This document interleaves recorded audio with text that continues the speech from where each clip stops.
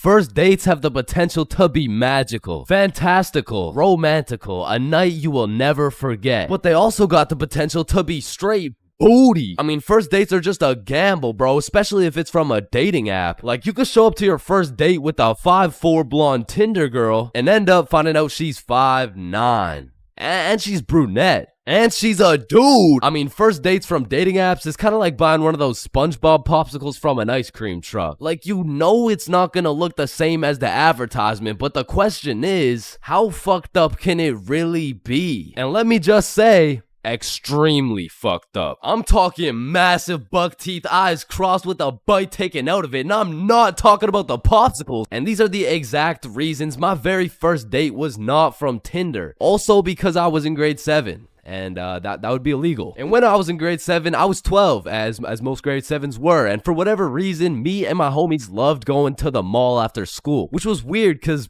we had no money. So after another successful day of walking around and being too broke to buy anything, we walked back to the bus terminal by the mall. And as we walked up to our bus stop, we see these two girls waiting there. And the closer we got, the more familiar these girls started looking, until we realized one of them was in our class. And so we walk up to them like, yo, are you Kate? Oh shit, Billy, Bob, and Chains. What's up? Oh, nothing much. How are you guys doing? Oh, I'm good. This is Jessica. She's new to our school. Hi. What's up? Hello, Jessica. What brings you guys to the mall? Oh, nothing much. Just walking around and not buying anything because we don't have any money. Yo, us too. And so we all get on the bus and we're just talking and shit for a good 20 minutes until my stop comes up. So I'll pull the thingy, but before I get off the bus, I ask Jessica, yo, Jessica, do you Snapchat by any chance? Yeah, I do. Let me add you. What's your Snap name? And I remember I had some shitty ass username like, oh shit, it's MLG Pro No Scoper Illuminati confirmed. Yo kid, get the fuck off the bus.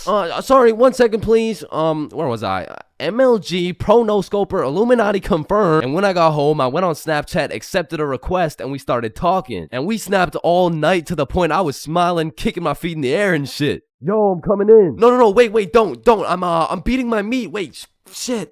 Yo, what boy has you smiling like that? Boy, it's a girl. Man, shut the fuck up. Oh shit, you're serious. Wait, so the whole time you were watching Powerpuff Girls? It just had a good plot. Okay, bro. Okay, so this is what you gotta know. And my brother started running me through the do's and don'ts of being in a talking stage. Alright, listen, don't text her too much, but don't text her too little. Don't talk to too many other girls. Yep, nope, that won't be a problem right there. Yep, I know, buddy. And you also gotta talk to her at school. So the next day at lunch, Bob, Billy, and I walk over to Jessica and her two friends, and we start talking again, and we make plans to go to the mall together. And boom, all of a sudden we started forming a little friend group. It was me, Bob, and Billy with Jessica, Kate, and Nikki. And we started hanging out damn near every day, hitting the mall, buying nothing, going to Nikki's house, doing nothing. But we had fun, and so inevitably, Bob and Kate start having a thing, Billy and Nikki start having a thing, and that just left me and Jessica. And so one late night, we're on Snapchat with my feet kicking in the air faster than ever, and Jessica hits me with a, so I've been thinking, well, I like you. I like you back. So... And I typed up, do you want to be my girlfriend? I fucking threw my phone across the room, nervous as hell. I get the notification, and when I go to check what she said, she was like, yes, I do. And call me Josh Giddy, the way I just bagged this 12-year-old. But the next day at school, when me, Billy, and Bob walk up to our girlfriends, I started getting all nervous and shit. There was something about the title of being a boyfriend that just had me shitting bricks, bro. It was like, hey, Chains, how are you? Oh, you know, I'm good. Oh yeah, how are you? Oh, I'm good. But now that all three of the boys had acquired girlfriends, Billy was like, hey, why don't we all see a movie this weekend? Like it'll be a triple date. Yeah, that's a great idea. Yeah, let's do it. It's a date, triple date. Yeah, fuck yeah. And by the time the weekend rolled around, I was still terrified of the fact that I was going on a date, and to be honest, I was also scared of the movie, bro. We came to watch It, which as a 12-year-old sounded like straight nightmare fuel, bro. But nonetheless, me, Bob, and Billy hop on the bus and arrive at the movie theater fashionably late. And so when we walked through the doors, there was our three little girlfriends excited for our first dates. So we all walk up, hug, and then go to get our tickets. And I dropped my entire life savings on her ticket and then go into debt for mine, but nonetheless, we head to the theater. Wait, should we get popcorn? Oh yeah, of course. Hey man, how much is a large popcorn? Large popcorn, that'll be $10. Bill! What happened? Are you okay? Yeah, I just realized they ran out of popcorn. Are you fucking stupid? Yeah, no, don't worry. Thank you, man. Is it no problem? Have a good day. And we got to our seats and sat down, and the movie began. And as the movie progressed, I realized it wasn't even too scary, but about 20 minutes deep, I get a tap on my shoulder from Bob. And he gestures to me the fact that him and Kate are holding hands. And I look over to Billy and Nikki, and they're all cuddled up and shit. Which meant I had to make a move, bro, which inconveniently made my hands start sweating bullets. So now I was in a position where I couldn't just grab her hand while my shit was sweaty as hell, cause then she'd think I'm weird. But then I also couldn't just sit there and do nothing the whole time, cause then she'd also think I'm weird. So I just started doing the only thing I could think of, which was blowing on my hand like some hot soup, and believe it or not, made me look fucking weird. But at least my hand was dry, so I go and hold her hand, but when I do, I make a grave mistake. A tactical error, bro. When I held her hand, my hand was on top and hers was underneath against the armrest, and my dumbass was scared I was gonna crush her arm or some shit. And I don't know where I got the idea that I even could crush her arm from, bro, because those 12-year-old stickman arms couldn't crush a fucking pretzel if they tried. But for whatever reason, I decided my best option would be to hover my arm slightly above hers so my 1-pound arm couldn't come down and fucking demolish her forearm. And you know, this was cool for about 60 seconds until I started feeling the burn, which started hurting so bad that I forgot I was even watching a movie. I was just 100% focused on thugging this shit out. And about an hour into the movie, I was just fucking shaking relentlessly. I mean, at this point, it wasn't even about not having this girl think I was weird, because Lord knows it was too late for that shit. But now it was about proving to myself that I could finish the movie this way, and sure enough, I did. But at what cost? Wow, you were so scared you were shaking, huh? No, I wasn't scared at all, actually. Oh my god, are you sweating? No. So, you know, looking back, it wasn't my best performance, you know what I'm saying? But with that being said, after that triple date, Billy's girlfriend Nikki ended up breaking up with him and gave up on dating dudes as a whole. So, I mean, it could always be worse, bro. High school, the only place you'll find nerds and jocks chilling in the same room, where there's fight clubs and book clubs in the same building, where you can find the plug selling something and the school thought-giving dome all in the same bathroom, and surely one of the few places you can pursue your educational prowess and take it off that Benjamin in the same institution. High school, man. Love it or hate it, it's quite the experience. And although every single person will have a different experience at high school, there are some things you are guaranteed to encounter. Like the PE sweat, the nerd, that one strict ass teacher, the teacher's pet, the redditor, the predator, the chill teacher, the plug, the stoner, that one motherfucker who walks like this, the class clown, the band kid, the kid who just never shows up, the hot Cheeto girl, that one sexy ass kid who he got all the girls, and you know what I'm saying, he was like super cool, the bathroom fiend, the oh my god, I almost failed that test, I did so bad, oh shit, same, I got a 51%, what about you? Oh my god, I only got a 98.5. The fighter, the anime kid, and the NPCs. Every single one of these individuals make up the magical place we call high school. You come into high school merely a young, innocent, and clueless child, but you leave even more clueless than before, bro. Like when we learned about pie in math class, my dumb ass thought I was in culinary arts for 2 goddamn weeks. And that is pie. Chains, are you listening? Yeah, we're learning about pie. Then recite pie. Flour, egg, some fucking blueberry. Like coming into high school as a freshman, I was thinking, I can use my high school experiences and knowledge to figure out what I'm gonna do in life. Then shit, all of a sudden I'm graduated and my brain is filled to max capacity on bullshit. So now that you're graduated, what are you gonna do with your life? The mitochondria is the powerhouse of the cell. But one of the most majestic parts of high school is the bathrooms, bro. Like, it's a proven statistic that only 1 in 30 kids actually go to the bathroom to take a piss. And Lord knows what the other 29 are doing, bro. I mean, it could literally be anything from a secret fight club to a drug ring to a fucking Bible study. Like, nothing is out of the picture when it comes to high school bathrooms, bro. But the bathrooms are not the only place where some fuck shit goes down. Cause you know high school students love to see fights, so when there's the slightest hint of beef, there's a motherfucker instigating that shit. Oh shit, my bad, bro. Nah, it's all good, don't worry. Yo, personally, I wouldn't take that shit, bro. What? Nah, it's fine. Like, he practically just called you a bitch. Wait, really? No, it was an accident. Wait, what's that? Oh shit, he just said he's smoking on your grandma's pack right now. Hey, don't be talking about grams like that.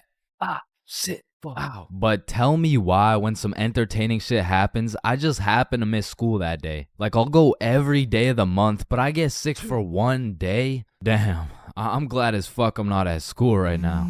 Yo. Holy shit. Chains, where are you? I'm in my bed right now. Why? Ooh. Jeremy and Tom are running the ones right now. Fuck, the one day I didn't go. Wait, what's that in the background? Oh shit, yeah, they got Lil Uzi performing at school today. What? Uzi's at our school? Yeah, check it out. Yo. Oh, and they brought in Gordon Ramsay cooking up free lunch today as well. What? Oh, and I almost forgot. Elon's pulling up and giving everyone Teslas. So no. I'll see you later, man. But listen, high school is nothing like these movies paint it out to be. Like, all these movies portray the same shit, where Victoria and her goon squad make fun of Ruby, and where Chad and the football team shove Arthur in a locker. Like, I've only seen a motherfucker get shoved into a locker once in my life, and to be honest, I couldn't even see much of it. I mean, it was pretty fucking dark in that locker, bro. But for real, in high school, you don't have to worry about some big body taking your lunch money or some football kid slapping the books out of your hand. The worst thing you'll encounter on your average day at school is your local Redditor. I don't know how they do it, but somehow every joke they make is so unfunny that it just ruins my day, bro. Do you smell that? Yeah, Jeremy, that's what happens when you don't shower in 2 months. No, it smells like sussy baka, like Among Us. But not to confuse Redditors with Discord mods. I mean, they're pretty much the same thing, but Discord mods shower even less. To be honest, there is truly only one thing mustier than a Discord mod, and that's the cafeteria food, bro. I mean, this food is completely and utterly ass. Like, somehow these motherfuckers manage to get the food cold and the drinks warm. Like, how the fuck does that shit happen? And my high school would serve some daily specials, and to be honest, that shit was unidentifiable. Like, you'd see this pile of mysterious substance, and I'd ask the person who made it what it is. Like, what's the special today? You're holding it right now, dumbass. No, but like, what is it? Oh, I don't fucking know. And my school refused to pay people to make good food, so they had students making all the food. So you'd be eating a burger and look up at the person making them, and they'd just be casually scratching their ass. And even with all this free labor, tell me how these motherfuckers have the audacity to be charging $6 for 3 chicken strips, bro. That's $2 for one small soggy piece of some shit that's probably not even chicken. I mean, that shit is a robbery. And speaking of robbery, the high school change rooms are shockingly similar to Detroit. And we all know, you can't have shit in Detroit. Like, if you leave anything not locked up, it's gone, bro. Your iPhone, gone. $5, finessed. 2-week-old rotten sandwich.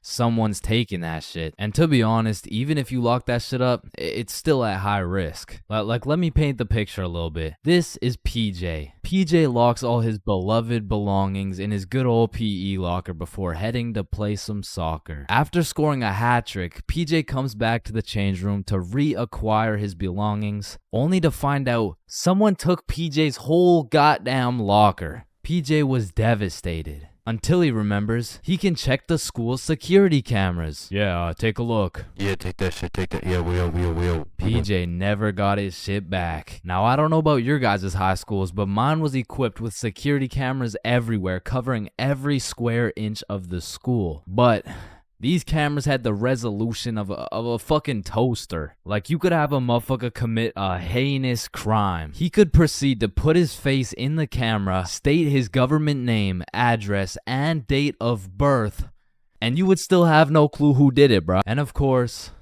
the teachers. Teachers have the ability to make or break your high school experience. So real quick, let me go over some of the teachers you will encounter in high school. The angry teacher, the chill teacher, the lazy ass teacher, the funny ass teacher, the teacher who doesn't know how to teach shit, Miss Cakinson, the teacher who wants to be the chill teacher, but shit just doesn't work. That teacher that plays videos all class. The gym teacher with several allegations. The weird science teacher.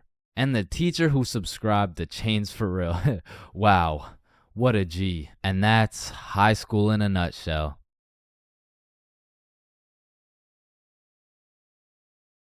Bro, when I was in middle school, every time I would walk by the high school, the freshmen deadass looked like adults to me, bro. The sophomores looked like tax-paying citizens. I saw juniors as grown men with a wife and kids, and seniors, bro. I couldn't tell the difference between a senior and a senior citizen, bro. And that's because in grade 7, I saw me and all my homies as fully developed, mature, and respectable humans, and that was simply cat. Because now when I look back at a picture of us in grade 7, I see a bunch of little babies, bro. Yada, yada, yada. What does this have to do with stealing a guy's vape? We stole a vape from a senior in high school, and we were in grade 7, bro. And when I say we, I mean Billy.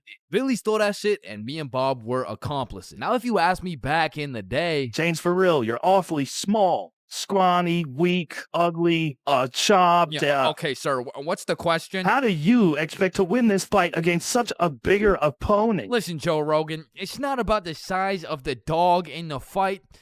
It's about the size of the fight in the dog. Thank you very much. Thank you. And then I saw Jake Paul versus Anthony Joshua, bruh. Okay, guys, so I'm not doing this fight. I quit. I'm retiring. Because I don't care how many years of karate, taekwondo, pad thai, jujitsu, or teriyaki a kid takes.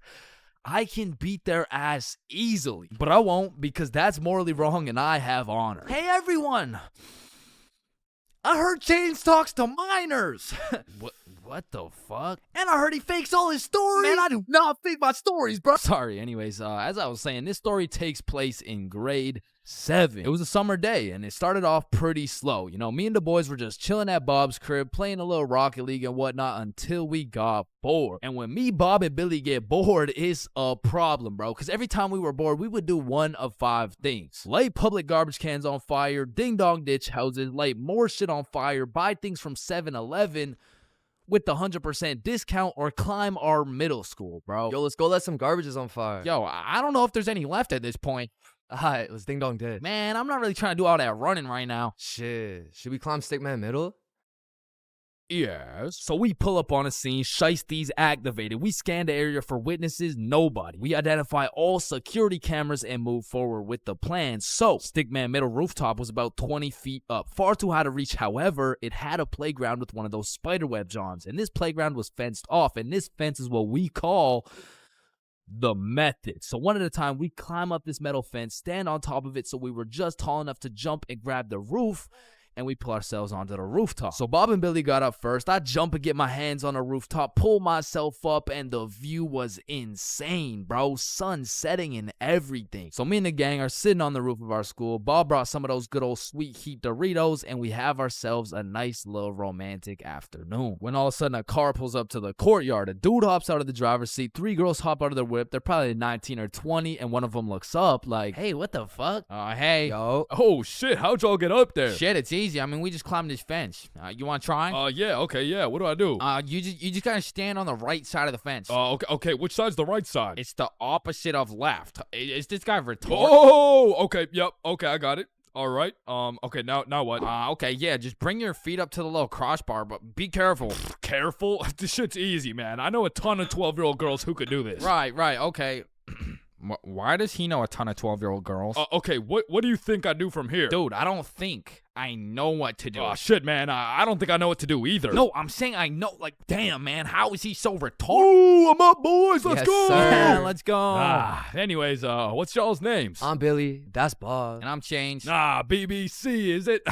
Yeah, my name's Cooper. It's nice to meet y'all. Yeah, nice to meet you, man. You want some Doritos? So he just abandons the girls down at the courtyard, and we go back to our spot, sit down, and Cooper's vaping and shit. Billy's bumming a few hits, and I'm not gonna lie, he was a nice guy. I mean, you could tell he had a good heart, but god damn did that motherfucker like yapping, bro. I think me, Bob, and Billy got off a total of 3 sentences, bro. And so I was telling her, if you mess with the bull, you get the horns. Damn, that's crazy. Bruh, for real? Dead ass. I mean, bro yapped the day away. The sun went down. It was getting cold, so Billy was like, Yo, y'all trying to head back? yeah, bro, it's getting cold. Yeah, yo, great conversation though, boys. Right. So we all climb down the roof, make it to the courtyard, and say our farewells. Peace out, Alright, see Cooper. you, bro. Yeah, y'all have a good one, man. We head back towards Bob's crib, and to get there, we gotta walk up this small path with a super steep uphill, and as soon as we get to the top of the hill, Billy stops, and he looks back. Yo, what's up? I should have taxed his vape, bro. What? Yeah, like I should have finessed his vape. That shit was nice. Bro, like, you're not doing that. Let's go back to Bob's crib. say I won't do it right now. Bro, you won't. Bob, you know I would do that shit. Keep it a buck. Alright, watch this then. So Billy, completely alone, walks back down the hill to the courtyard and starts talking to the dude through the driver's window. Yo, Cooper, you think I can have one more hit for the road, bro? Damn, man, you really came all the way back? You're a fiend, huh?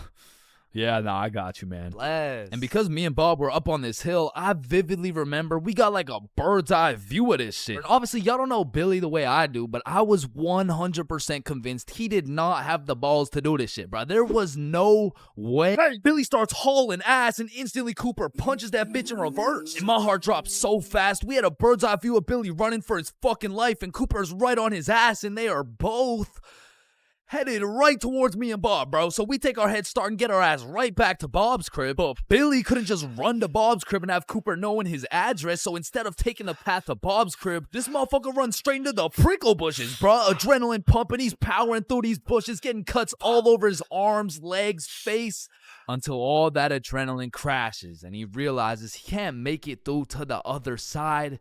He was stuck. Oh, nah. You fucking idiot. Come back down here and give me my fucking vape. So Billy walks back out of the bushes, walks over to Cooper, hands over the vape. The girls in the back are all laughing and pointing and shit. Billy's aura is decreasing by the second, and just as Billy cuts his loss and starts walking away, Hey, yo, come back. What? Bro, the coil's missing from the vape. You owe me $70. I know what school you go to, man. You got a week to pay me back. Or else. Billy not only lost all the aura he'd been saving up for 13 years on this earth, but now he's $70 in debt with 1 week to figure it out. So every day after that, Billy begs his mom for $10 for lunch money, $10 for pizza, $10 for school supplies until a week had passed. And Billy had his 70 bones saved up. So as agreed upon, me, Bob, and Billy are posted up in the parking lot 1 week after the incident, and just as expected, Cooper pulls up. And this time he's got like 4 shorties in the car. Like, genuinely, how the fuck? So Billy hands over his life savings. Cooper pockets that shit, and with the most shit-eating grin I've ever witnessed, he mutters, Hey, look, it looks like we got some pizza money for tonight. Am I right? Yes, look at this dumbass. Billy got scammed, bro. He got his shit rinsed. $70 could have bought this dude like 3 whole vapes, but I mean, truthfully, that's karma. And the moral of the story is don't steal from people, but more importantly, just don't vape, bro. Yo, Billy just posted his first YouTube video ever. Go check that shit out. Yes, sir. And I just posted a video of me and Chains talking about this story, the raw, uncut, unedited version. So click this link right here if y'all want to tap in. Click that shit. Stole that shit. That's what I do, nigga. Fuck, nigga, I stole that shit. Damn, light bulbs were such a good idea that they became the symbol for good ideas. God damn, I just spilled my water. What? Why does water make clothes darker if water is clear? What the fuck? Yo, there's 2 guys coming. On me. Oh, I clapped his ass. Yo, Billy. Yeah, what's up? You see that lamp right there? Yeah. What about it? That lamp in the video game uses real life electricity. Whoa. You know what I just realized? When a morgue worker dies, he still goes into work the next day. Bro, how could he go to work? He's dead. Oh, shit. Oh, whoops. Just dropped the soap. Wait, when you drop the soap, does the soap get dirty or does the floor get clean? Wait, guys. Since I'm alone, I'm the only person in the world to ever see this peanut. Nah, I saw it too. Who the fuck are you? Yo, when did you get so much money? Man, it's the money my grandma inherited me before she died. Yo, that's low key like when your homie dies in Fortnite and you pick up his loot. Come on, bro, my grandma's dead. Not cool. You right, my bad. Man, imagine the guy that discovered milk and think about him convincing someone else to drink it. You did what to the cow? No, trust me, it's good, just drink it. Wait, you drink it too? Yeah, it's really good, look. Aw, hell nah. Damn, bro, mosquitoes are some brave creatures, considering those jits got 1 HP. Facts. Yo, Chains, you need your parachute to skydive. No, you don't. You just need a parachute to skydive twice. No, Chains. Well, what the fuck? Why did you just break my mirror? Well, actually, mirrors don't break. They simply multiply. Oh. Damn, bro. We're all just some walking nut for real. Facts. Damn, for real. It's crazy. It's true, though. Oh, shit. I'm on fire. If you really think about it, you're not on fire. Fire is on you. Call the fire truck. Wait a minute. A fire truck is actually a water truck. Oh, god damn, just call the truck. Jesus. Bro, I was on fire. Why didn't you just call the fire truck?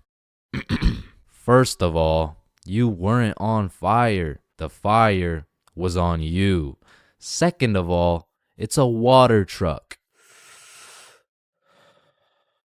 Bro, I got the munchies. We should cook some cookies or something. Nah, you don't cook cookies. You bake them. What? Then why are they called cookies? Shit, I don't know.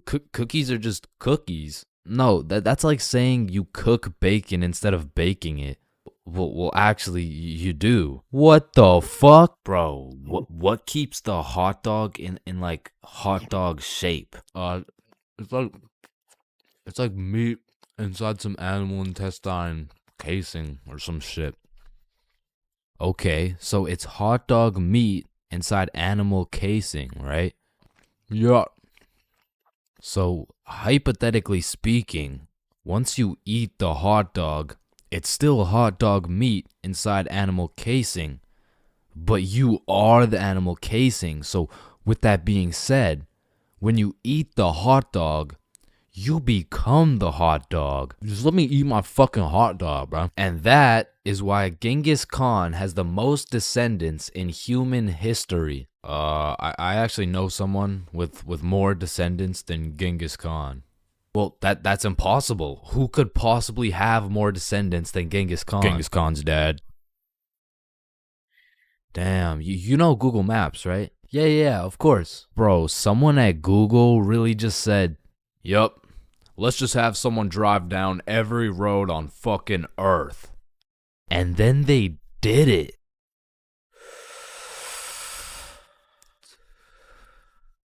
You know how concrete and glass are both made out of sand?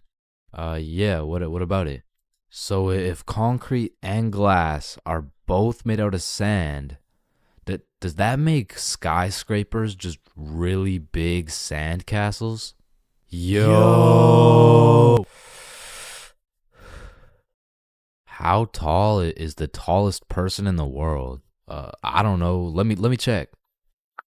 God damn, he's 8'1". Holy, you know what I'm thinking? Yeah, imagine getting railed by this absolute. No, I was thinking at one point the tallest person has experienced the height of everyone else in the entire world. Holy shit. Paper has 6 sides. Shh. Like we're really just some talking nut for real. Facts. No cap. Damn. Just some breathing semen for real. That's crazy. For real. Facts. So true. Damn. True. For real. Hey, little man. Well, what do you want to be when you're older? I want to be a doctor and cure aging and all the diseases. Well, if one day we cure all the aging and all the diseases, then we will all die painful and horrible deaths. I still don't understand why it's a chair. It just doesn't make any sense. Yo, you know what I just realized? What? The size of your hands is the font size you use in sign language. Oh shit. That motherfucker Shaq must be talking in all caps. Sir, I am very sorry to inform you that you are bleeding internally. Wait, I'm bleeding internally? Yes, we will need an immediate operation and we will have to. Oh, no. It's all good. Internally, that's where the blood's supposed to be. No, sir. Where are you going? This is an urgent matter. Get back here. You're in critical condition right now. Yo, can you pass the Apple charger really quick? Yeah, for sure. Yo, what if Apple chargers were called apple juice? Whoa. Damn. Yo. Apple juice? Bro. You know what I just realized? You can drink a drink, but you can't food a food. Nah, that one was ass. Yeah, you right. Like, I mean, we're literally just semen that can talk. So true. Facts. That's so crazy. For real. Yo, when you put your socks on inside out, the entire universe is wearing your socks, except you. Fuck. Yo, look, it's a unicorn. Damn, it's got a really unique horn. Unique horn? Unicorn. Unique horn. Unicorn. Unicorn. Unique horn. Unique horn. Unique horn.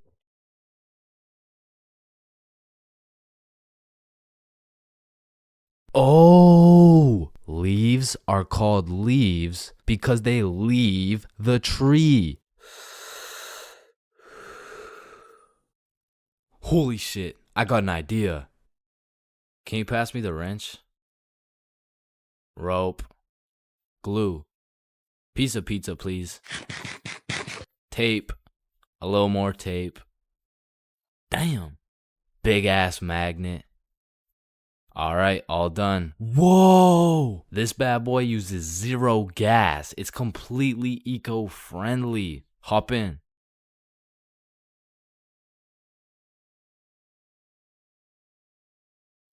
Oh shit, there's a penny. Bro, there's no point in picking up a penny. It's literally worth 1 cent. How much do you make working at Wendy's? 15 an hour? Oh, okay. So you see there are 3,600 seconds in an hour. And because you make $15 an hour, that is exactly 0.416 pennies per second. So with this being said, the second it takes to pick up this penny off the ground is a net positive outcome. Oh, okay.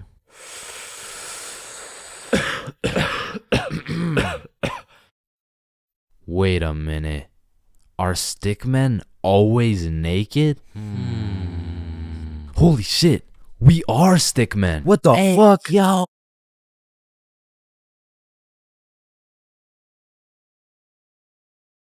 Aw, can I pet your dog? Yeah, for sure. Aw, what's your name, little guy? His name's Ben. Ben. Aw, he's so cute. I just wanna punt that motherfucker.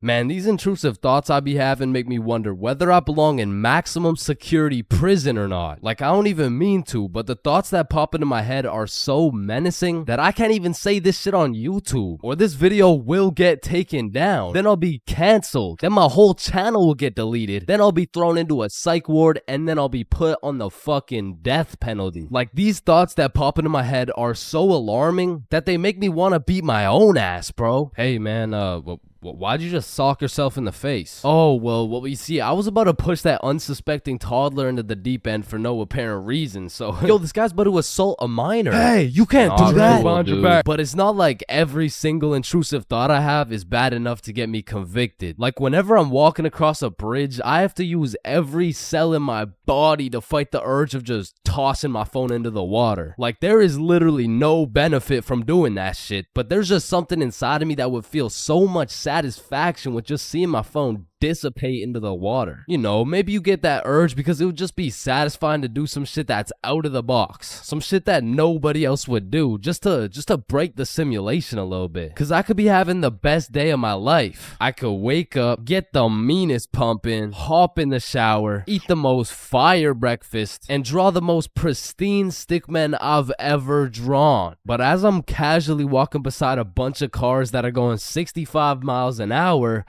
I'm still gonna have the urge to just throw myself in front of a car, bro. And it's not even on some emo shit. Like, I want to live, but I also want to dive into some oncoming traffic. But at least I'm not the only one who does this. Like, other people do this.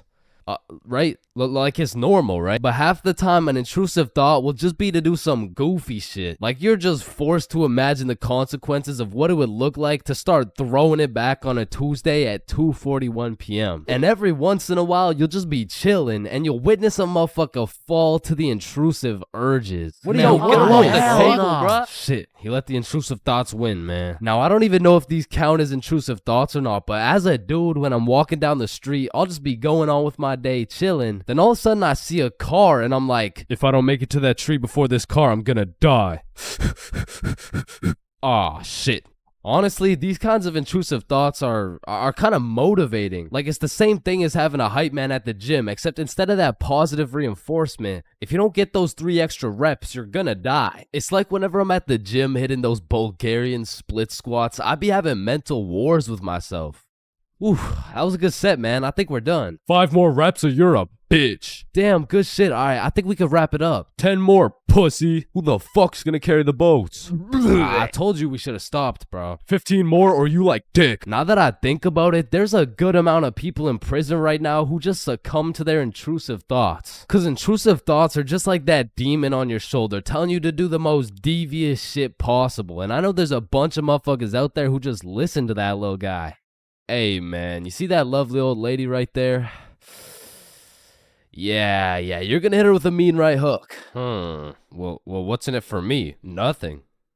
Shit, alright. But to be honest, there is a handful of times where I've let the intrusive thoughts take over. One of the most memorable was way back when I was 5 years old. Me and my older brother were just dicking around, doing some 5-year-old shit. Keep in mind, this story takes place before your boy had even developed consciousness. So I was just a little munchkin doing munchkin shit. Then suddenly, this urge came over me. It was unlike anything I'd ever felt before. It was dark, irresistible. And for no apparent reason, I bit my brother's arm. And this was probably the most satisfied I'd ever felt in my entire life. But it was followed by shame and regret because I had no excuse. Ow, why the fuck did your dumbass just bite me, bro?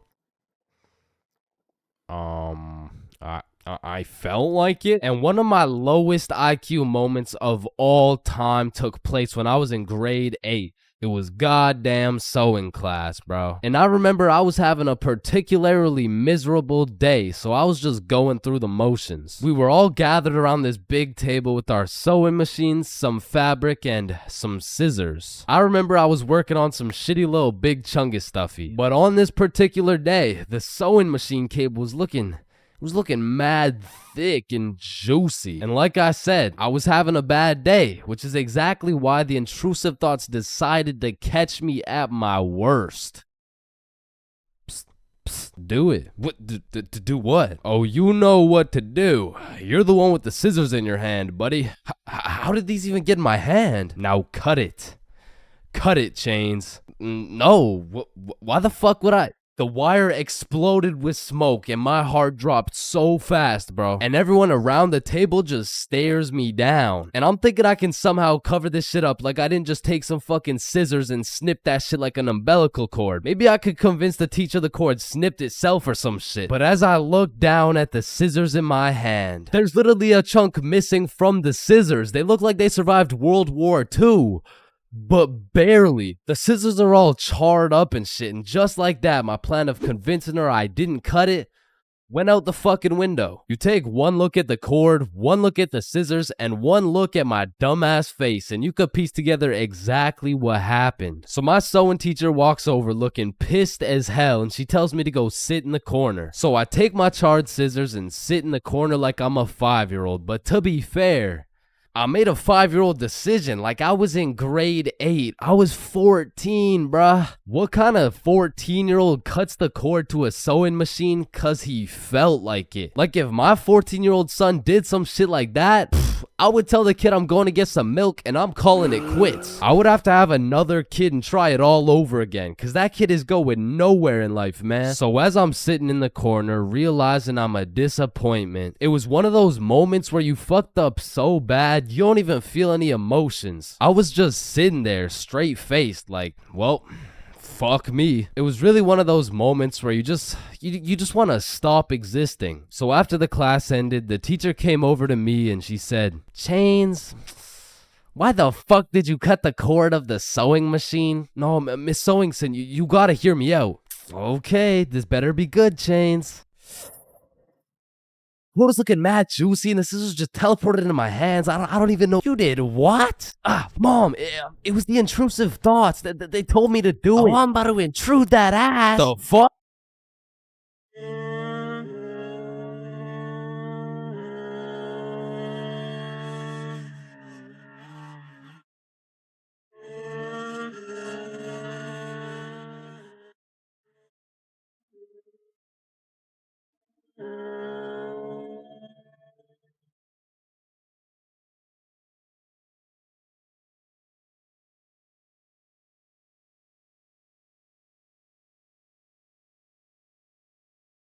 So a few years ago, I worked at a fast food restaurant. We'll just call it Jim Jordan's, you know what I'm saying? Jim Jordan's was my first job ever. So coming in on my first day, I was kind of excited, you know, because it was just overall a new experience, so I was looking forward to it. So I walked through the doors and, you know, it's looking like a nice establishment so far. But as soon as you step past the staff gate, you realize it's instantly a hellhole. Like, this is exactly what it was like. Hi there, can I take your order? Yo, who's Medium making double coffee? double. What's your order? Yo, Large, hello. black coffee. It's Medium my double double. first day. Large, black there, can I take your order? And bro, once they give you the once they give you the Jim Jordan's drip, you instantly lose value as a human, bro. For example, if you're going for a casual stroll down the street, an average interaction would look something like this. Hey, how are you? Good, how are you? Good.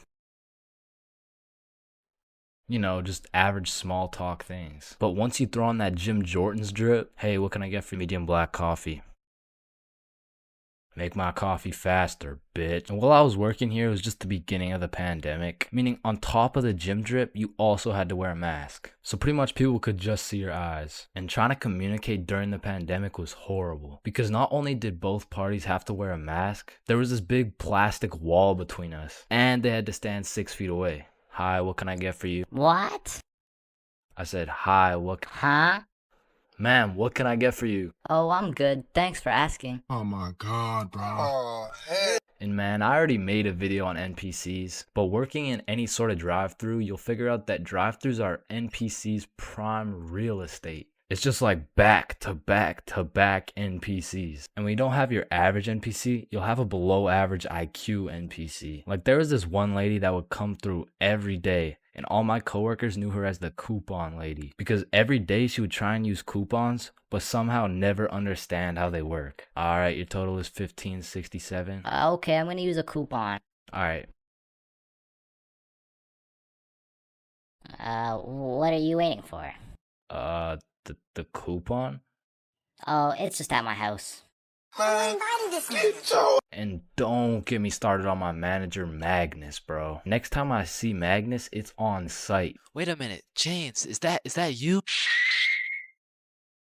The longer I worked there, Magnus just started getting a little bit too comfortable on booking my shifts. After about 10 months of working there, she just decided to give me 5 a.m. shifts every time. And that wasn't even in my availability. So, I would send a polite and professional email, and she would just hit me with some shit like, okay. Then just continue to book me at 5 a.m., bro. So I ended up working there for about a year and a half. And like most people at minimum wage jobs, when you're there for long enough, you just start to care a lot less about getting fired. I mean, I was snatching donuts, whipping myself up some food whenever no one was looking, and hooking up all my homies with free everything. And eventually I just got tired of waking up at 4:30 every shift. So I put in my 2 weeks. And during these last 2 weeks, I did not give a fudge cake, bro. I was out here setting up coffee cups and playing basketball with the gym bits. And if someone was kind of polite to me, I would just hook them up with a free donut. And I remember on my last day, I was working a night shift, and it was just about 15 minutes before I got off forever. And some dudes rolled up in the drive-thru baked as hell. Hey dude, can you check how much is on this gift card really quick? Yeah, you got 21 cents on it. What can we get for 21 cents? One sec. I just went to the back and cleared the shelves of every single donut in sight, and I just sauced them all for free. Yo, thank you so much, dude. You're the GOAT. Can't believe this cost 21 cents. So yeah, that was my experience working fast food, and it's definitely not fun, but I feel like it's a valuable experience. Because now that I know I hate working there so much, I'm gonna work hard enough so you will never catch me working in fast food ever again, bro.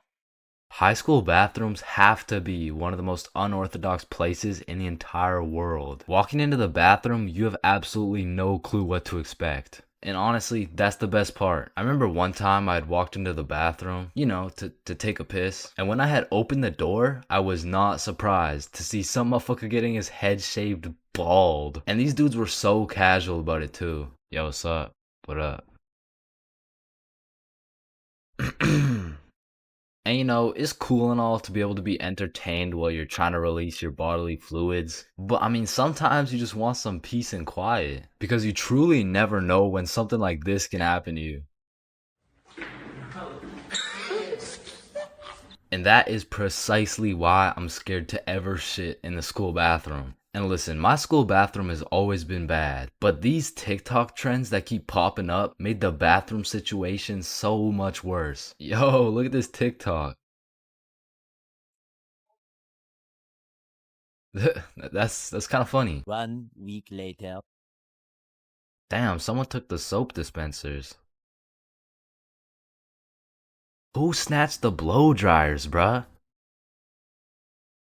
Where the fuck did the urinals go? 1 hour later. Hold up. Who hit a lick on the bathroom? These TikToks had the school announcements like, "Guys, I'm begging you, stop with the devious licks. If you see anyone hitting a devious lick in the bathroom, report it to the office immediately." And I'm not gonna lie, this trend was low-key pointless. Like, once you go home, the fuck are you gonna do with the broken blow dryer, bruh? But there was one TikTok bathroom trend that was fire. So, what is the square root of pi? Chains. Yeah, can I go to the bathroom? Be quick. Am I tripping or did I just hear? Yeah, bro, bathroom functions are a 10 out of 10 TikTok trend. Hey man, if you're still in high school, I recommend trying it. Anyways, I've obviously never been in the girls' washroom before, but I be seeing way too many TikToks filmed in there. Like, is it just a normal thing for girls to go to the washroom while other girls are just in there hitting the renegade? Like, I wouldn't know, but that whole situation seems a little bit awkward to me. Boom. Boom. Wait, renegade, renegade, renegade. And when it comes to most public schools, the washroom is like the black market of the school. So there's always some dude trying to sell you something. Yo, you need anything right now? I got that Gandalf OG, that Alaskan Thunder, some purple monkey balls, got those Girl Scout cookies. Hey man, just give me a second. I'm kind of busy right now. I got that Sour Diesel, that Granddaddy Purple Deluxe. Trust me, this stuff will blow your socks off. And every once in a while, someone will bring boxing gloves. All of a sudden, the school bathroom turns into the octagon. People are getting knocked out, dropped, and getting hit with the guillotine chokehold. But as soon as a teacher walks in,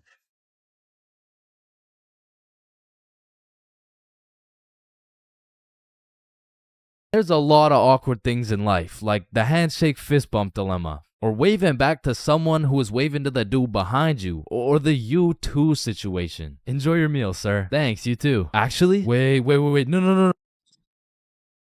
But on this long list of things that will keep you up at night, I feel like school dances lands itself in the top 3, bro. Cause it's like, is it a party or is it a school event? Are we hitting a Dougie or are we just standing awkwardly in the corner? There's just too many questions, bro. Like another question, who the fuck hired this guy to be the DJ? Like, I don't know how much they pay this dude, but it can't be anything over 50 bucks. I remember at my first middle school dance, I seen the DJ walk in with all his gear and shit, and I thought, damn, look at those big ass speakers. This dude knows what he's doing for sure. Hey, Stickman Middle, are we ready to turn up? Yeah, let's go. 1, 2, 1, 2, 3, let's go.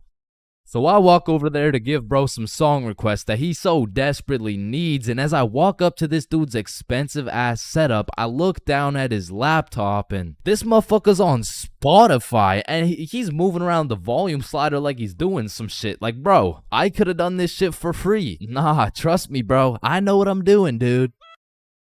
Want a break from the ads? Now, to be honest, it was really the middle school dances that had me fucked up. Like, you took a bunch of self-conscious, prepubescent little kids and threw on some music and told them to dance with each other. Like, shit, of course they're gonna start hitting those Fortnite emotes, bro. That's all they know how to do. Like, these grade 6s are fresh out of elementary school. There's no way you'll catch one of these youngins asking a girl to dance. Like, they're still scared of catching cooties, bro. Or what about the grade 7s? These kids were straight menaces. Like, I remember at my grade 7 dance, there was a duo. We'll call them Greg and Roderick. Greg and Roderick would run up on some unsuspecting students, and Greg would slide behind him on his hands and knees, and Roderick would casually strike up a conversation. And just when the poor guy was expecting it least, Roderick would shove his ass, causing the unsuspecting victim to trip and eat shit. And they went around to damn near everyone pulling this shit, until one time they messed with the wrong dude. Hey bro, it's just a prank. Now, grade 8s. These boys are damn near in high school. They don't dance. It'll ruin their street cred, bruh. Instead, they prefer mosh pits, rap, EDM, fucking smooth jazz. It doesn't matter what song. These grade 8s will be relentlessly jumping up and down for no apparent reason. And soon, these grade 8s will turn into freshmen. All that street cred they once had, gone. If you push one of these freshmen into the middle of a dance circle, he'll stress so hard he'll start malfunctioning and hit those fucking Fortnite dances again. Now, grade 10s. Most of these grade 10s are a little self-conscious, but if you throw one of them into the dance circles, let's go, Michael. Let's see it. Let's go. Guys, what? I don't know how to dance. Just fucking do it. Let's go, Michael. Well, I guess I can bust out a few dance moves. All of a sudden, dude's got moves like Jagger. Come to find out, bro's been practicing for this moment in his room for months. So once these grade 10s soon become sophomores, those YouTube tutorials start paying off for real. And if they're lucky, they might even catch some cooties, bro. And these seniors just simply don't give a fuck. Bro, watch this. I'm about to hit the worm. What? You know how to hit the worm? No. Damn. And I'm not done flaming this fucking DJ. Like, this dude be leaving my balls more blue than Squidward. Pause.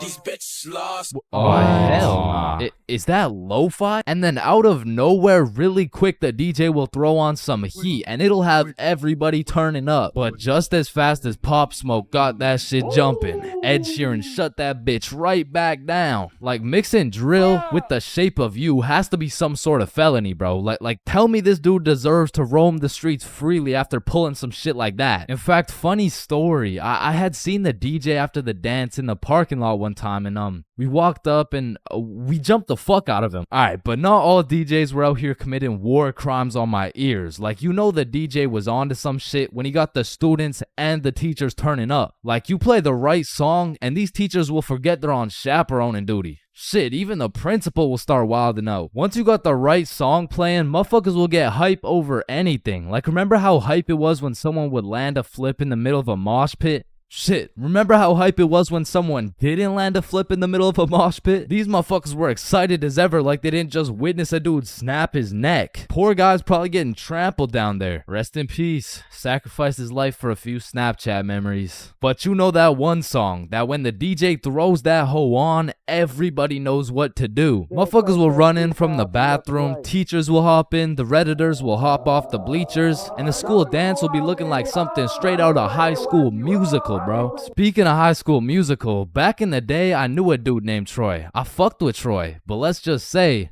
he had a little bit of a lean gut. He was built like T Grizzly.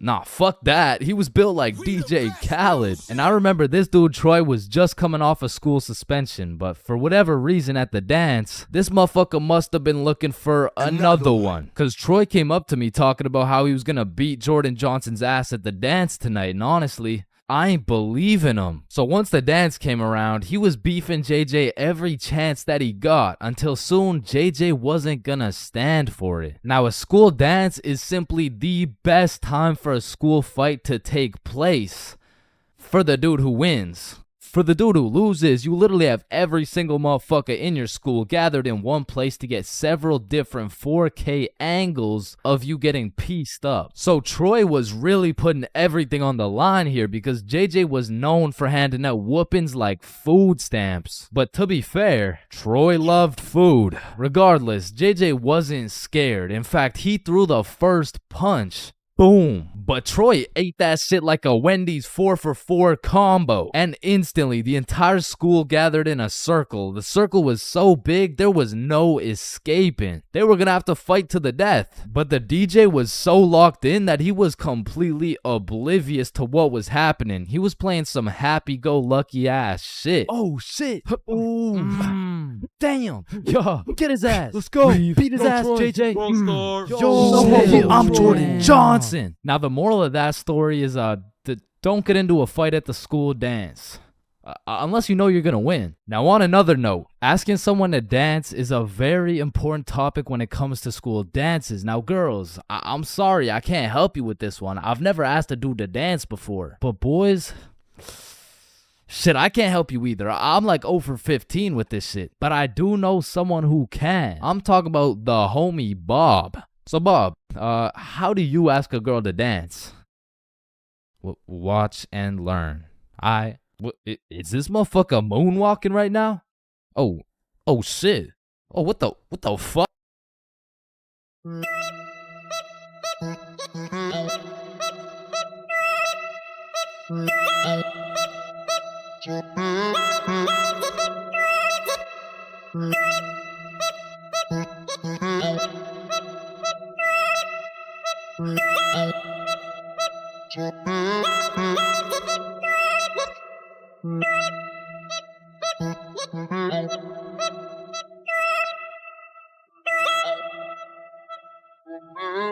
For most of my life, I've known how to swim. But by that, I mean, if my life depended on it, I could swim from one place to another. I don't even know if swim is the right word. Like, if you saw me casually enjoying a little swim at the pool, you'd be like, does he need help? Like, is he drowning? I mean, like, I did take swimming lessons, but I quit at level alligator, bro. I never even made it to level 1. With that being said, this incident dates way back to when I was in grade 4. We were going on a field trip, and of course, it's to the pool. But I'm not stressing. I know I safely passed level penguin, so I should be chilling. My whole class and I walk into the entrance of the pool, but before anyone was allowed in the pool, they asked everyone if they knew how to swim. And I thought, we're in grade 4. There is no way somebody still doesn't know how to swim. And just as I presumed, nobody needed a life jacket. So me and the gang are swimming around, jumping off the diving boards, Fun stuff for a grade 4 field trip. But after about an hour, my friends and I are just chilling in the deep end. And that's when I see a kid in my class named Ben on some floaty things coming in our direction. A little backstory about Ben. For as long as I can remember, this dude has been on my nuts. So when I saw this dude coming in my direction, I assumed he just wanted to say hi or something. But as he made his way towards me, I could tell he was struggling. So I swim over to help him out. Oh, hey, Ben. How are you? This kid jumps off the floaty thing onto me. And this man has the meanest grip on me. Pause. Well, this shit had to be some sort of attempted murder, bro, because he had me in a chokehold and his legs were wrapped around my arms. But they did not prepare me for this shit level alligator. So instantly I start sinking and hit the bottom of the pool. Keep in mind, Ben is chilling on top of me with his head out of the water this whole time. So I jump off the bottom of the pool just enough to get my head out of the water for a few seconds. Ben, get off me. And when I look up, I see this dude Ben with the straightest face in the world. Like this motherfucker has no clue I'm out here fighting for my life. And he says in the most monotone voice, "I can't swim." Ah, hell nah. I'm trying to fight him off me, but keep in mind my arms are tied up. So I gather all the strength out of my skinny ass grade 4 legs. And I jump just enough to get my head out of the water again. Lifeguard, help! Oh, you guys, stop playing around in the pool. That's it. I'm fucked. I'm dead. And out of sheer anger, I decide, fuck it. If I'm dying, you're dying with me. I duck as far as I can under the water so both me and Ben can't breathe. But I'm running out of air. I start to get lightheaded. Man, that's crazy. This is really how I die, huh? And just as I had lost hope, my main man, Bob, comes in on some Superman shit, pulls Ben off me, and swims me over to the shallow end. I cough up some water, but eventually I catch my breath. So that's the story of how I almost died. And it's also the story of why I owe my life to Bob. If you saw this video, you would know my very first time drinking, I got both high and drunk at the same time. But my first time being drunk takes place back when I was like 14 or 15. And this story takes place at my grandma's crib. No, listen, I know that sounds bad, but like, I mean, it's pretty bad. So the story starts with me and my brother pulling up to the family function. And right off the bat, we notice the chill cousins are nowhere to be seen. So instantly we can tell it's gonna be a long night of engaging in conversations about school, sports, my lack of ability to pull bitches. And about 5 minutes after arriving, I'm just doing some good old small talk. Oh, hey bud, how's school going? Oh, it's going. And how's sports going? Yeah, the sports are good. Nice. So the weather lately, huh? And then after about 20 minutes, me and my brother are just getting our shit flamed by every member of the family. No wonder you can't get a girlfriend. You're ugly as shit. Damn, bro, that was just mean. And don't get me started on you. You had a 3-year head start and still can't get any bitches. And honestly, we just can't say anything back because last time I tried, man, still no girlfriend. That's brutal. Not as brutal as your third divorce, am I right? Guys, so instead of flaming the living shit out of this grown man in front of his mom, I decided to be the bigger man. I just laughed that shit off and then got the fuck out of there before they brought up my school grades. So as my brother and I sit down in a different room, I'm just in agony thinking about how everything this dude flamed me for was actually true. But my brother, on the other hand, he was whipping up some devious plan. Yo, Chains, follow me. Oh, okay. So we walk down to the basement. So what are we doing in the basement? He opens a cupboard full of alcohol. Bro just cracks the seal on some vodka and starts downing that shit. Now, usually I would know this is a bad idea. But to be honest, I just got done getting my entire existence shit on by my own family. So I'm really just trying to drink my pain away at this point. I mean, we were passing that bottle drinking like rent was due and the wife was taking the kids. So with that being said, we got a little hammered. And keep in mind, this was my first time being drunk. So as soon as I stood up, I ate shit. It was like I had to relearn the controls of life. But we had to get out of the basement or else we'd look suspicious. So our drunk asses plug walked our way up the stairs. But we were trying to act as casual as possible. So we sit back down with the rest of the family like we didn't just down a bottle of vodka. And me and my bro were just sitting there looking at each other trying not to laugh. But the next thing I knew, this dude, Uncle Jerry, was back on my ass. Hey, look, Dumb and Dumber are back. And at this point, I'm using every bone in my body not to end this man's whole career. Man, whose gene is it that made you so damn hideous? Don't do it, bro. Don't do it, bro. And I really didn't want to do him like that, but the vodka took control. It was your hideous gene, Gerald, but at least I didn't get the same gene that has you 5'2" and balding. Like, I can't tell if you're going through puberty or a midlife crisis. And shit, I didn't stop there. And Joe, I want to hear you talking. You're built like Baymax from Big Hero 6. What the fuck is Big Hero 6? Mom, I love you. Karen, sit down. Your mac and cheese tastes like ass. And Bob, you're literally a registered sex offender. Grandma, I love you. Bernard, your hairline looks like it's social distancing from your eyebrows. And Irene, how are you 47 and still work at McDonald's and you got no drip? Come on, bro. Friendly fire. Oh shit, you're right. My bad. Needless to say, I was handing out smoke to everybody. Something in that vodka turned me to a demon. And I guess since everyone was mad at me for dissing the entire family, they never knew I was drunk as hell. But in the end, I did feel really bad for roasting my entire family tree. But ever since that day, everybody stopped flaming me, so it was worth it. You know what they say, there's a first for everything, bro. Like your first steps, your first dance moves, your first words. Dada. Hey, would you look at that? We gotta get some milk. I'll be right back. Your first stepdad? New dada? Yeah, nah, I'm head out too, actually. And your first kiss. Man, the things I would do to go back and completely erase that shit from existence. Bro, all these Disney movies I was seeing as a kid had these first kisses turning ugly ass frogs into some fucking giga chads and shit. Like, spoiler alert.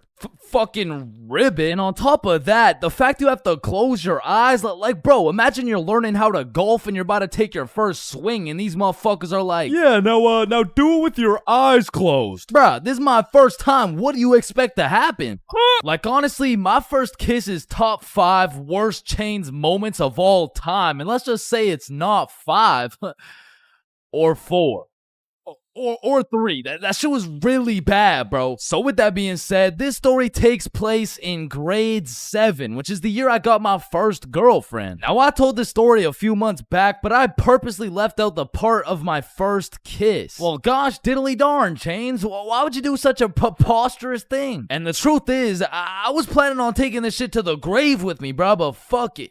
Sometimes you just gotta let the world know. Okay, you're right. I got something to get off my chest. Epstein? Wait, with the what? So for the homies who haven't seen the video, one day me, Bob, and Billy were mobbing around our local mall when we seen these 3 girls from our class. So we walk up to them and lay down some of the meanest 12-year-old riz these girls had ever seen. Hey, yo, shorty, I think I just shit my pants. Can I get into yours? What the fuck? Oh, shit, my bad. My fault. Hey, yo, shorty, are you a cigarette? Am I a cigarette? What? Cause I'm trying to get lit and put your butt in my mouth. Wait, what? Nothing. Please. Holy shit, bro. Let me guess. You all got restraining orders. No. Worse.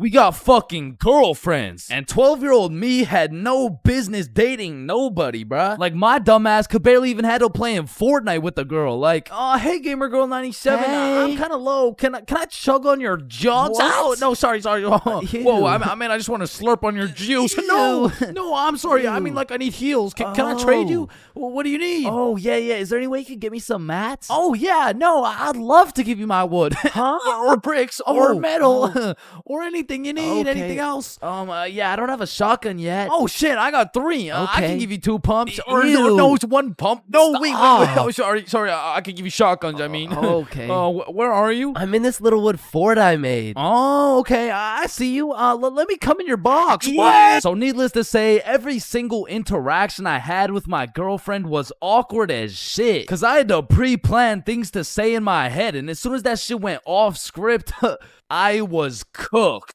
Hey Jessica, how you doing today? Honestly, just not the best. Oh, that's good. What'd you do today? Oh, I don't know. Just did my makeup. Hey, me too. You did your makeup?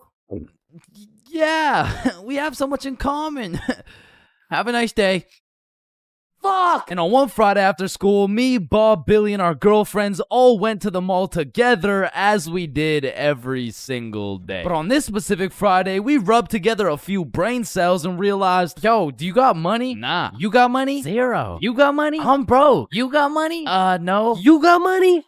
Yo, why are we at the mall? I don't know. That's a Good thought about question. it. Yeah, I mean, we could all go to my house. Yeah, do it. And so, of course, as the good kid I was, I text my mom to ask her to go. Greetings, mother. I would like to know if it's in the realm of possibility that you would be so kind to grant me your permission to visit the household of my dearest acquaintance, Nikki. Looking forward to hearing from you. Your favorite son, Chains. And I immediately get a call. Let me speak to her parents. Now, I, Chains for real, have never dated a 12-year-old boy in my life, and I honestly don't plan on it. But even in grade 7, I could use my logic and reasoning skills to understand if your boyfriend had to get his mom to talk to your friend's mom for permission to slide to the crib, instant ick, bro. There's just no way. She'd probably break up with me on the spot. So I'm doing anything I can to not let that happen. Hey there, Miss For Real. This is Nikki's mom. I just want to let you know Chains and his friends are welcome over anytime because they're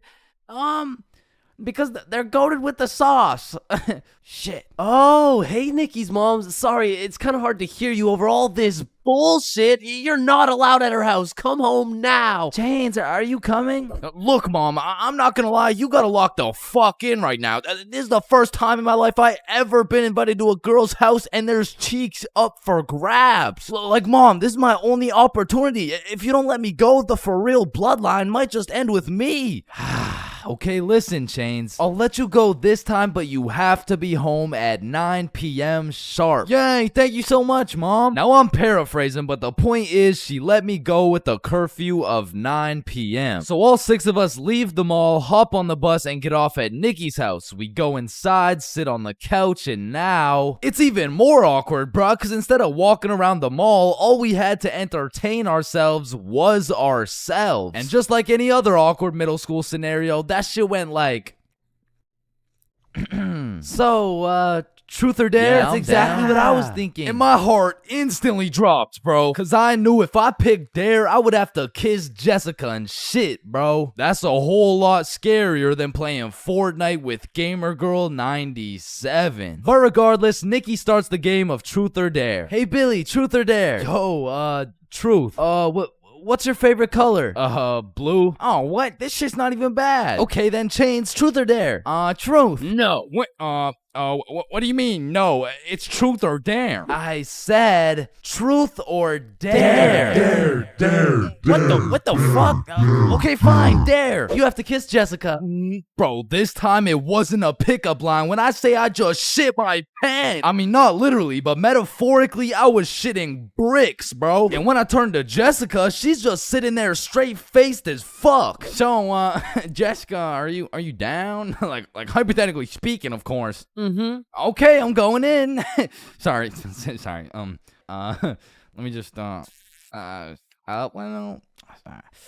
Alright, bro, I'm not gonna lie, this is fucking weird. You guys are just watching and shit. Like, I don't know, it's just kind of. Oh, so if we weren't watching you do it? I mean, yeah, I would actually. Wait, what the fuck? Every single one of these motherfuckers ran to the corner and started staring at the wall. Like, Did you do it yet? We're not looking till you do it. yo, hurry up, dumbass. So now I got all this pressure on me to do this shit, but Jessica's out here looking at me like, hey, how was your day? Yo, shut the fuck Just up. kiss her already. What are you yapping about? And I deadass didn't know how to go about it. I ended up sitting on this couch, nervous as hell, awkward as hell, looking stupid as fuck for 20 minutes, bruh. Now, 20 minutes in general doesn't sound that long, but imagine sitting on a couch in complete silence with everyone just, bro, just watch this.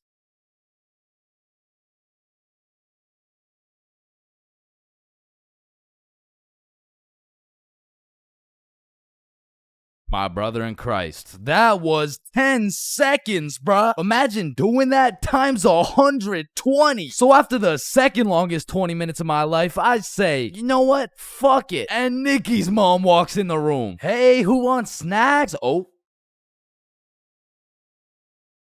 And at this point, I checked my shitty-ass Samsung Galaxy 3 and it was already 8:50 p.m. And with the curfew at 9, I had no choice but to lock in. So I lick my lips, close my eyes, and real quick, I smash our mouths together. And when I turn around, not a single motherfucker is facing the wall. I look the other way and Nikki's mom is peeking around the corner with her fucking mac and cheese and shit. So I made like my pops and I was out that hoe. Pleasure doing business, Jessica.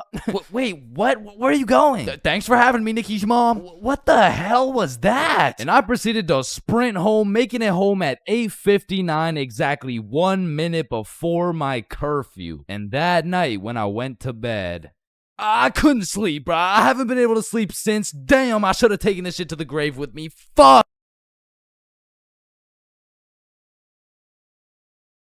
As a broke stick man like myself, I spent my fair share of time on the bus. And if you spend a long enough time on the bus, you will see some weird ass shit. I mean, I remember my first time getting on the bus by myself. I was feeling strong and independent. Next thing I know, a crackhead sits down beside me talking about, yabba dabba doo. The world is ending and you're gonna die a painful and lonely death, buddy. And just like that, I went from strong and independent to shitting my pants. Yeah, bro, the bus is just something else. Like 1 in 10 people who enter the bus are straight gremlins, bro. I'm talking about the gremlins who know the perk is fake, but they still pop it. Now you just gotta sit next to this motherfucker for another 30 minutes while he tells you about the kids in his basement. But to be fair, these gremlins aren't even the worst part of the bus. The worst part of the bus is the energy. You walk in there and everyone just stops and looks at you like they're sizing you up or some shit. And you know who sizes you up the most? The fucking goddamn motherfucking bus driver, bro. These bus drivers are just eternally pissed off. Every time I would get off the bus, I would try and cheer bro up, but they're just like allergic to happiness or some shit. Hey, thank you. Have a great day, man. Shut your ugly ass up, little boy. I already know you get no bitches with your big ass forehead, no drip having ass with your skinny ass arms. Boy, you're built like a stick man, bruh.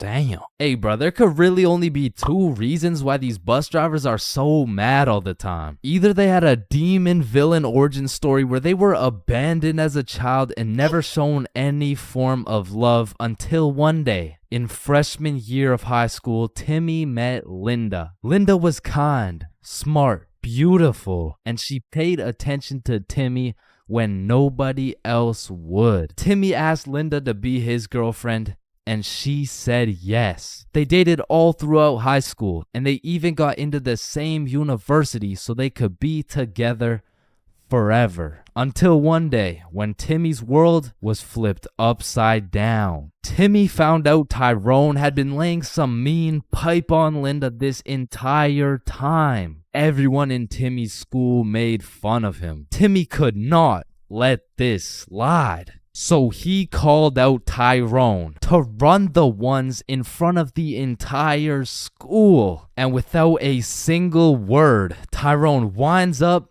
and hits Timmy with the meanest left hook any stickman had ever seen, leaving Timmy slept, out cold, unconscious, in front of his classmates, his teachers, and even in front of Linda. Cause shit, if that happened to me, I'd be just as mad as Timmy over here. Now, realistically, the only other reason these drivers are so constantly mad would be because the driver's seat secretly has a stick built in. You see, this would explain why the driver constantly has a stick up his ass. I mean, shit, you really can't even blame him for being mad. But still, I'm gonna blame him, cause I know these motherfuckers get pleasure whenever they see me running at full speed trying to make it to the bus stop in time, cause they start stepping on the gas. Dumbass. To be honest, there's nothing that leaves you more defeated than when you're sprinting to a bus stop, then that shit just cruises on by and everyone on the bus is laughing at you. Damn, honestly at that point, I just give up and go home. But it hits a little bit different when that bus is your only way home. And it was the last bus, cause it's 2 a.m. And now you gotta bunk up with the gremlins on the side of the street, all because that goddamn bus driver had a stick up his ass.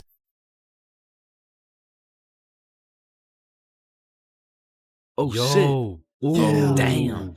That's why you don't mess with me. I'm Jordan Johnson. Mr. Johnson, why did you beat Kyle's ass? Mr. Principal, I never touched Kyle. In fact, I've never seen this kid my entire life. How do you presume he received a concussion, 2 broken ribs, a black eye, a broken nose, and a dislocated shoulder? I mean, he must have fallen down the stairs or something. Okay, Mr. Johnson, how do you explain this? That's why you don't mess with me. I'm Jordan Johnson. What? I mean, you got the wrong Jordan Johnson. Then, what happened to your knuckles there? Shit, these ain't even my knuckles. Listen, I am not one to condone violence, but I'm not gonna lie. School fights are a major part of the high school experience. I mean, there's something about a good old school brawl that just boosts students' morale. Like, there is nothing that gets you through the rest of the day like some kid getting his ass beat in front of the entire school. And truthfully, it's just a community building experience because it gives everyone something to talk about. Yo, did you see the fight? Yeah, bro, Kyle got his shit rocked. Wait, are you guys talking about the fight? Yeah, bro. Man, Kyle got fucked up, dude. Overall, in school fights, everyone wins. Like, the fighter gets some respect and the crowd gets some entertainment. It's a win-win. What about me? But tell me why when a fight breaks out, the entire school will be recording, but not one person can get a good video. It's like when a fight breaks out, every motherfucker recording starts having severe hand spasms. I mean, as the person recording the fight, you literally have one job: to record the fight. Damn, I just missed it. What happened? Oh, well, lucky for you, I recorded the entire thing from start to finish on my brand new Samsung. Check it out.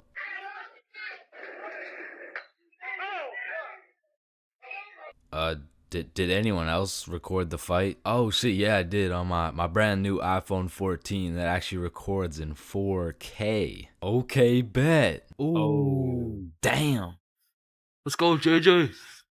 That's why you don't mess with me. But bro, there's just a video of your face for 8 minutes straight. And watching some of these fights are funny as hell, because some motherfuckers will come in swinging like KSI. Some motherfuckers are out here thinking they're Daniel LaRusso. And some motherfuckers should just not be fighting. Which is honestly the best part, because where else could you catch a 6'5", 250-pound big body scrapping some 5'2" nerd? Like, the UFC would never let that shit slide. Plus, you get to watch it all for free. But me personally, I've never gotten into a school fight. But don't get me wrong, if someone wanted to catch these hands, I could hit them with the little knuckle sandwich, if you know what I mean. But truth be told, I could never lose a fight.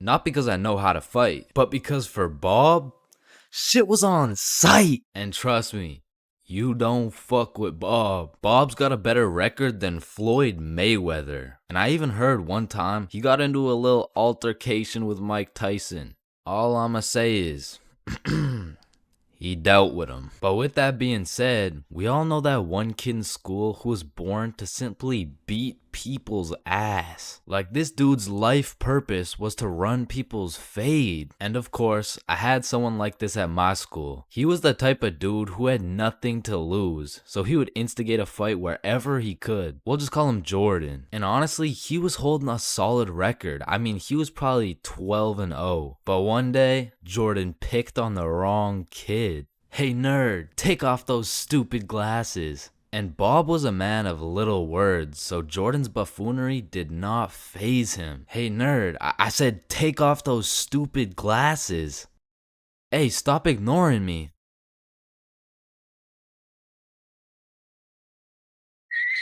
And without saying a word, Bob just ended Jordan's whole career. And ever since that day, nobody messed with Bob. That's why you don't mess with me. I'm Jordan Johnson. Alright, listen, I'm creating something I like to call the internet. Yo, what does it do? On the internet, people are going to be able to search up literally any question they have. They're going to be able to watch videos for educational purposes. And the craziest achievement yet, you can communicate with literally anyone across the entire world. Bro, this is going to change the world. Bro, I'm not gonna lie, the internet is 100% one of the greatest inventions of all time. Like, that shit's up there with the light bulb, the airplane, the Testacuzzi. Like, they're all groundbreaking inventions, but the internet just has to be number one, bro. Like, imagine telling a caveman you had a magical box where you could make anything pop up in 2 seconds. Yo, Caveman Dave, I got a magical box where you can make anything pop up in 2 seconds. Oh, shit, cool. Do you know her or something? No, Dave, no, get the fuck. Now, Caveman Dave absolutely dicking down the computer monitor seems stupid, barbaric, uncivilized, you know? Like, who's gonna tell bro they're just pixels on a screen, am I right? Facts! Yo, Caveman Dave is a dumbass! Facts, yeah, no, let me see your search history. You know, we don't gotta do all that. You know, oh, okay. Monstrous KFC mukbang. I like KFC. Fat motherfuckers eating a lot of food. I was hungry. Yo, big butt booty Latina oiled up, shaking that diggity dump truck dog. What are you searching? Okay, listen, like my finger slipped. Yeah, bro. 2025 is the weirdest time to have access to the internet, and that's just cause everybody has that shit. Like, I got it, you got it, my grandma's got it, Kanye's got it. Man, you and your grandma. Kanye still got it. And I fucking hate so everything, and I'm done. Okay, yeah, well, not anymore, but I don't know if it's just me, but recently the internet has been getting more and more out of pocket, bro. Like, I'll be having a fantastic day, just chilling, until I pull up Instagram and see some shit talking about, imagine your card declines at the abortion clinic and the doctor start nutting in you. Yeah, this motherfucker's never getting a job, bro. Like, his digital footprint's up there with fucking Kanye, bro. Hell nah. Alright, his shit isn't yay bad, but imagine dude trying to apply to a university like, yes, sir, this has been a dream of mine since I was a little kid, and I've spent thousands of hours studying, and it would be an absolute pleasure to join your program. Wow, that's amazing. And it seems like your GPA is a perfect 4.0, and man, your volunteer work is nothing short of impressive. I mean, building an entire village in Africa with your bare hands, I mean, geez, that's good stuff. Yeah, thank you, sir. Yeah, now, I do just have one last question. Yeah, anything. What would happen if your car got declined at an abortion clinic? Oh, holy shit, is that girthy dishwasher 97? Yep, yeah, that's me, bro. Yo, most relatable content on Instagram, I swear. Yo, actually, I really never get the credit that I deserve. Yeah, just put the fries in the bag. Oh, okay. And speaking of getting a job, you ever seen a kid under 7 years old post literally anything on Instagram? Yo, the comment section has a field day, bro. Like, the video will be of a kid who's just barely on the brink of gaining consciousness, and the comments are talking about, get a job, little motherfucker. Somebody get bro some fentanyl. I'm gonna touch you in places you ain't even know existed, little motherfucker. Like, bro, stop touching these 6-year-old 6-year-old kids and touch some grass, dickhead. Yeah, but I'm not gonna lie. As a motherfucker who draws stickman for 16 hours a day, I really gotta start taking some of my own advice, bro. Wait, what's your advice? Oh, I mean, stop touching these 6-year-old kids. You touch 6-year-old kids? I'm talking about Gurgi Force. Chains, you know the drill. God damn. Bro. Even these motherfuckers have the internet, bro. Like, what could you even possibly be posting? Oh, shit. Yeah, nah. We gotta start banning motherfuckers from the internet, bro. And I think we should all do a poll for the first person to go. You know, like, take your time. And, oh, shit. Okay, never mind. Votes are in. Looks like we're banning Jack Doherty. Why in the fuckity shit did you just ban Jack Doherty? You know what? Ban his the last two, bro. Actually, ban every single kid on the internet. Like, put down the Instagram reels, go outside and eat rocks like a normal kid before Gurgi Foreskin 445 fucks around and finds your IP address, bro. Because there's a lot of weird motherfuckers online, especially considering the impending gooner epidemic of 2025.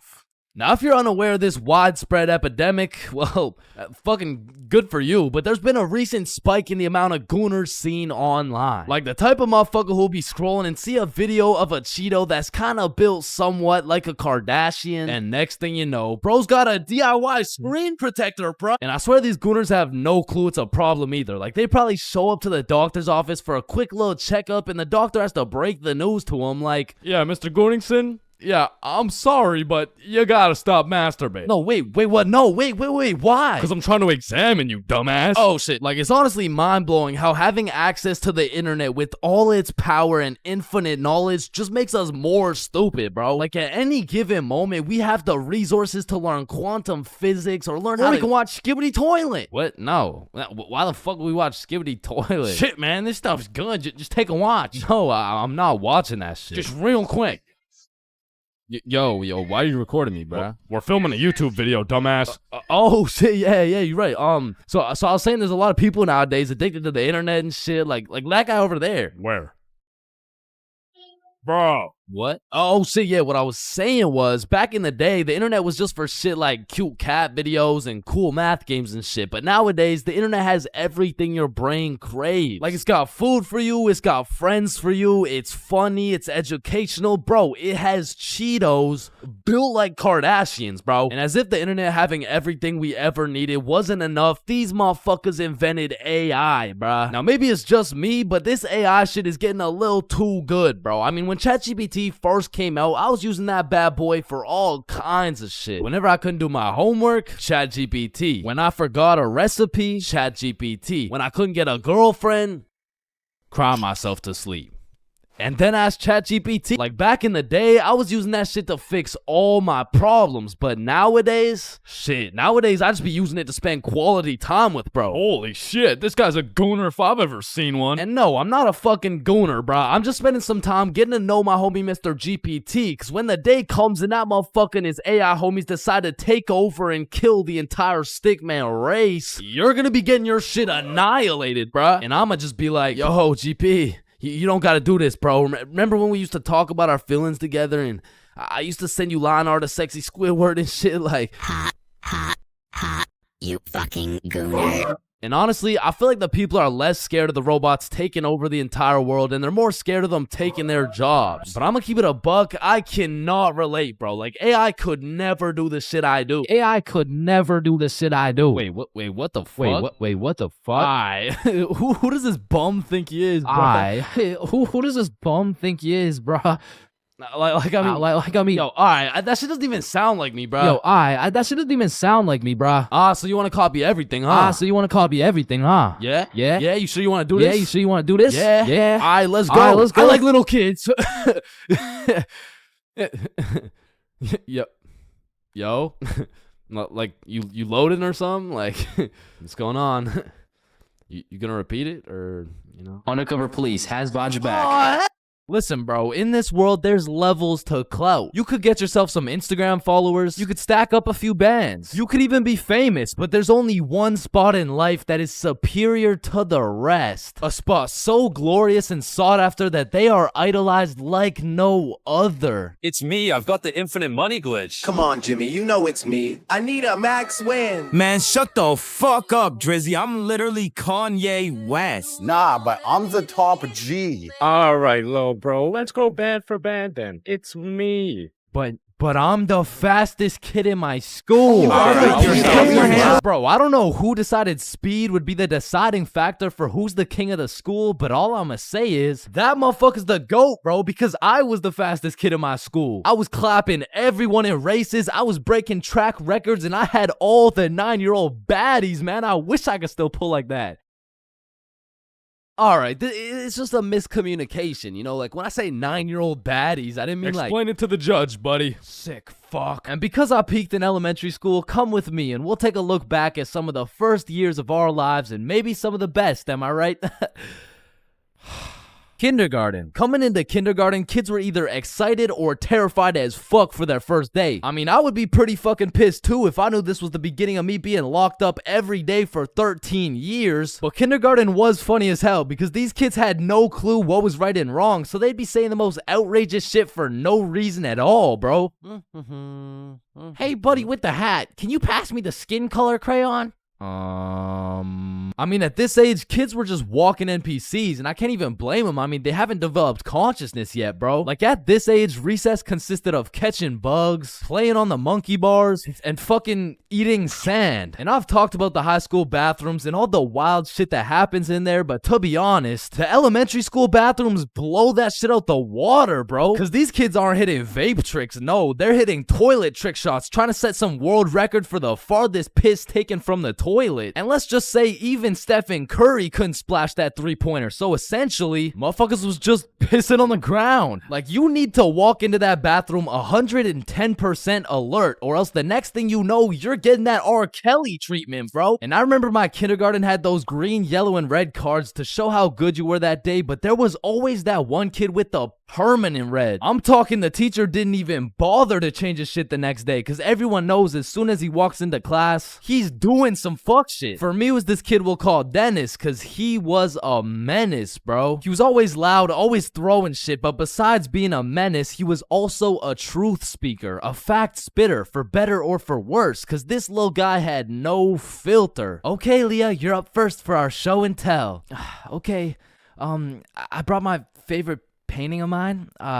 This right here, this one's me, and this is my dog, Peanut Butter. That shit is ass. Dennis, what did we say about saying the truth out loud? I mean, not the truth. I'm talking about, like, he was the only dude I knew who could talk over the quiet coyote. I mean, to this day, if I see one of those things, I just can't I just can't talk over it. I mean, maybe he's gonna eat me. I don't fucking know. But there was one thing that could shut Dennis up, and one thing only. Boy-girl seating arrangements. Dennis always had so much to say until you put him beside Isabel and Leah, and all of a sudden it's like, hey, what are you drawing? Nothing. Aw, is that your dog? Maybe. Shit, he's just like me for real. Like, to this day, you know?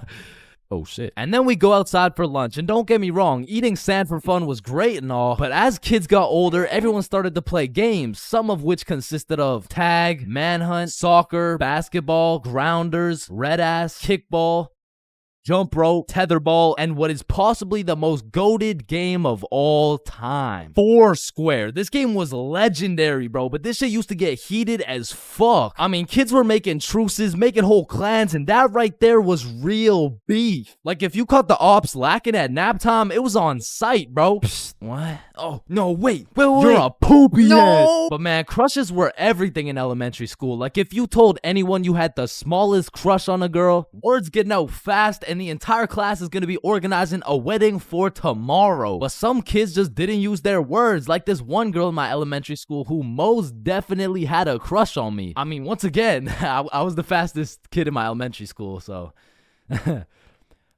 As I was saying, this girl had a crush on me, but she didn't like using her words, so essentially, she just beat my ass. I mean, what better way to tell someone you like them? And she must have really liked me, bro, because you could see it when I came home. Like, oh my God, Chains, what happened? Oh, well, I think this girl at school likes me. Oh, yeah, that's great. But why do you have so many bruises? Well, Mom, I think she really likes me. No, I think you need to go to the hospital. Yeah, probably, yeah. And there was also that one kid who went around teaching people swear words just cause he could. And of course, when I learn some shiny new words, I'm gonna use them. I mean, I still fucking do. But I remember just talking with my friends, dropping the F-bomb, feeling cool as hell. And then one time I see this girl hauling ass over to the teacher and whispering in her ear. And I already knew what was going down because this girl was the biggest snitch known to man. Like, unprovoked. It was like a hobby or some shit to her. And her name was Erin. Like, her real name was Erin, spelled E-R-I-N.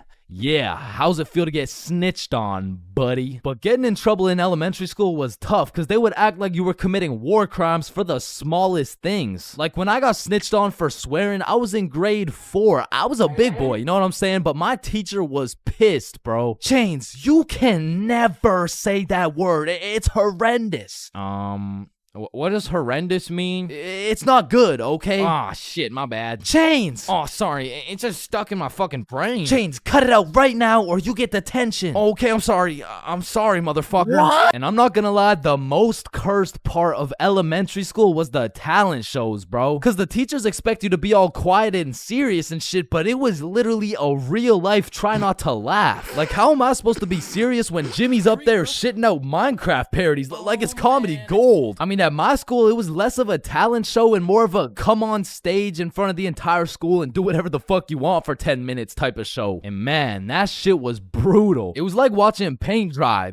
But if the paint was 7 years old and standing on a stage in front of the entire school, nervous as hell, shitting his pants. Cause elementary school had some weird kids, bro. Like those kids who used to put glue on their hands to let it dry so they could peel it off. Or the kid who would just straight up eat the glue. Or the weird kid who would secretly take a bite out of every single foam football. Like, how are you that hungry? The kid who only wore shorts through rain and snow. The kid who was mad at everyone for no reason. The kid who wouldn't stop yapping. The kid who always had to flex how strong their dad is. My dad is so much stronger than yours, he can beat up your dad with his pinky finger. He can bench press 625 pounds. Wait, what even is that? You don't know what a bench press is? No, what the fuck is a dad? The kid who thought he was Albert Einstein. The snitch named Aaron lives at 354 Stickman Way. The fake snitch. Bro, you won't believe what I just did. What'd you do? I just put my juice box in the recycling, get this,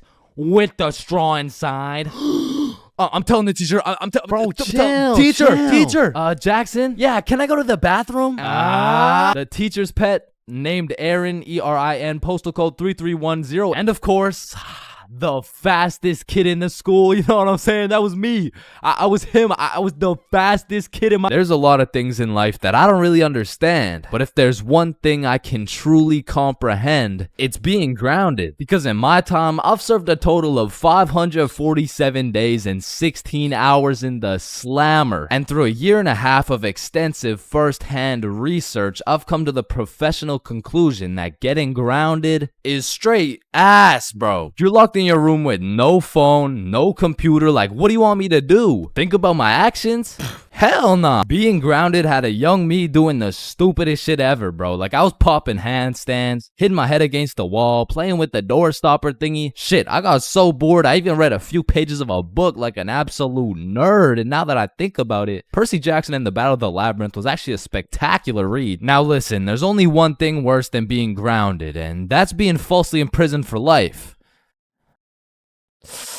Well, now that I think about it, there's a lot of things worse than being grounded, but one of which is being grounded during summer, bro. There's something about being able to hear all the happy children, the ice cream trucks, your homies having fun, the hoes throwing rocks at your window, asking you to come outside, or you just cry yourself to sleep because there never was any hoes throwing rocks at your window asking you to come outside. It's just you, your Percy Jackson books, some used toilet paper, and the existential thoughts in your head questioning if it's even worth it. And listen, I'm sure everyone can pick up on the fact that I'm a really intelligent dude. Smart all around, really, but trust me when I say, I wasn't always this smart, bro. In fact, in kindergarten, my dumbass fully believed with my whole heart that being grounded meant your parents would just dig a decent-sized hole in your backyard, toss you in, and bury you alive for the time being. And so I'm sure you could imagine my surprise when my OG friend of 5 days said, yeah, I got grounded for 2 whole weeks. Holy fucking shitballs, dude, are you okay? No, man, it's really hard. I didn't get to touch any of my toys or anything. Damn, how long ago was that, man? Oh, I'm still grounded. What?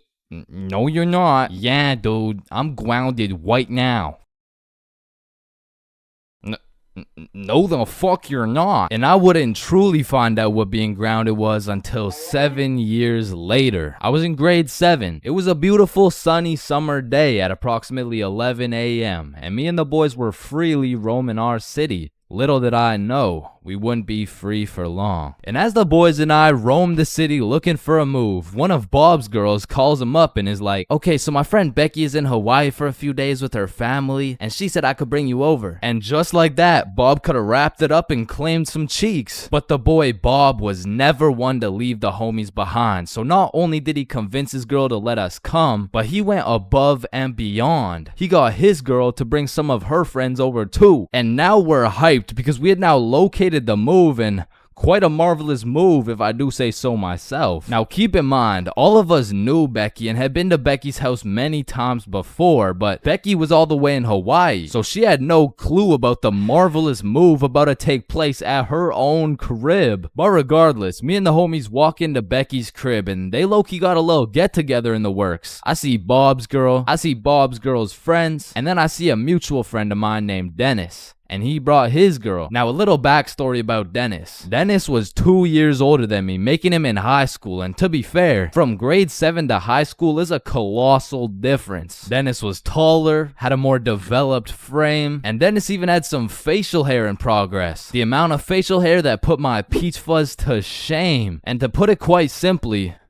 Dennis was a menace. But regardless, that's my homie's homie, so I walk up and dap him up. And then everyone heads over to Becky's room. Now keep in mind, Becky had simply invited Bob and Bob's girl to come over, and somehow we ended up being 8 people deep in that joint. And so that means technically, the other 6 of us were straight trespassing. So we were all chilling in Becky's room, chopping it up for a good hour and a half, until eventually, people start exploring her house. Now in Becky's room, it was just me, Bob, Bob's girl, and Bob's girl's friend named Lily. And so we're all just talking until I hear someone yell from the room down the hall, "Yo, Chains, get in here right now!" And I don't know exactly what I was expecting to see as I walked into that bathroom, but it was absolutely not seeing Dennis drop a condom filled with water on Billy's head. And of course I laughed because that's comedy gold right there, but it also made me realize maybe we shouldn't be here dropping condoms on each other's heads. But who was I to tell Dennis what to do? He had facial hair, so he was practically a grown man to my standards. So I just turned around, went back to the room, and continued chilling with Bob. And as we talked, the music progressively got louder, and Dennis progressively became more of a menace. And it had got to the point where the speakers were booming, and Dennis was lobbing condom water balloons off Becky's balcony. And then one time, Dennis either almost hit or just missed Becky's neighbor with one of these condom water balloons. So this grown man looks down at a condom that seems to have fell from the heavens, then he looks up and sees Dennis scrambling inside the Becky's crib with the speakers blasting music, and then he continued on his way. And we were all just having a fantastic time in Becky's room until we hear the downstairs door swing open, and we all absolutely shit our pants and run onto the balcony. Hey,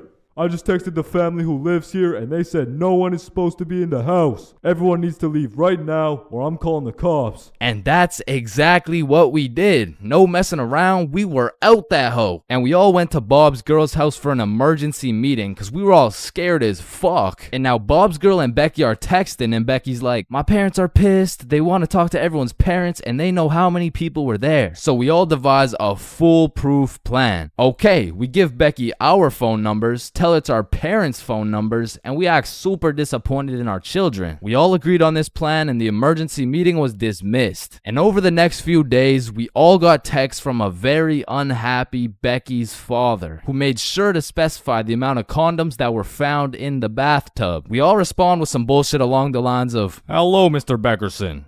I'm very sorry to hear about the inconsiderate acts of Chains and how he's invaded your home. Rest assured, Chains will feel the wrath of this thick leather belt as it repeatedly beats against his cheeks to discipline him for his heinous actions. Thank you for bringing this to my attention." But come to find out, Lily's dumbass responded with some shit like, "Dear Mr. Beckerson, thank you for letting me know, but Lily did nothing wrong as she didn't know she wasn't allowed there. Plus, she didn't even make a mess or anything, on God. Put some respect on my daughter's name.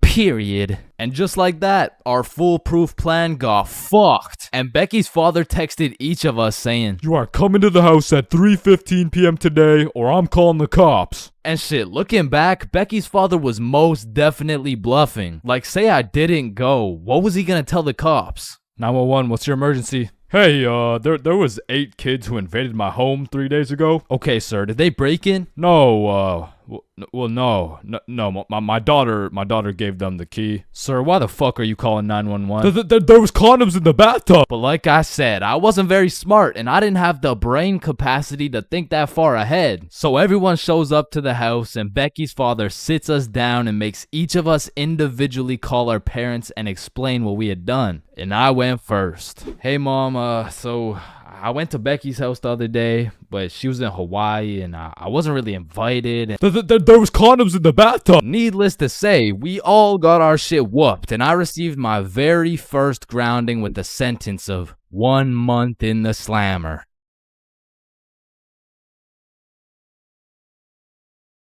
Everyone experiences being drunk differently, and it can change from time to time as well.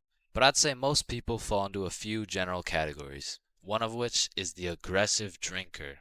These people have to have pent up and saved anger for years. They just decide to let it all loose when they take a sip of alcohol. I feel like they might even just be using drinking as an excuse to sock someone in the face. And the main problem with aggressive drinkers is there's always at least one of them at every function. Sometimes they can be tamed, but if you just let them do their thing, then the function just turns into the Battle of Vimy Ridge, bro. You don't want your friends to be aggressive drinkers, because when they do something stupid, you just have no choice but to back them up, because that's your homie. Coming up next, we have the depressed drinker. I know lots of people who are usually happy and energetic, but when they start drinking, all of a sudden they think I'm their therapist or something. Like, of course I want to help my boy if he's in his feels, but I'm hammered too, bro. I can't help you get your ex back. Now listen, I'm no scientist, but alcohol is a depressant, which means it makes you depressed, bro. I don't. Pretty much what I'm trying to say is, if alcohol makes you sad sometimes, don't worry, it's normal. Next up, we have the flirty drinker. Now these types of people are a common appearance at parties. They just kind of go stumble over to someone and just start spitting game. One thing I do respect about flirty drinkers is that they're perseverant, bro. When they get rejected by someone, they just take it like a champ and keep pushing to the next one. Usually flirty drinkers go rotate around the party and try for their first few contenders, but eventually at the end of the night, flirty drinkers will end up attracting other flirty drinkers, then boom, everyone's happy. And come on, everyone knows the "I love you" guy. "Man, I love you, man. Nah, like, I don't think you understand. Like, I really love you, man. And whatever you need, I got you, bro. And I just really love you, man." Bro, who the fuck are you? And of course, we got the designated driver. Next, we got the loud one. Hey, bro, sometimes the alcohol just makes people talk way too loud. In some settings, it'll slide. But in other settings, at parties, these are usually the type of people to be in the mosh pits, because they're always super high energy, and sometimes they can be kind of annoying. Man, who would be this type of drunk, am I right? Alright, it's me. And if anyone else is this type of drinker, I know you can relate. When you wake up the next morning, not only do you get hit with the hangover, but your voice is just completely gone. And I'm not even usually a loud person. But man, alcohol just works its magic and has me yelling like Kai Cenat. Hangovers being this type of drinker has to be one of the worst. I guess next to aggressive drinkers, you know what I'm saying? Anyways, we're moving on. You also might have encountered the philosopher. I couldn't tell you why, but for whatever reason, after taking 5 shots, some motherfuckers just become a philosopher, bro. They just have philosophical questions coming out of nowhere. And they low-key be spitting too. Hey man, love doesn't even exist, bro. It's all just an illusion. Love is just a chemical reaction that occurs in your brain that was programmed to make us inclined to reproduce. Next up, we have the OD, overdrunk. This is the 7th and final stage of being drunk. If you've seen the 7 stages of drunk video, you'll know exactly what I'm talking about. But some people are just prone to drinking way too much. And somehow, they always find themselves blackout drunk. But yeah, there's not much to say.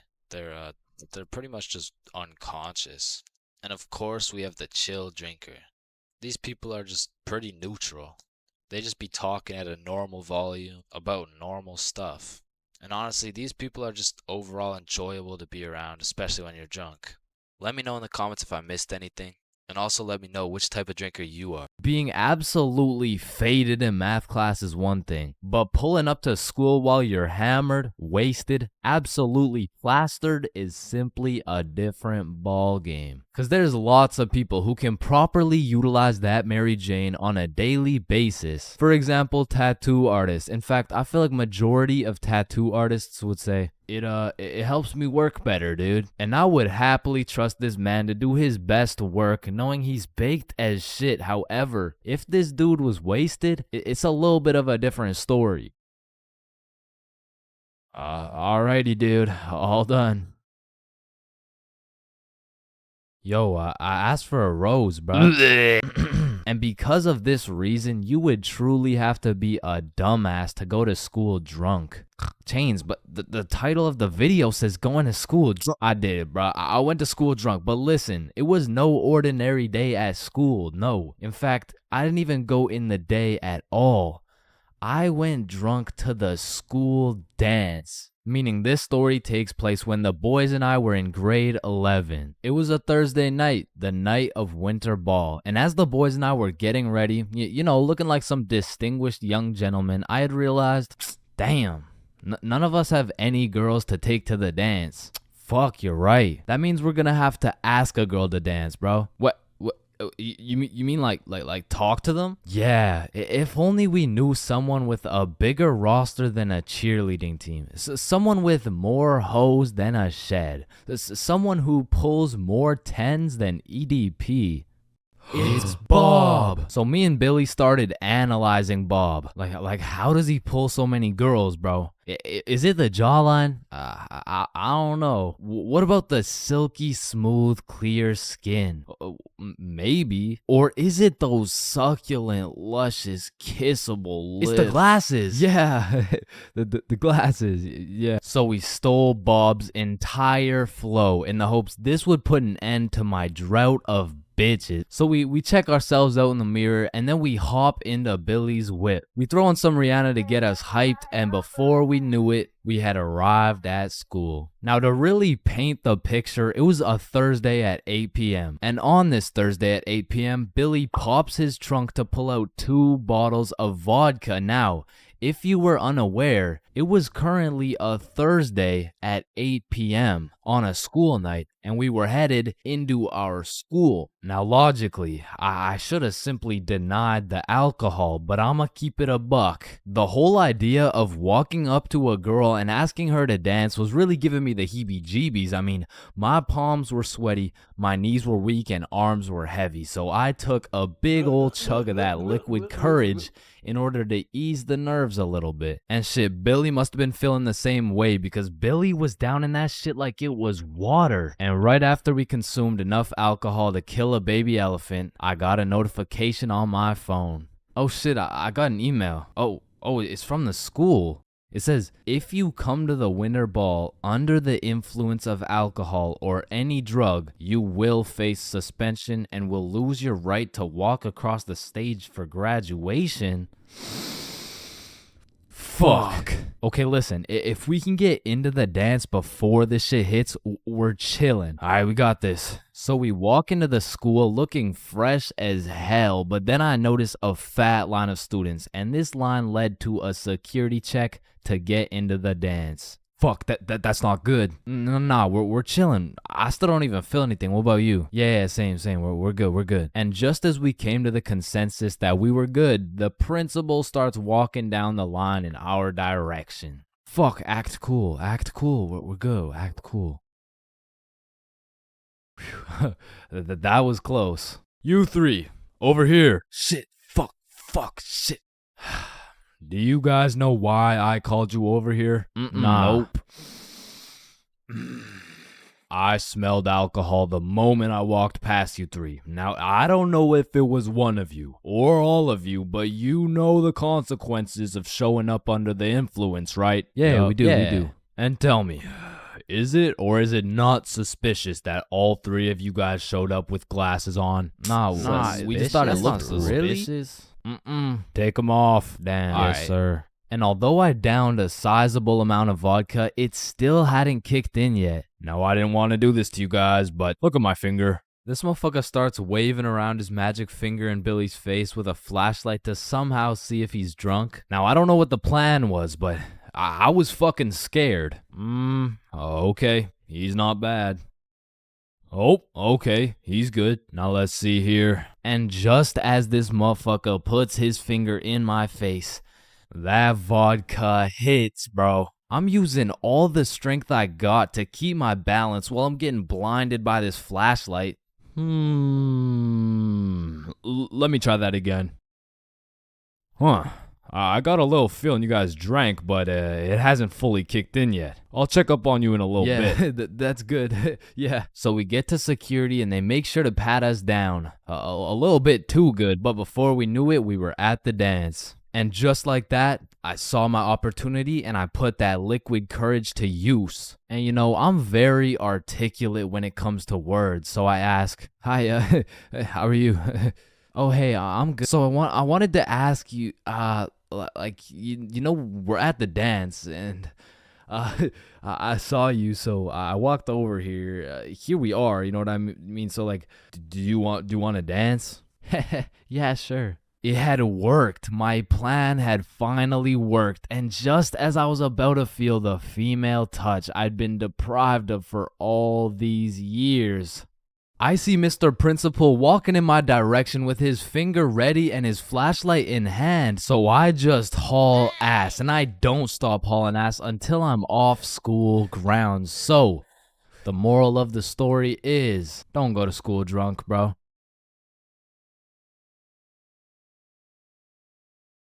Skipping class in high school is a slippery slope. Like one day you can skip and it'll slide no problem. Like, "Oh, hey, buddy, welcome back. We missed you." Yeah. You skip 2 days, you're chilling. "Hey, look who's back." Yeah. But when you go to class after skipping 3 days, all of a sudden shit is serious. "Chains, why haven't you been here, huh?"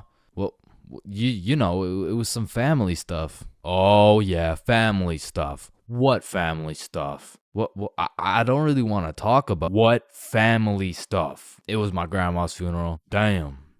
But that is no reason to miss a test. And Lord forbid, if you miss a whole week, the school board turns into the FBI. Like during the whole pandemic, one of my homies refused to go to any online classes. And one day he was enjoying his extended vacation while smoking up outside his crib. Next thing he knows, he's making direct eye contact with his science teacher while smoking grass. And because they started going FBI mode when you skip your classes, the homies discovered a top secret method so we could skip classes with 0 consequences. So when you would skip a class, the teachers would instantly hop on their laptops and whip up an email along the lines of, "Mrs. For real, Are you aware that your son, Chains, has missed his science class today? If this is continued, Chains' grade will continue to drop, which might ultimately lead to him failing my class. Mr. Perkinson. Now, Mr. Perkinson would write these emails with the hopes of my mom reading them and then beating my ass. When it really went like, my mom would read it and she would politely ask me how my science class was today. I would cap my ass off and then she would proceed to beat my ass. And one day after I got my shit whooped, I was talking to the homie Bob. Yo, we're going to Chipotle next class. You trying to come? Man, I don't know. I'm getting real tired of these ass whoopings, bro. Ass whoopings? You're getting ass whoopings? Yeah, bro. Mr. Perk never fails to type up an email that results in the leather belt. Oh, what? Nobody ever told you about the secret method? Secret method? Oh, you mean like wearing extra pants so the belt doesn't hit so hard? No, I'm talking about the secret method so Mr. Perkinsons can't email your mom. Why didn't you tell me sooner, bro? So essentially, the method starts at the very beginning of the school year. At my school, they would give you this form with your parents' email, phone number, all the contact information, you know what I'm saying? You would need this form filled out and signed by a parent or guardian and then handed into the office. However, this man, Bob, conceptualized one of the greatest plans of our generation. And it went like this. So you would receive the empty form from the school, take it home to your parent/guardian, get that shit filled out and get that signature. Then secretly, when nobody is watching, you hop on your computer, you make a fake email like bobsmom123@gmail.com. Then you would change your mom's contact information into that fake ass email and then deliver it to the office like nothing happened. So when Mr. Perkinson's smartass tries to get me whooped with one of those emails, I get that shit in my inbox. I read it through and respond with some shit like, Dear Mr. Perkinsons, thank you very much for bringing this to my attention. I was unaware of my son's absence in pursuing his educational prowess. I will discipline him with a punishment that may or may not involve me whooping the absolute shit out of his tushy. Thank you, Mr. Perkinsons. And I already know this dude, Mr. Perkinsons, was reading that email like, oh, yup, he is definitely getting his ass beat tonight. Meanwhile, I was typing that shit up in bed while munching on some nachos. So you best believe I was abusing this newly found secret strategy. I mean, I was missing every other class. And it was just all sunshine and rainbows. But you know what they say, it's not all sunshine and rainbows. I mean, I really don't recommend using this strategy. And I'm not saying that to be some mature role model. I say that because there was one flaw in the strategy Bob forgot to tell me. And that was as soon as my mom saw my report card with all those absences, god damn, she made up for every single beating I missed.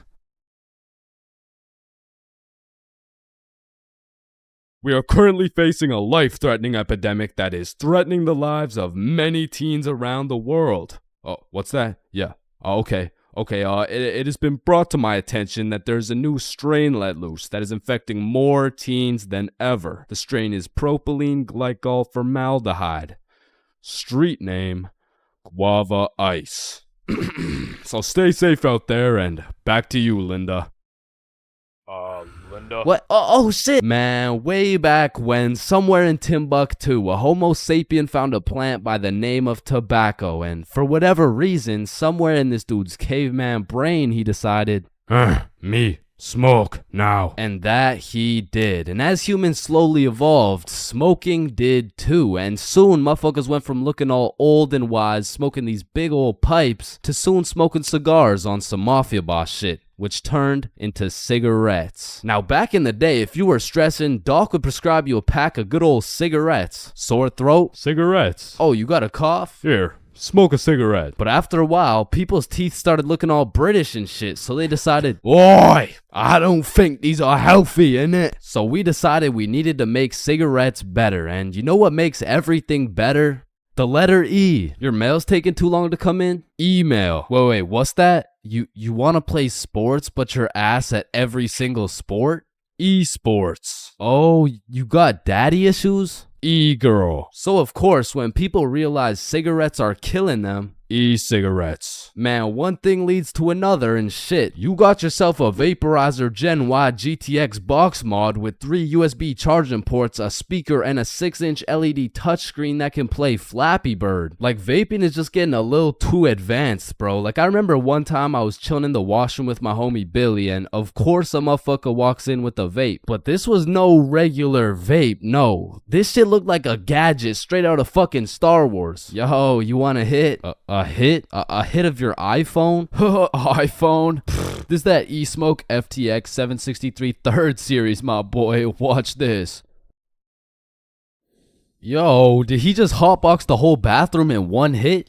Yes the fuck I did. And this shit's 100 Nick. Holy shit, where did you find 100 Nick? I ended up mixing my 50 Nick guava juice with my 50 Nick blueberry ice, and it just kind of added up to 100. Bro, I don't think that's how it works. Shut up, my mom's calling me.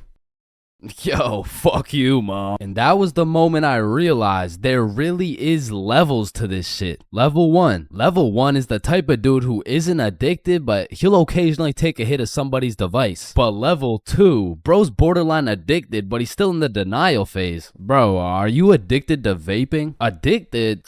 Nah, I don't even vape like that, bruh. Shit. Do 5 jumping jacks right now. Bro, what? That's easy. 1, 2, 3, 4. Oh shit. Level 3, the Fiend. This motherfucker is strapped up with some nicotine at all times, and even when he has a vape in his hand, this dude will ask for yours. And God forbid, if this Fiend loses his vape, this motherfucker will be stressing like he just lost his only child. A Fiend without a vape is the exact equivalent of one of these purple minions. Dude will be itching for that shit, and Lord knows what that man will do for a fix. Level 4, the Fiend who sells vapes. At this point, this dude's whole life revolves around vapes. In fact, I'm pretty sure they don't even breathe oxygen anymore. Like, in order to breathe, they need to inhale some chemicals that I can't even spell. Which honestly, it doesn't even say that much. Like, I can't spell a lot of shit, but what I'm trying to say is their bodies have just fully adapted in order to consume as much nicotine as possible. They breathe that shit, they drink the vape juice, and when they're hungry, shit, they just munch on the vape itself. And the worst part is they can't even run out of vapes. Like, shit, they are the plug. This motherfucker's just the CEO of getting high on his own supply. Like, dude is his own #1 customer. Level 5, this motherfucker, bro. Like, why do you need a LED touchscreen on your vape, bro? Like, you already have a phone. Wait. Did you just order that pizza from your vape? Shit. Where'd you get this from? And don't get me started on these flavors, bro. Like, tell me why these motherfuckers can make a vape juice and call that shit early riser. And that shit literally tastes like a Wednesday at 6 a.m. Like, what the fuck type of ingredients mixed together to taste like a Wednesday at 6 a.m.? But early riser isn't even the weirdest flavor on the market, because if you're feeling the family dinner vibes, you can get a rotisserie chicken flavor. Or if your breath is smelling nice and fresh, you could fuck that shit up quick with some garlic flavor juice. And they even got bacon. Yeah, I'm not gonna lie, that shit sounds fire as fuck. And lastly, now I don't even know if I can say this on YouTube right now, but shit, you can even get yourself some Worcestershire. But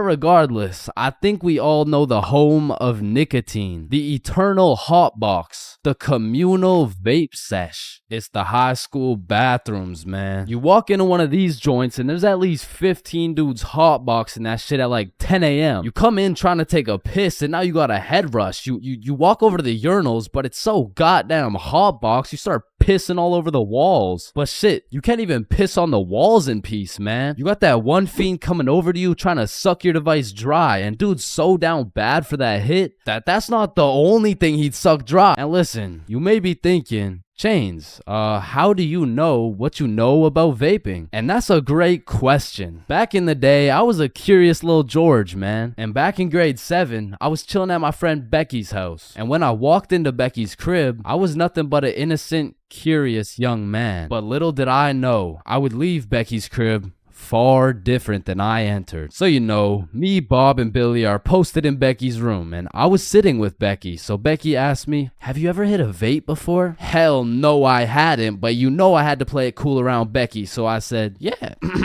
Yeah, I do that shit all the time. And so, of course, she passes me the vape. And honestly, I didn't think this far ahead, but I was in way too deep to come clean now. So I put that shit in my mouth, and I sucked the fuck out of it. Pause. And because this was the first time anything had made contact with my lungs beside oxygen, my lungs started malfunctioning. And I was coughing up a storm, and my cool guy cover was blown, but I had to see it through. Oh my God, are you okay? This shit ain't nothing for a guy like me. Guys, I think Chains is dying. And as I went on with my life, I would hit a device here and there, and eventually I even learned some tricks and shit. But one day, me and my homie had to run to catch a bus. And so we start running, but the homie doesn't even make it 100 meters, and he starts rolling on the floor, coughing up blood. And I was like, no, fuck that. And you know,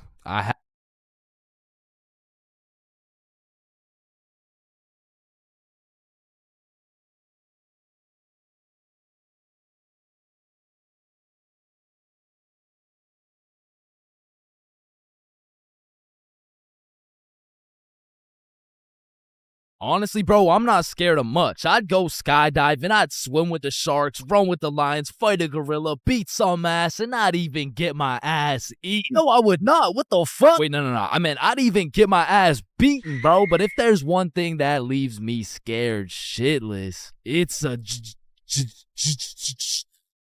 But one day when I was 15 years old, my friends and I went to the gas station to get nothing more than a pack of Reese's. All right, your total will be $2.50. Hey, boy, step back. I got this. Put it on my car, bro.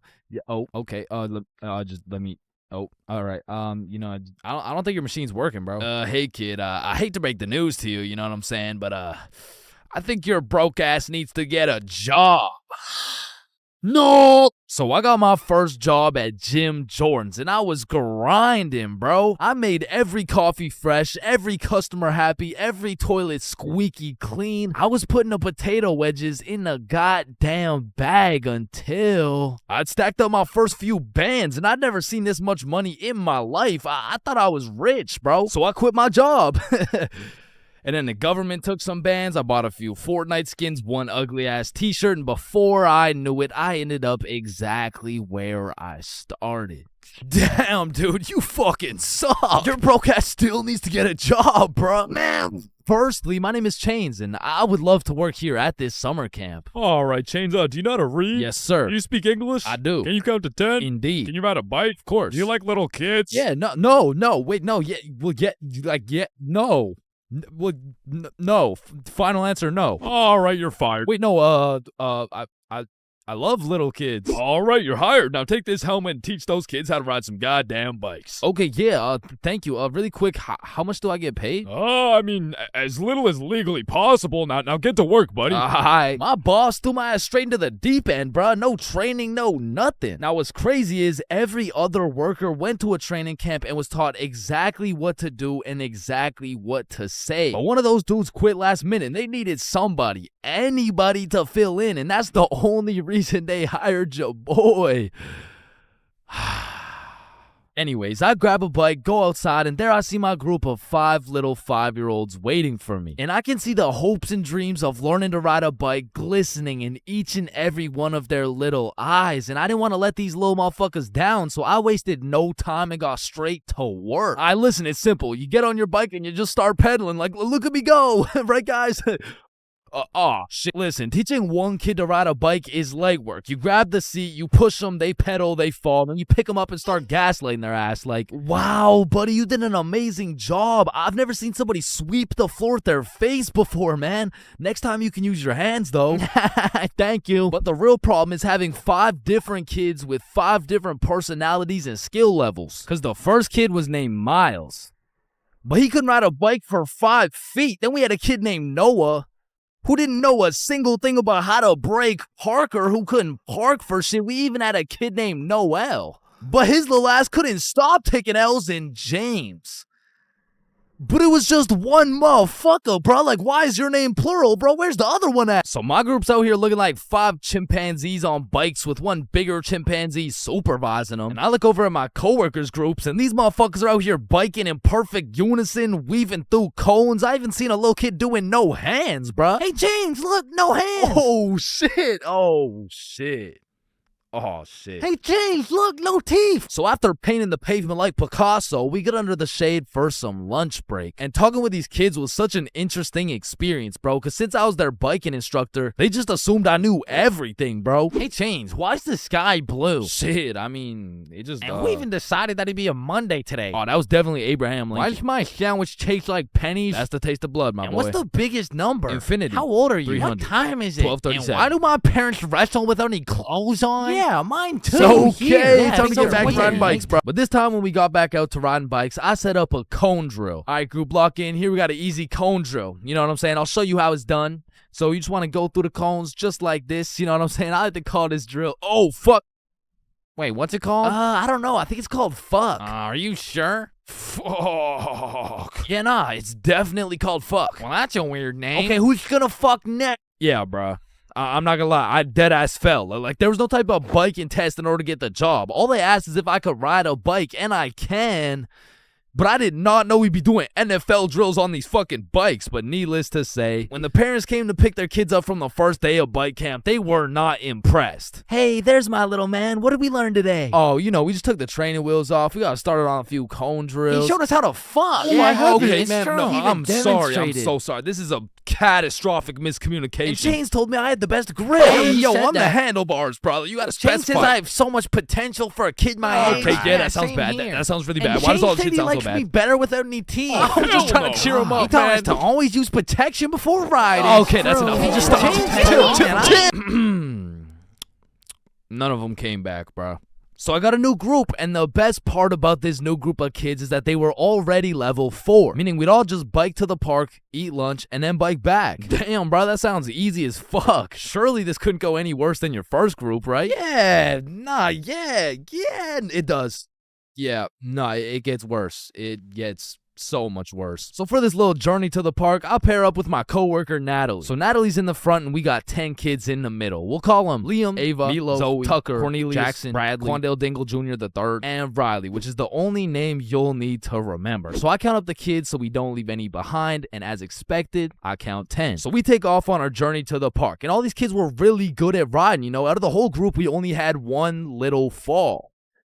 But I just scraped my knee, you know what I'm saying? Like, I didn't even cry or anything, bro. It wasn't even that bad. And before I knew it, we made it to the park. We all put our bikes down. Natalie and I ate our lunch while the 10 kids ran around and played. Liam and Tucker were playing tag. Zoe and Ava were picking flowers. Meatloaf and Quandale were eating cockroaches. Riley and Cornelius were in the bushes picking berries. And Jackson and Bradley were wrestling. And after a peaceful 45 minutes passed by, Natalie and I round everyone up to get back in line like we started. I count them up so we don't forget anyone. 1, 2, 3, 4, 5, 6, 7, 8, 9, 10. And we head back to camp. And after a very successful trip, the parents pick their children up one by one until Riley's very sweet mom shows up with a pack of 20 gym bits to thank me for my great work taking care of her child. Hey there, I just wanted to say I appreciate you so much for taking care of Riley today. Yo, what? Thank you so much. You really didn't have to. No, it's my pleasure, truly. Oh, okay, well, thank you so much.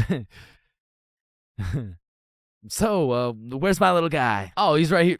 My heart dropped straight to my stomach, bro. And as I'm looking around for Riley, I'm trying to recall the ride home, and I genuinely just don't remember seeing Riley at all. And that's when I remember I last saw Riley playing in the bushes. And this is where my heart goes back from my stomach and drops down to my testicles, bruh. To this day, my heart has never dropped so hard. This woman trusted me with her son, and I don't know where the fuck he is. So, where is he? Man, that right there is a great question. What do you mean that's a great question? You know, all the greatest questions in the world make you think, don't they? Yes. Right, and as you ask me this question, I really get to thinking, you know, like, I really get to rack in my brain, and, well, to be quite frank, well, I'm stumped. Okay. Okay, what do you mean you're stumped? I don't know where Riley is. What do you mean you don't know where Riley is? Okay, yeah, nah, let's just put it like this. Do you know where Riley is? No. Yeah, nah, me either. Yeah, ice cream. Holy fuck, he's right there. Oh Holy my god, fuck, he I gave knew me it. a I knew heart it. He's like, attack. fuck, I oh thought my this god, he's right dumbass there. lost you. I knew it the whole time. He's right there. It's April Fool's. Give me Yeah, these. take him. Oh my god, Jesus, God bless America. And that was genuinely the day I realized I can't work a fucking job. I'm not built for that shit, bro. I gotta start a Stickman YouTube channel or some shit.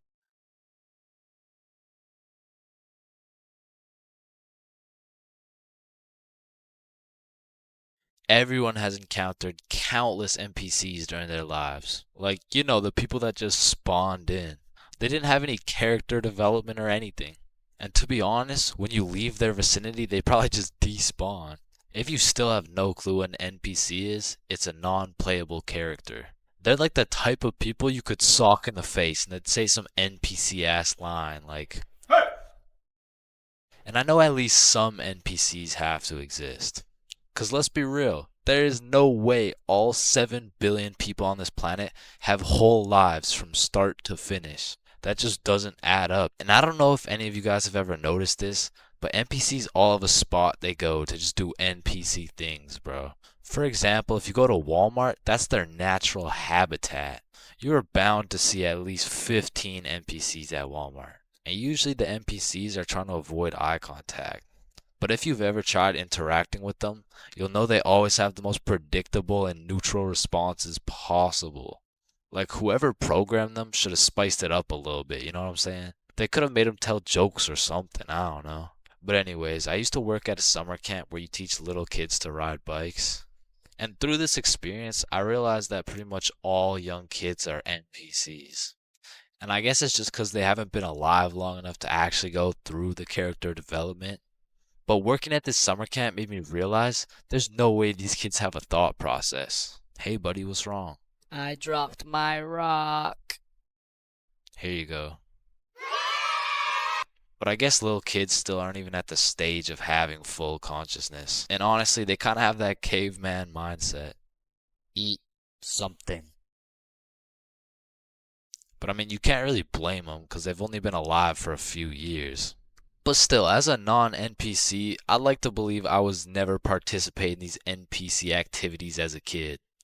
I refuse to believe I was out here spending my time doing this. But yeah, man, I really just want to know if there's any NPCs watching this right now. If there is, just fess up, bro. Because I don't even know if NPCs be on YouTube or if they just like despawn before they can do that. But regardless, if you're an NPC or not, thank you for watching this video. Subscribe. Alright, I already touched on the unspeakable things that go down in the high school bathrooms, bro. But there's only one place on earth that is more foul than those bathrooms. And it's the goddamn locker rooms. That room smells like complete and utter dog shit mixed with Axe spray. Like maybe I just went to school with a whole lot of Discord mods, but the rancid smell of the boys' locker room would contaminate anything in a 50-foot radius. And shit, Lord knows what goes down in that questionable place. Like you'll walk in there and see anything, bro. Motherfuckers will be having fights, chicken fights, group fights, sword fights. Like any laws and rules simply don't apply to the boys' locker room. Motherfuckers will be throwing hands, selling drugs, committing arson, committing several counts of fucking tax evasion. Shit, you name it. It's pretty much a GTA lobby in that bitch. Like I remember one day I walked into PE and my teacher was like, "Hey, Nuh-uh-uh. Where's your PE strip? And I was like, shit, it's in the locker room. So I walk into the locker room and there's just two motherfuckers throwing hands and they just stop and look at me like, oh shit.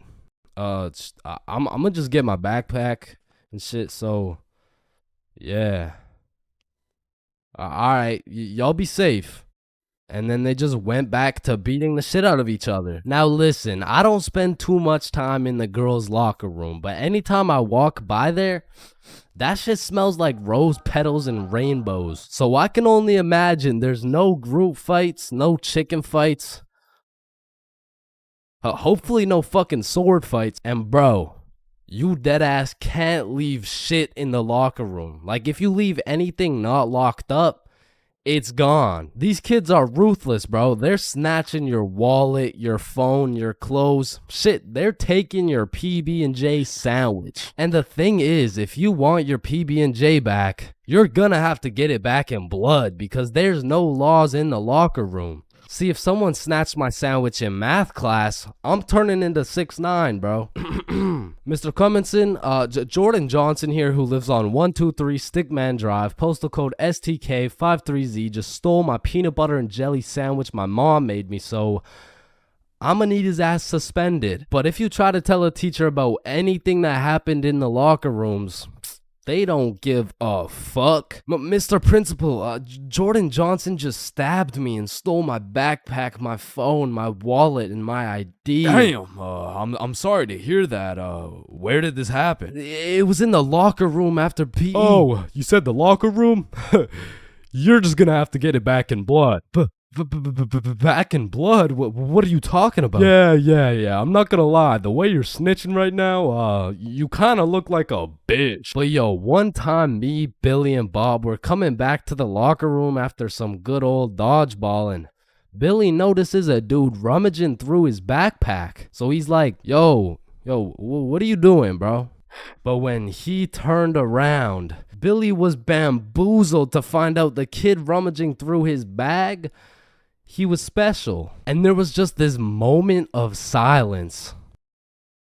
Yo, am I supposed to like beat his ass right now? Or bruh, I'm sure you didn't take anything. Just politely ask for your bag back. All right, yeah. Oh, hey man, can I get my bag back, please?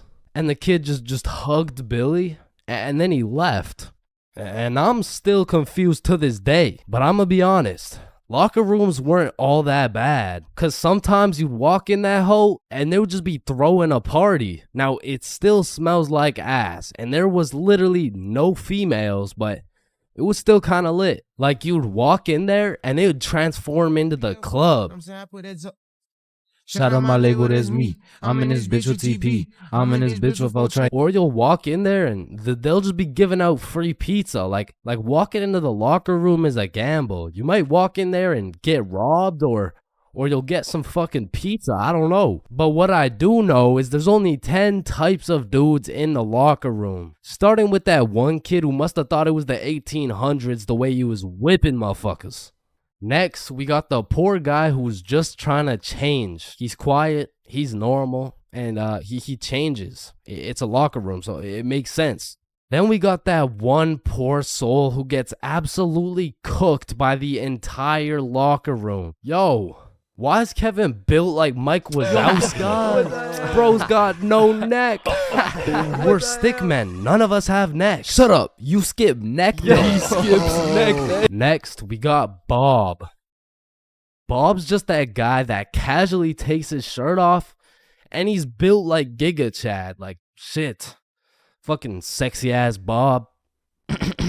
And I don't know why, but there was always that one guy who thought it was a good idea to just whip his nuts out. Unprovoked, uncalled for, completely out of pocket. Like, what do you look like with your nuts out in a room with 30 half-naked sweaty dudes? Like, personally in that situation, I'm keeping my balls in my boxers. Thank you very much. And bro, tell me why there was always one kid who was just dousing himself in Axe spray. And it's always the mustiest motherfucker doing it too. Like, who's gonna tell him that Axe spray doesn't replace taking showers, bruh? And I don't know about your locker room, but for mine, there was always a dude eating. Like, out of all the places on earth, why are you eating in the locker room? Like, for some reason, there's something about eating around a bunch of dudes in their boxers that just doesn't sit right with me. I mean, simply by bringing that sandwich into the locker room makes it contaminated. That sandwich will be tasting like wet dog and Axe spray. And next,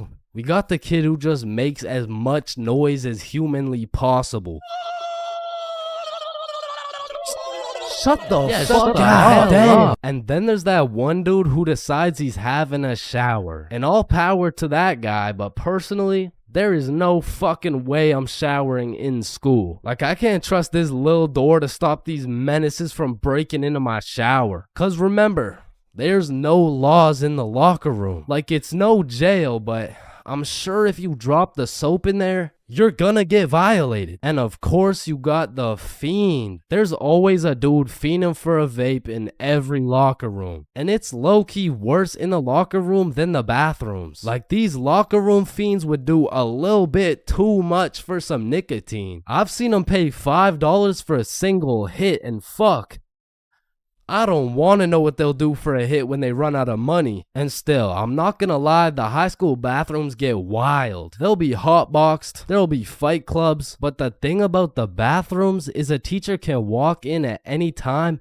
and get every student suspended. Like, even the poor kid taking a piss will probably get suspended just by association, which is exactly why the high school locker rooms get so fucking rowdy, because there's truly no teacher strong enough to stop the buffoonery that goes on in these locker rooms. So they don't even try. Shit, I don't care if your teacher is John Cena. There is no single man who can put a stop to the fuck shit that goes down in the locker rooms. But there is one thing that can: a female.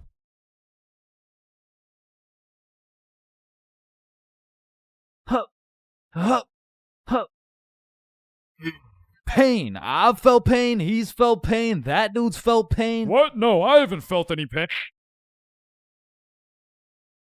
We've all felt pain, because you know what they say, the only things truly guaranteed in life is death and pain. Wait, what about taxes? Wait, what? Is this chains for real? No. And I hate to be all controversial here, but pain? That shit hurts, bro. Specifically, the little shit that just does one damage has no business hurting so bad. Like stubbing your toe or biting your tongue or fucking paper cuts. Like, that shit shouldn't even hurt, bro. It's paper. It's not scary. Oh, shit. And I still remember the first time in my life I ever took some real damage and felt some real pain. And it was back when I was 4 years old. Which meant I was still learning the controls of life and shit. Like, yeah, I could run, but it was low-key like watching a dude play Fall Guys. If he was drunk and fried and asleep. But regardless, one day I was bored doing 4-year-old shit, and then I seen my arch nemesis, a fucking chair. And I instantly knew what had to be done. I had to assert my athletic dominance by running and jumping over this chair. So I take a deep breath, I run up, jump, and clear this chair clean as hell. Now keep in mind, I was 4 years old, so that was probably the coolest shit I'd ever done in my entire life. So you know I had to show my mom to make her proud of the man I've become. Hey mom, watch this. What the hell are you doing, Chains? Hey man, just watch and learn. Oh, I fucking ate it, bro. Like, that was the type of pain that hits so hard you can fucking taste it, and damn, that shit tasted ass, bruh. Like, have you ever taken a soccer ball straight to the schnoz? Cause that shit will have you smelling pain, tasting pennies, and seeing tears. Which is bad, but like, who the fuck invented the funny bone, bruh? Cause that shit ain't funny. Like, bro, you can't just call some painful ass shit funny and expect it to be humorous. No, the bone is called a humorous. Yeah, shut up. How humorous is this, buddy? Not humorous. Yeah, that's what I thought. And in fact, I think it's the opposite of humorous. Like, yo, did you guys know 1 in 4 dudes is gay? Wait a minute. Gee, I sure hope it's Owen, cause he's sexy as hell. Yeah. Y'all hit the funny bone too? Yeah, I did. If I had a pain tier list that went from shit ain't nothing to I'd probably rate hitting your funny bone a solid. It's the same as stubbing your toe real hard. Like, you just need a moment to take a few deep breaths and say a few slurs, and that shit just heals itself. But if we're looking at some top tier, brutal, agonizing, excruciating pain, getting kicked in the balls. Now, for you 19.8% female audience, I know you might not be able to understand what this feels like. So let me just give you a quick overview. Imagine having balls, right? Now imagine getting kicked in them. That shit hurts like a bitch. I remember one time in grade 6, me and my homies were playing a good old game of soccer. And we were playing with the big homie. I mean the really big homie. Like, the dude had more chins than a Chinese phone book. Like, last time we went to a restaurant, bro looked at the menu and said okay. And I couldn't even tell you how big he really is, because last time he stepped on the scale, it said 1 at a time, please. So what I'm trying to say is he was a big dude, and big dudes got big legs, and big legs produce hard kicks. And during this grade 6 soccer game, I unfortunately found myself legs spread wide open, freshly dropped testes exposed to this absolute unit, wound up to kick the ball, and well, pain. Just pain, bruh. Followed by a moment of silence from everyone on the field. And I don't know if the moment of silence was for me or for my next generation of kids the big homie just wiped out, but I felt that shit. And I felt it in my stomach. And there was really only one sound I was able to make in that moment. Now, I know what a lot of you guys are thinking. Getting kicked in the balls is nothing compared to childbirth. Childbirth is so much worse. This guy's a misogynist. And no, I don't give people massages. And I might be the first to tell you this, but I've experienced both getting kicked in the balls and childbirth. And honestly, childbirth wasn't even that painful at all for real. But to be fair, it was probably a little worse for my mom, so like... Now, we all know physical pain very well, but what do you call that deep, torturous pain you feel when your dog dies? In Minecraft, that's that psychological pain, like the pain you feel when you're watching a banger YouTube video and an ad interrupts you out of knowledge. Or like the pain you feel when you just got done making some toast and peanut butter and that shit flops on the floor face first. It doesn't hurt physically, it hurts spiritually. Like, there really is levels to this shit, bro, because now when you start adding psychological pain onto the physical pain of things, we gotta start adding new tiers to this tier list. Because imagine peacefully sleeping in your bed and you get woken up to the pain of your girlfriend kicking you in the balls, which of course hurts physically, but then you realize you don't even have a girlfriend and you live alone. So just to knock a few more off this tier list, a razor scooter to the shin, stepping on Lego is a solid. Now, getting socked in the face is an interesting one, because that shit can range anywhere from all the way to getting the Sonic rings knocked out of you. And if that shit's a good enough punch, you might not even feel anything.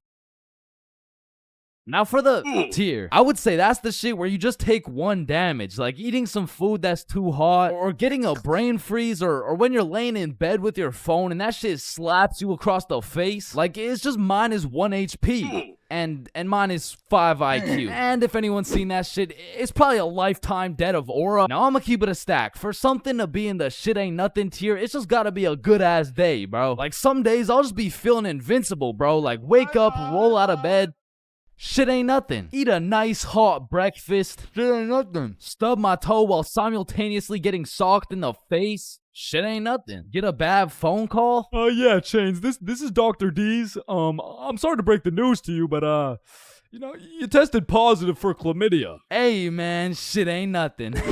Oh, shit, who's this? Yeah, I wasn't finished. You also tested positive for herpes, syphilis, gonorrhea, hepatitis. You got a whole ecosystem on your shit. Honestly, at this point, our best bet is just to chop that thing clean off.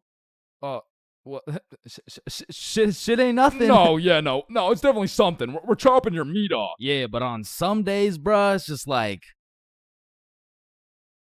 yeah, no, that's it. I quit. I'm done. I'm going to sleep. Good night. And I know this might sound like some freaky ass shit, but I feel like some pain low-key feels good, bro. Like in school, I used to always put the front chair legs on my feet just to feel the pain. Or even like eating some spicy ass food or like... Oh yeah, or like getting spanked. No? The Fuck? Nah. I was thinking something more like taking a really hot shower or like... Getting whipped. No? Yo, George, shut the fuck up, bro. I'm trying to make a video and Sorry, shit. my fault, pimp. My fault. Yeah, alright. Or what about when you like Getting slapped in the face? Bro, shut the fuck. Hey, yo.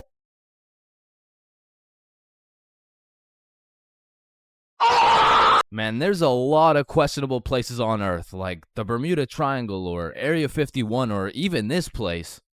But none of these places can compare to the questionability of high school. And so inevitably, there's some weird ass kids in that joint. Like, you gotta be careful who you talk to, bro, cause you approach the wrong student and shit, you're getting cussed out by a pack of hyenas in social studies class. And usually I never care what other people do. Like, you do you know what I'm saying? But when I gotta sit through that shit for 6 hours a day, 5 days a week, shit, can you stop doing you for like 5 minutes, bro? And speaking of annoying kids, there's always that one kid in class who's constantly gargling on the teacher's meat. Like, we'll be finishing up the last class on a Friday, and of course the teacher's pet's gotta say some shit like, Mr. Cumminson, is there no homework for us to complete over the weekend? Well, no, believe it or not, I'd rather not spend my weekend marking your shitty ass little essay, so... Don't worry, Mr. Cumminson. I can help you mark essays all weekend long. Whoa. Isn't that against school policy? Well, what's against school policy? Riding Mr. Cumminson's dick with no license? Hey, you're not allowed to swear. And of course, the class clown. And man, I really just gotta commend him for his work. Like, it's not an easy job being the class clown. Dude threw out his entire GPA, future, and probably got his shit whooped on multiple occasions just to keep the class entertained. Like, I'll be rotting in English class, about to fall asleep, until the class clown starts cooking the teacher for no apparent reason. And next we're looking at adjectives. Does anyone have any good examples? Yeah, Jason. Bald as shit. Oh, well, no, that's actually 3 words. No. I wasn't even using an example. You're just so goddamn bald, it's distracting. Hey, you know what they say? The more hair I lose, the more head I get. Stop the cat. No. I don't think that's true, Mr. Clean, because you got more hair than you got hoes. And that says a lot with your Caillou looking ass. Just go to detention, man. And you know we got the Redditor, bro. Now, don't be deceived. Redditors can come in all shapes and sizes, especially the extra large size, and even the extra large size. But regardless, they all have the same programming encoded into their brains. They're either talking about a video game or they're quoting a meme, bro. And I got a little piece of advice to any Redditors out there. I don't care how funny that shit may be in your head. If you have to verbally describe what a meme looks like, for your sake, just don't say it, bro, because I promise you that joke will not hit. And next up we got Darren presenting a slideshow on why Elon Musk is poggers. Whenever you're ready. Me standing in front of the class waiting to present. You know that meme where Mike Wazowski is standing there in an awkward fashion with his hands by his side and he's got like 2 eyes. Now, there really is levels to being a Redditor. And don't get me wrong, they're not all that bad, but the ones that got that I paused my game to be here T paired up with the beer belly neck beard combo, that shit is lethal. And if you press E to interact with one of these bad boys, you'll get stuck in an endless time loop hearing about Among Us memes and hentai. Now, the band kids are like the Redditor's second cousin. Like it's all the same shit, but bro just knows how to play a tuba. Now, on the opposite side of the spectrum, we got the dudes who touch grass. The athletes. Now, I feel like these dudes got a bad reputation when it comes to the jock stereotypes from the movies, because the ratio of athletes shoving nerds in lockers is probably like 1 in 75, and the one was most likely just having a bad day. Speaking of bad days, getting shoved in a locker really has a way of ruining your day, and you really gotta feel bad for the nerds who have to endure this type of harassment every single day. Well, actually, it's only every other Tuesday after their football practice. Yeah, but you shouldn't have to be be shoved in a locker at all. You shouldn't have to be. That's grammatically incorrect. It's actually supposed to be you shouldn't shut the There's really just 3 types of smart people. The first dude, you wouldn't even be able to tell bro's smart because he's just lazy as fuck. He be acing every test using 1% of his brain power. Like he's got that Elon Musk potential, but shit, he just doesn't really feel like being a billionaire today. Or on the other hand, we got the weirdly political and argumentative smart dude. This guy used up all his IQ points on logic and reasoning and completely forgot to upgrade his social awareness. Because this is the kind of guy that everyone mutually agrees is just annoying as fuck. Like you can't do shit around this dude without him trying to start an argument. Yo, Chains, you think I sink this half-court shot? Bro, there is no chance you make that shit. But you are incorrect. No chance implies that statistically there is a 0% chance that it goes in, which is wrong, as others have made this exact shot before Billy. Truthfully, there's a chance for just about anything to happen, even though the chances may be slim. Well, that's cap, because there's no chance for you, bro. No chance for me to what? You gotta be more specific. For you to get some bitches. And some people are just smart, and they still have the ability to be a normal, functioning member of society. A lot of these people are chill as fuck. Like, they can teach you shit you don't understand, carry you in group projects, and if they're goated, they can just bless you with the homework. And this is not the same as getting your homework from the class clown or the athlete, because this shit is actually correct. And next, we got the other dudes who touch grass. The stoners. Why are you looking at me? There's always a dude posted up in the back of the class who's visually fried as fuck. You'll commonly see him posted up with a snack of some sort, and you know they never forget the bev. Now, you don't want this dude's homework, because I promise you, we will just have a bunch of doodles with some mushrooms and this graffiti S, and somehow these motherfuckers will manage to take a multiple choice test and get every answer wrong. Like, it's actually kind of impressive when you think about it. But besides that, they're just cool people. But I'm not gonna lie, I can't really say the same about the hot Cheeto girls, bro. Like, these girls put in an effort to be as loud as possible. Like, Lord forbid, if one of these girls breaks one of their long ass nails, it doesn't matter if you sit on the opposite side of the class, you're gonna hear about it. You're also gonna hear them chewing those hot Cheetos, because they be lip smacking like crazy. Speaking of smacking, there's always that one kid in school who simply enjoys smacking motherfuckers. And at my school, it was Jordan Johnson. And if you see my high school fights video, that's why you don't mess with me. Yo, I'm Jordan Johnson. or my high school dances video, I'm Jordan Johnson. you would know Jordan Johnson keeps a solid ass record. But it's at the point where bros fought so many people that nobody really even fucks with them. Cause now it's like either you fought Jordan Johnson or your homies fought Jordan Johnson. And either way, it's fuck Jordan Johnson. But all bias aside, you just got to appreciate the top tier, high value entertainment that JJ brings to the school. Like, after a long day of calculus and chemistry, there's nothing like watching a dude get Batista bombed in front of the whole school. And speaking of the whole school, 75% of the whole school are straight NPCs. And there's nothing wrong with it. It is what it is, because honestly, I love you for that. I couldn't be happier to share the school with you, my man. Because I'm not gonna lie, I don't think I would survive a school without NPCs. The sheer amount of Redditors, hot Cheeto girls, and teachers' pets, fuck, I'd rather be homeschooled at that point. But all jokes aside, man, every student plays a crucial part of the high school experience. So remember to appreciate everyone.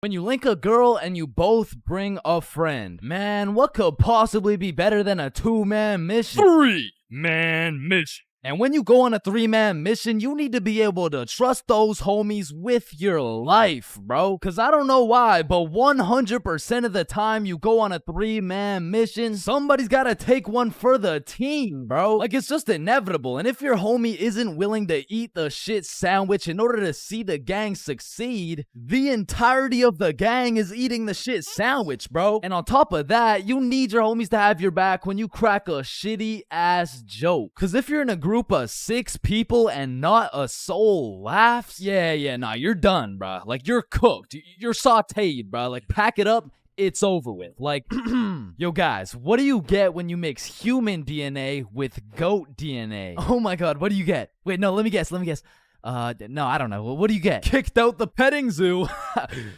Fuck. I sold. Actually, that's a really good joke. Facts. Wait, it was? And lucky for me, I got the two most perfect dudes for the job. Bob and Billy, so you know we were no strangers to the game. Like, we had 99 chemistry, bro. We were like Jordan, Pippen, and Rodman, setting up these plays, passing, alley-ooping, and dunking that shit. In these streets, they called us the real Big Three. And one day, the real Big Three hopped on a plane to Mexico. And this story takes place way back. Like a month ago. And this story doesn't just contain one three-man, not two three-mans, but three different three-man missions. And with these three different chances, will me, Bob, and Billy be able to find love in Mexico? Or will we get set up and kidnapped by the cartel? Find out coming up on this episode of Billy, Bob, and Chains. Wait a minute. So, boom, we get to Mexico and we're staying at an Airbnb. So we start with all the essentials. We unpack, get some food, check out the rooms, download Tinder, play some music, get settled in, you know, shit like that. And some of you may be thinking, damn, Chains, Tinder? Shit, I didn't know you were down bad like that. And let me just clear this up, all right? I'm not, okay? I'm down horrendous. And you really don't know me at all if you thought I was gonna leave Mexico without running a three-man with the homies. So I'm just doing what I gotta do. Don't hate the player, hate the game. So we got there on a Monday, and for the first few days, we're exploring, we're trying some food, going to the beaches. It's great, you know, a bunch of nice and relaxing shit. But at night, it was grind time, bro. I was swiping more than a girl with daddy's money, and I was shooting more shots than Drizzy Drake at his local middle school. So by the time Thursday rolled around, I secured the first three-man mission of the trip. And when I told the boys, they were hyped as fuck. I mean, Bob was so excited, dude almost made a facial expression. So before we went out, we had to get teed up. And lucky for us, we spent half our food budget on a few bottles of vodka. So we're absolutely down in that shit until our Uber pulls up. We hop in the Uber and get dropped off by some bars where we plan to meet the girls. Now keep in mind, at this point, all I've seen of this girl is pictures. And you know there's a brutal catfishing epidemic going on. So let's just say it's completely in the realm of possibility that I set up a link with three big buff Mexican dudes. And Lord knows I'm crossing my fingers. Like hopefully there's like no big buff Mexican. I don't want the big buff Mexican dude. So my heart dropped to my balls when I got a tap on my shoulder and turned around to see a not so buff Mexican dude with another not so buff Mexican dude with the three girls. Hey, oh no, don't worry. These are just my friends, by the way. Hey. Oh, shit. Okay, yeah, what's up? And not only was I relieved that she wasn't a jack dude, but she was fine, nice, and she spoke English. Same with Bob's girl and Billy.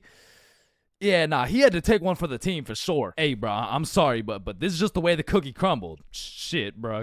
Can we get another cookie? It's too late, bro. It's already crumbled. And Billy took that shit like a champ, bro. So all 8 of us go to a bar and we're just talking, getting to know each other and shit. And I notice Billy just keeps the tequila shots coming. I mean, we were only 10 minutes into the conversation, but this dude is 10 shots deep at this point. And all of a sudden, this dude starts laying down that Google Translate riz, and he's dropping hard eye emojis and shit, and I'm like, damn, respect. I mean, he's taking this extremely well. And after about 30 minutes of talking to this girl, I look over at Billy and I start to see some wild ass emojis being thrown around. Like, oh shit, Bob. Yo, I think Billy forgot he's the one taking one for the team. So me and Bob cut him off of the tequila, and then my girl is like, hey, do you guys want to come over to our place? Yeah, hell yeah!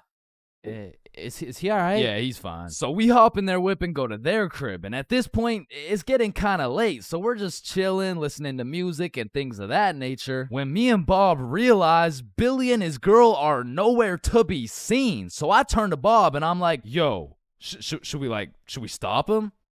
Damn, bro, you're right. We can't let him do that shit. And listen, bro, I've never been the type of dude to cock block, but if it's the homie who's about to interlock with the chalk chick at this o'clock, I'll walk up, knock, unlock, and block that cock if I have to. And so I did just that. I walked up, knocked, of course, unlocked the door, and respectfully, I blocked that cock. Yo, what are you doing? I'm taking one for the team, remember? Nah. I think the team's doing just fine, But bro. you know me. I was gonna do it for the team, like for I don't think the team needs this one, gang. No. Remember, I'm supposed to be like taking it for the like this is for the.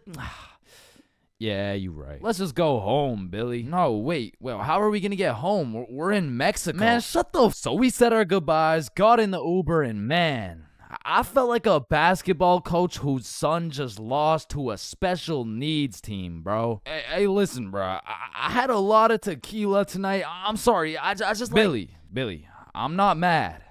I'm just disappointed. Damn, bro.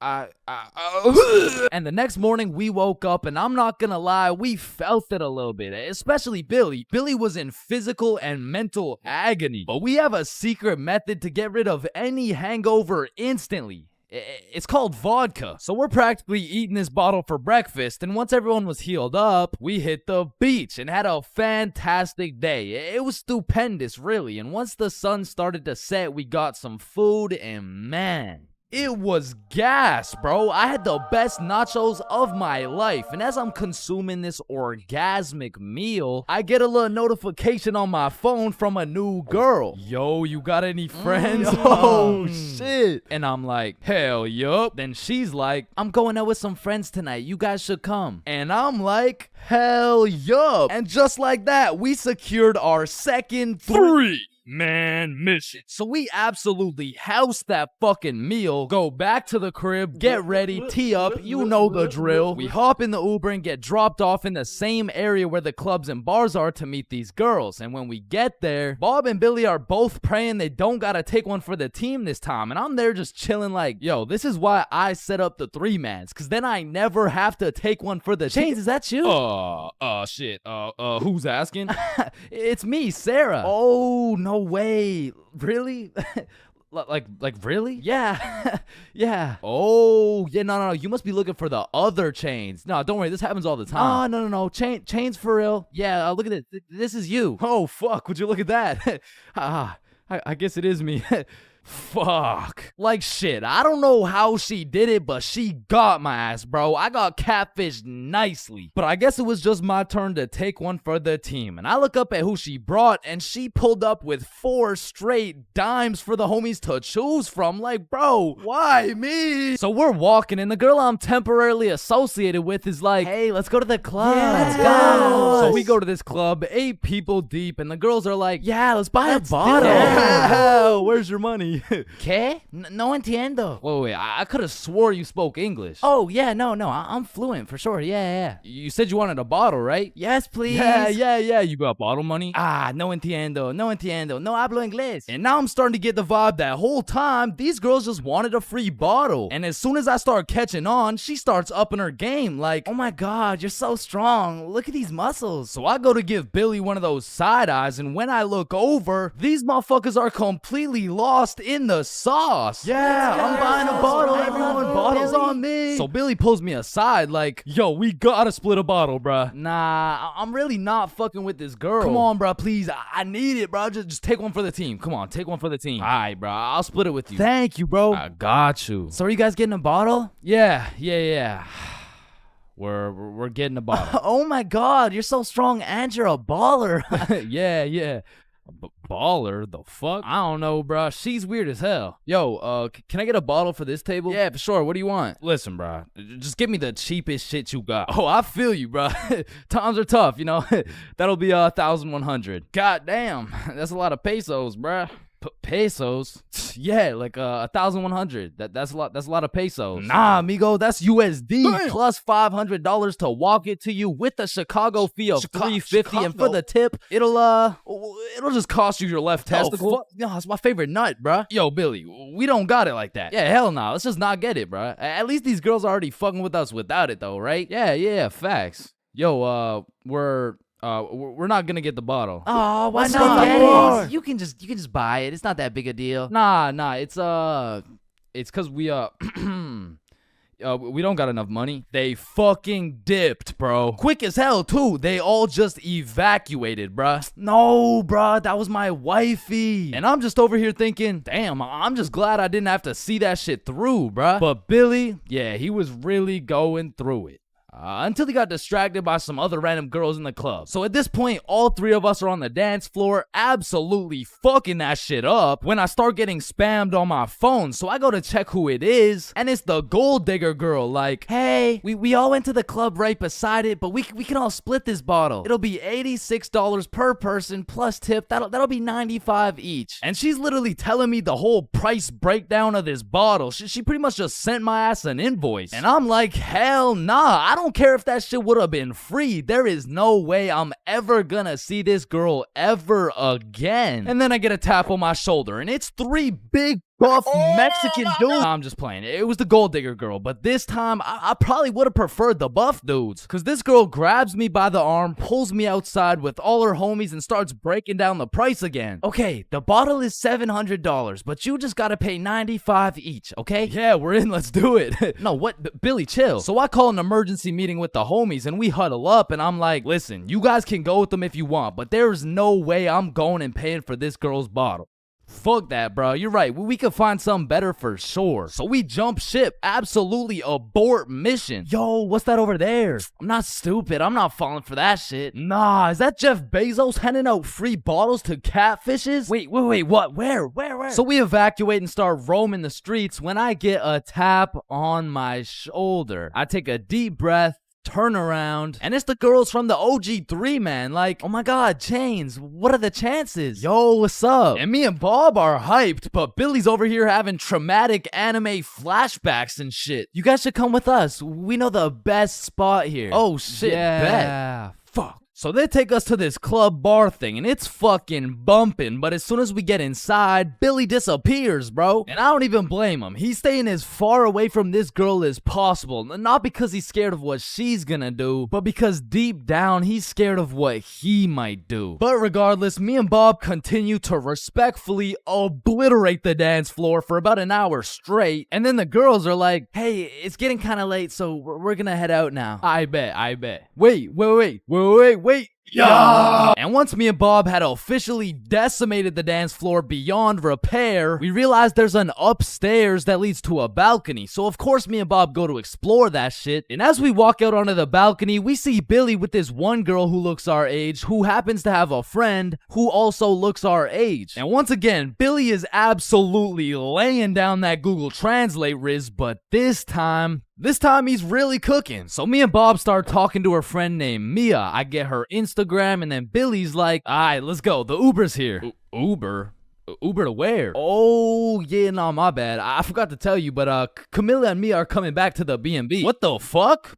Don't you think we gotta discuss shit like that? Nah. Bro, what? Alright, Uber's here. Let's go. So Billy and the girls go to the Uber, but me and Bob stay back to discuss what the actual fuck is going on right now. Yo, this is a bad idea, right? But we can't let him do this shit alone. Shit, Bob. Do we even have a choice? So we leave the bar and start walking to the Uber when this girl stops me and she's like, hi, what's your name? Oh, I'm Chains. What's your name? Oh, my name's Sophia. And Sophia's trying to make some small talk and shit like that, but Billy's already waiting in the Uber. So I'm like, well, it was nice to meet you, but I gotta go. Oh, well, let me get your Instagram real quick. So I give her my phone, she follows herself, and then gives me my phone back. And when I lay my eyes on the screen, I realize we have a mutual. And I'm just surprised because we're in Mexico, bruh. So I go to check who it is, and it's Mia. And at this moment, everything started piecing itself together to make our third three-man mission. So I'm like, yo, you know Mia? Oh, Mia? That's like my best friend. Why? Word? You mean this Mia? No oh my god, way. Mia. So Sophia hops in the whip and we're all just talking, and then Mia says, yeah, so like, we don't have work tomorrow. Oh shit, do you guys work together? Yeah, we do. Damn, what do you guys do? Oh, you know, we dance. What, where do you guys dance? Like in the club? Oh shit, yeah. That's what's up. Yo, how old are you guys, by the way? 21, 24, 25. Damn. Sorry. Do you guys happen to have any You guys happen to have kids by chance? Of course, I have two. I have a baby I have boy. one of them is 3-year-old boy. I also have 2 daughters. Oh, fuck. Yo, Bob, you think it's too late to, abort mission? And I don't know how, but none of that information seemed to faze Billy in the slightest. Cause now he's out here making out with this girl like... Fuck them kids, bro. And the whole car ride, I'm just thinking, what the fuck is going on, bro? But soon enough, we arrive. We all hop out of the whip, go to our B&B, put in the code for the lockbox, get the key, unlock the door, and go inside. Now, for context, the crib had 2 couches and a master bedroom. And that bedroom is where I used to sleep. And I say used to because as soon as we got to the B&B, Billy and Camila went straight to my room and start... playing patty cake loud as hell too, and so all of us are just sitting on the couch like hola ¿Cómo estás?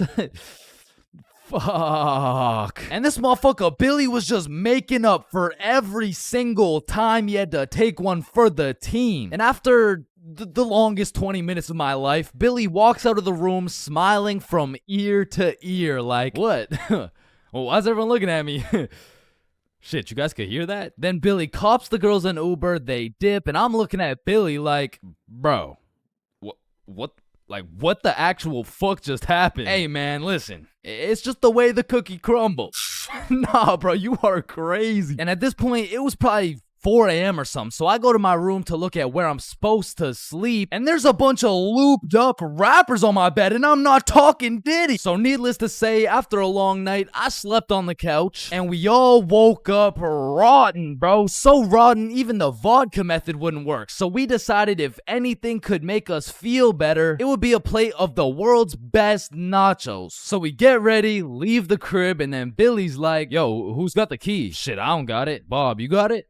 I mean, it's probably on the counter where we always put it, right? Yeah, facts. We check the counter, it's not there. We check the tables, not there. We check the couches, bedroom, kitchen, nowhere to be seen. So we scavenged the entirety of the Airbnb. We even looked through every single bag of garbage, and it was nowhere. Bro, did those girls finesse our key? Nah, Camila wouldn't do some shit like that. She would, bro. You don't even know her. No, she wouldn't. How would you know her? You don't know her, bro. I know her better than you know her. Chill. Mia texted me. She said, let's go to the pool today. Oh, shit. Camila texted me the same thing. Damn. And in my head, I'm thinking about it, and I'm putting everything together. Shit. Are you thinking what I'm thinking? I think so. These girls stole the key and invited us to the pool so the crib would be empty so they could get 3 big buff Mexican dudes to pull up and loot the crib. Fuck, I knew it. Damn, she got my ass, bruh. So hell no, we didn't go to the pool with them, and for the next few days, we were on high alert. We would only leave the crib in pairs, and one dude would stay back, strapped up with kitchen knives, ready to take on 3 big buff Mexican dudes. Pause. Until it was Monday, the night before our flight home. So we're packing everything, getting ready to go home, and I hear Billy shout, Chains? Yo, what's up? Yo, guess what I got, bruh? Chlamydia? No. Gonorrhea? What? No. Herpes? No, it's in my suitcase. Your suitcase got herpes? No, it's the key. How the fuck? I don't know. Yeah! Here at Stickman High, we understand the importance of learning. That's exactly why our new curriculum has been perfected to accelerate the learning of each and every student. Like, hey, look at this kid. Wait, what? Look how big his head is. It must be full to the brim with all that knowledge we provide. Hey, it's not that big. No, it's pretty fucking big. Anyways, let's take a look at how the new curriculum pushes our students in the weight room. Oh, wow, impressive. See, I didn't even know legs could bend like that. They can't. All right, stop recording. Stop the recording. Stop the recording. Stop the recording. All right, Stickman High, welcome to the new curriculum, and let's study those textbooks. All right, class, are we ready to learn about this new curriculum or what? Or, we could just do a Kahoot? Yes, sir! That's what I've been waiting for. That's what it's all about. Yes, sir! Man, I fucking love Kahoots, and I don't study for shit. Bro, I feel like Kahoots are the exact equivalent of the good old here comes the airplane trick. Like, yo, you want a Brussels sprout? Aw, hell nah, bro. Those are disgusting. Oh, shit. Alright, but here comes the airplane.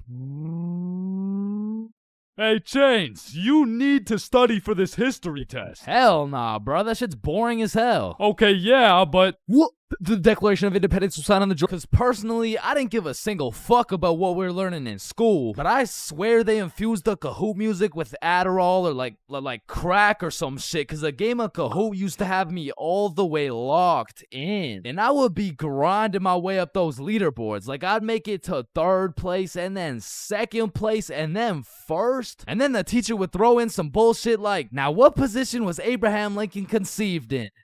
So I go for the safe answer, and all of a sudden I dropped 14 places, and I'm getting passed by goddamn Dildo and Duncan McCawkiner. And the teacher's over here yapping about, yeah, guys, you should know this one. It's chapter 13 in your textbooks. Like, bro, why the actual fuck should we know this one? But in these Kahoots, people were coming up with the most outrageous names of all time, bro. I remember anytime a teacher would pull up a Kahoot, the first names would start off normal as hell. Jessica, Eric, maybe a little Bartholomew. But as soon as one dude drops a name that's ever so slightly comical, every single name after that ends up being more and more out of pocket than the last. It's like a competition to see who's gonna push that shit the furthest. Like Richard Long quickly turns into Ben Dover, which nicely parlays into Hugh Janus, which passes it over to I Swallow Cum, who alley-oops it for Wilma Dickfit, which eventually somehow always ends up with the teacher just catching mad strays. Like somewhere along the line, that shit goes from Dixie Normus to Miss Jackson's built like Mike Wazowski. Alright, who said I'm built like Mike? I remember I had this teacher who used to love Kahoots. Shit, she loved her Kahoots so much, we'll call her Miss Cahooters. Nope.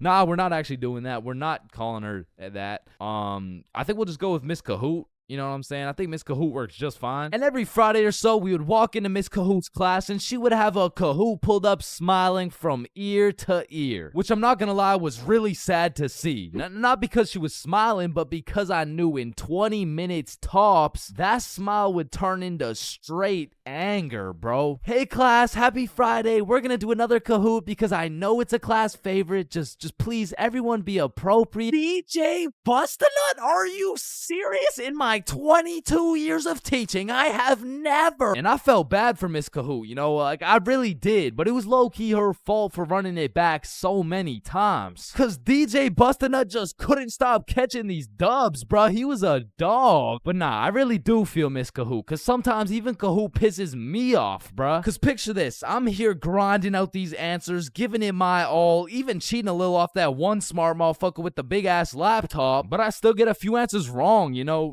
Nobody's perfect, but imagine my pain as I read my screen and find out I'm 76 points behind fucking Sebastian, bro. And I look up at Sebastian and this motherfucker doesn't even know what he's playing. He's just happy to be here and shit. But there's only one feeling worse than being 76 points behind Sebastian, and that feeling always came from the easiest questions. It would be like, oh, what? This is a little too easy? How do you say hi in English? And you're trying to speedrun this shit, so you click the first thing that kind of makes a little bit of sense and the answers come up, and you're the only motherfucker to get that shit wrong. No, that was a Konnichiwa. And everyone's looking around for who got it wrong. Like, yo, whose dumbass got that shit wrong, bruh? Facts, bruh, type shit. Dumbass type shit. The fucking dumbass. Chains? Were you the dumbass who got that shit wrong, bro? Me? Dumbass?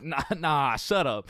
Shut the fuck up. Nah. It was probably it was probably Sebastian, bro. Just look at that motherfucker. And I feel like there's only 7 types of people in class when you're playing a Kahoot. And the first is Dover. bend over. We all know him and we all love him. He's got a smart name, but not a smart brain. He might get the first answer right, but then he falls off the face of the leaderboards, never to be seen again. But on the leaderboards, we got Genius George, because George actually studied the material like a well-prepared and studious nerd, bruh. Because George was the type of dude to be like, calculate for the common denominator. oh man, this one is too easy. Like, bro, if you don't shut the fuck up, I'm about to commonly dominate that ass. No, it's called a denominator. Oh, I know. And I swear every game of Kahoot had that one person who took their sweet time to answer every single question. Like, it could be 1 + 1, and this motherfucker would be 30 seconds deep into the question like, okay, 1 + 1. Is it a trick question? No, just answer the question. Oh, okay. 1 + 1 equals... The answer's 2, dumbass. Okay, can I use a lifeline and phone a friend? All right, chat. How do we kick Jasmine out of the lobby? And then we got Flying Fuck Frederick. And Flying Fuck Frederick doesn't give a flying fuck. Dude will give his best shot at the first question, and then he's aborting mission and playing some goddamn Clash Royale. And then there's always that one dude yelling out the wrong answers. All right, what's the biggest mountain in the world? Ooh, I know this one. Chains. It's blue, bro. Trust. Oh, shit, bet. Wait, no, I meant red. Sorry, my tongue slipped, bro. My bad. Bro. Oh, and it looks like Chains is off the leaderboard. Everyone, let's point our fingers and laugh at him. And we got the radiating Redditor. And I say radiating because that boy is radiating the most profuse body odor known to man. And I don't know, maybe it's all a part of their strategy to win because that shit throws you off your game, bro. They'll be invading your nostrils with a concoction of Doritos, Skibbity Toilet, and Badussy. And if you've ever played against a Redditor in a game of Kahoot, you may be wondering, yo, how is this dude getting every answer right while sitting back drinking Mountain Dew watching Best Sigma Moment compilations? And the answer is he's cheating, bro. And not the normal kind of cheating either. This dude's using a Kahoot bot to get every answer right. And now you may be thinking, nah, why would someone cheat on a Kahoot, bro? It's not that serious. And that's facts, but the thing is, the prize was a gummy bear, and this dude can't leave no calories behind. And then we got the casual Kahooters. Fuck, I gotta stop saying that shit, bro. I was trying to say we got the people who just play the game. They got normal names, they get some right, they get some wrong, but at the end of the day, they probably still get their shit yelled at, all because DJ Bustinut couldn't stop catching these dubs. Alright. Imagine putting in hard work, time, and dedication into saving up for some new shoes. You go to Foot Locker and find the perfect pair. You try them on, you check them out, and you cop them. And even though you spent your last $200 on these shoes, you're happy because you feel fresh as fuck, and these J's might actually get you some bitches. But as you're leaving the mall, a gang of motherfuckers wearing shiesties take those J's right off your feet, leaving you shoeless, broke, depressed, and with absolutely zero bitches. Now, personally, I wouldn't let that slide. However, when I was just a young, wholesome boy in 7th grade, I still wouldn't have let that slide. But I was weak as shit, so it would have slid anyway. I mean, in 7th grade, I could have got my ass beat by Hezbollah, bruh. I was a walking lick, which is exactly why I got a story for y'all today. So as I said, this story takes place in 7th grade, where I was young, innocent, and built like a string bean, bro. So one Friday night, me, Bob, and Billy were going to this girl's house for the 3-man mission. The plan was simple. There was 3 of us and 3 of them. We would put on a scary movie, and if everything went to plan, we would get some cheeks. Now, just earlier that day, I had copped some fresh ass Jordans, so I've got a little confidence boost as we walk up to this girl's house. So we knock on the door, they open it, and we go inside. Now we stuck to the plan. We put on some cheesy horror movie, and one thing led to another, and by the end of the movie, Bob had all 3 girls, bro, and me and Billy were in the corner playing Bloons Tower Defense. Don't ask me how this shit happened, I don't want to talk about it. So after hours of me and Billy straight fumbling, we all decide to go home. And although I was a little disappointed in my performance tonight, I put on my brand new uncreased Jordans and I remembered, damn, even Curry airballs sometimes. Now the bus route back to Bob's crib took 2 buses. So we hop on the first bus, it takes us to the next stop, and as we're getting off, we see the second bus we need drive right by us. Fuck, is that our bus? Damn, yeah it is. Wait, check when the next one comes. Yeah, it shouldn't be long. Damn, bro, the next bus comes in an hour. So we have no choice but to wait at the bus stop for an hour. So we wait, and at this point, it's already getting late. I checked the time, and it's already 11 p.m. As we were sitting there, bored as hell, waiting for this bus to come, one of the other buses stops in front of us to let someone off. The person gets off, and as the bus starts leaving, we hear this loud thud come from the bus. What the hell? What was that? Oh shit, it's a baton. And as we're analyzing this baton that seems to have fallen out of the sky, some motherfucker wearing a shiesty walks up to Billy like, "Give me that shit," and straight snatched the baton out of Billy's hands. And Billy froze up. Bro was scared shitless, straight bamboozled. And the way the bus stop was set up was there was a main road, the bus stop, and behind the bus stop was a small hill with bushes on top. And when I say this shit looked like something out of a movie, I mean this dude wearing a shiesty walks back up to the top of the hill and a group of 5 other dudes walk out from behind the bush and they're shiestied up too, bro. They had to have been in at least grade 12, and to a 7th grader, that is scary as fuck. And I was no genius, but as that group of shiesties came out of the bushes looking like a GTA 5 cutscene, I came to the consensus that they were up to no good. Yo, those Jordans are looking my size. And this was the moment I realized I was about to get my shit robbed. So I started analyzing my surroundings and calculating my options. Maybe I can talk my way out of this. Hey sir, how was your day today? Shut up. I said, what size are the shoes? Damn, I can't fight them. It's a 3-on-5, and they got the high ground, and they got a baton, bro. They would knock my ass out and take the shoes. But I'm fast. So if I take a right, then make a left, there's no way they can catch me. Wait, fuck, I can't run. I'd crease my Jordans. And just as I had ran out of options, Billy says the last words I would expect to come out of this man's mouth.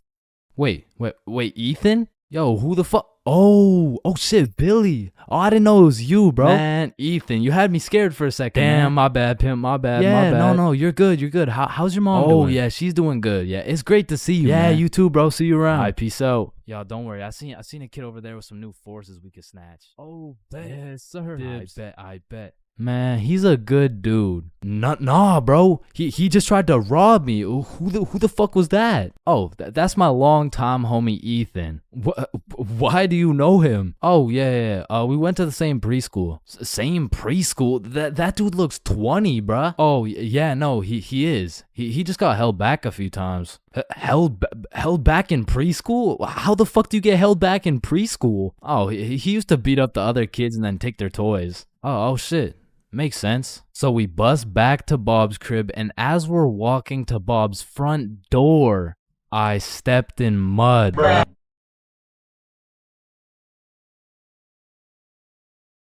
Man, growing up, I was a great kid. No, I was a good kid. Man, growing up, I was a kid, bro. And as a kid, you hit a certain age where your own parents become your number one up. Like, hey, mom, can I go to this girl's house? No. Hey, mom, can I sleep over at Billy's crib? No. Hey, mom, can I go do crack under the bridge with my new friend Jorge? Hey. Hell no. Come on, all my friends are allowed to. Yeah. Okay, well, if all your friends jumped off a cliff, you're not just gonna... Now, to be fair, my mom wasn't the strictest parent out there. I mean, I've seen motherfuckers get the belt for speaking too loud, speaking too quiet, bro, for speaking at all. Like, one time, me and my friend wanted to have a sleepover, so homie went inside to go ask his mom, and he came out looking like he got a whooping from Prime Goku, bro. Yo, what the fuck happened back there, man? She said no to me, but... I think if you asked her, she would say yes. Bro, are you fucking insane? I'm not asking her shit. Like, I really can't complain, because some of my friends' parents were so strict, they had a fun limit, bro. Yo, George, we're gonna hoop after school. You wanna pull up? Damn, dude, I'd love to, but, man, I watched a movie yesterday. Ah, okay. So do you want to play basketball? Dude, I want to, but my fun meter's maxed out, man. My mom won't let me leave the house till Monday. Holy shit, fun meter maxed out for a week off a movie? Yo, what's this movie, bro? Yeah, what? Yeah, no, it was good, man. It's called the Veggie Tale movie. Yo, George, I feel bad for you, bro. Because don't get me wrong, I've seen a lot of kids with super strict parents turn out to be straight A students, go to good colleges, stay with a good crowd of people. But with that being said, a lot of these kids whose parents were too strict to let them watch fucking SpongeBob, they end up going to college and catching Krusty Krabs after letting a dude named Patrick explore their bikini bottom, bro. Nah, but for real, my mom was far from one of those parents. I mean, she was reasonable, but the thing was, all my friends were a year older than me. Now, mentally, we were all dumb as shit. But when you hit that 12, 13, 14-year-old age, that 1 year is the biggest difference, bro. Like, us doing shit together just didn't look right. Yo, Bob, can you pass the za? Yo, Billy, let me hit that. Yo, pass me that shit, cuz. And cuz of this, I wasn't allowed to do a lot of the shit that my friends were allowed to do. Like, these boys could stay out past 10:30 p.m. on a weekend. I could not. They could have a sleepover on a weeknight. I could not. They could all go to a girl's house without having to call her goddamn parents. I could not, bro. Because have you ever pulled up to a function, motherfuckers are drinking, motherfuckers are doing drugs, and you gotta ask the host to speak to her parents? Hey, Kelly. Hey, killer party you got here. Like, by any chance, can my mom talk to your mom so I can stay and, like, turn up and shit? Oh, shit.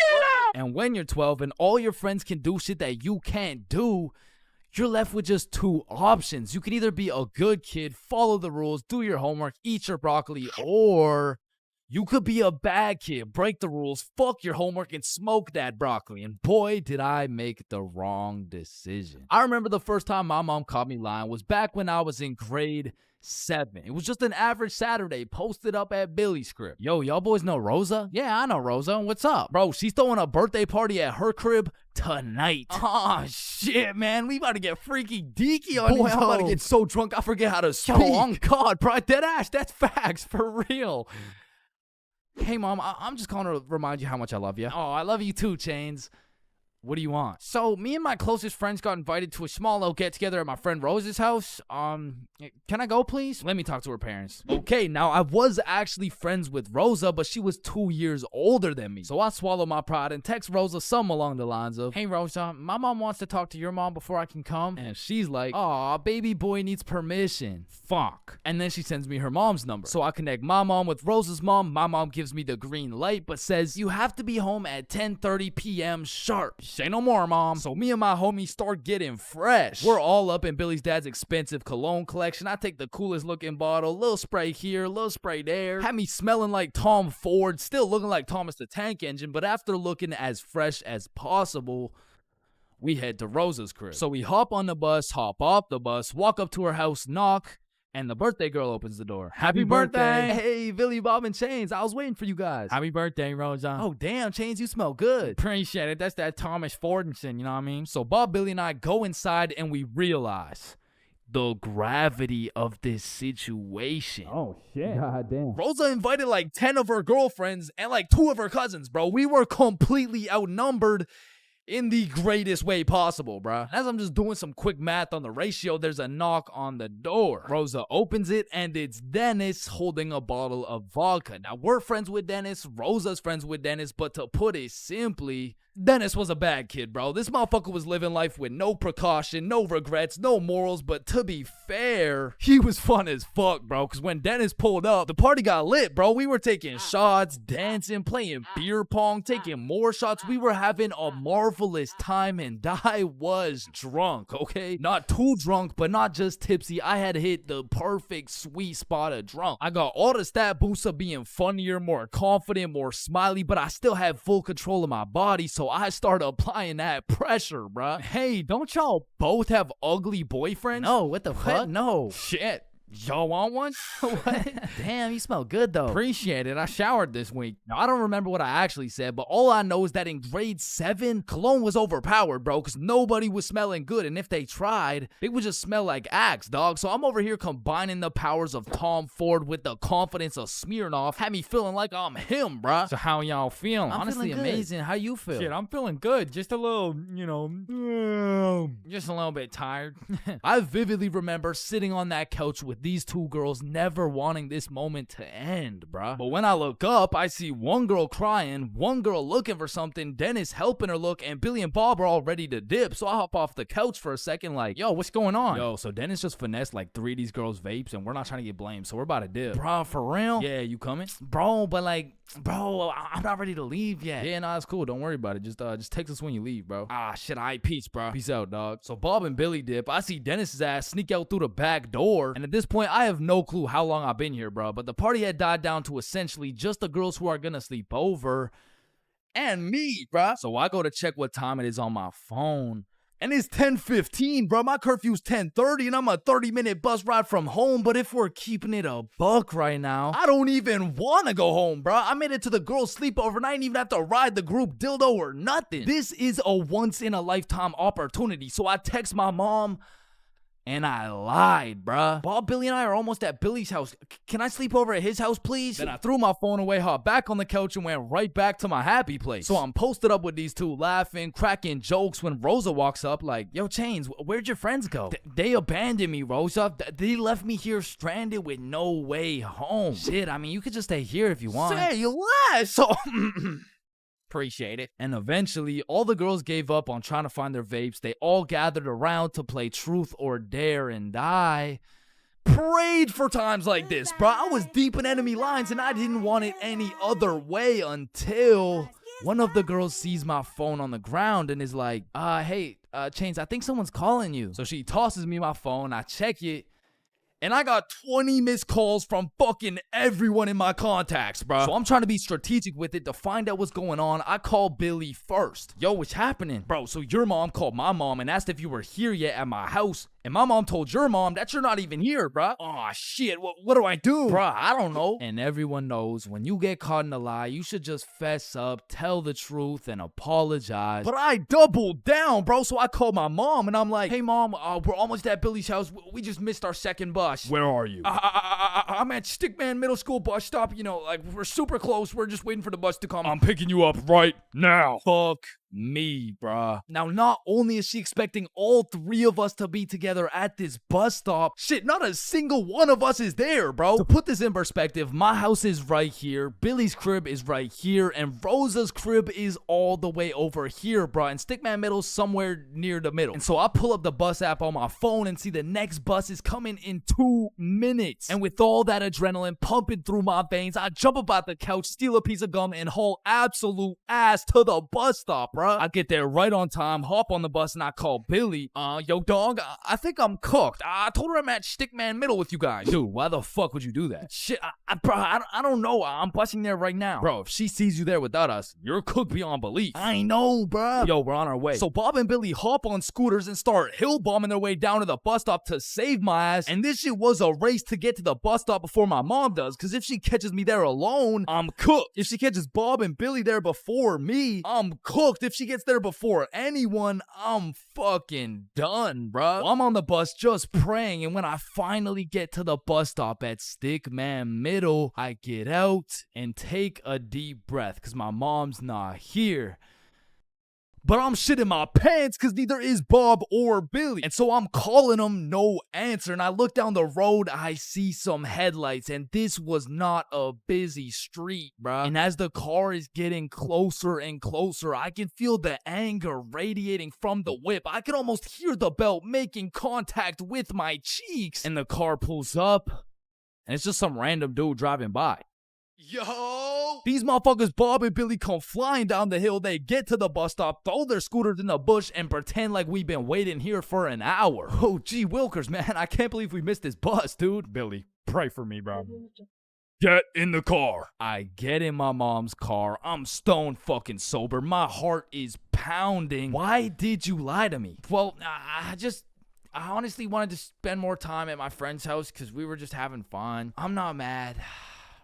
I'm just disappointed, Chains. That shit hurt way more than any punishment ever would have, bro. So even though Bob and Billy clutched up for me, I still got grounded, bro. But I did learn a valuable lesson. Just tell the truth, bro. It makes everything easier.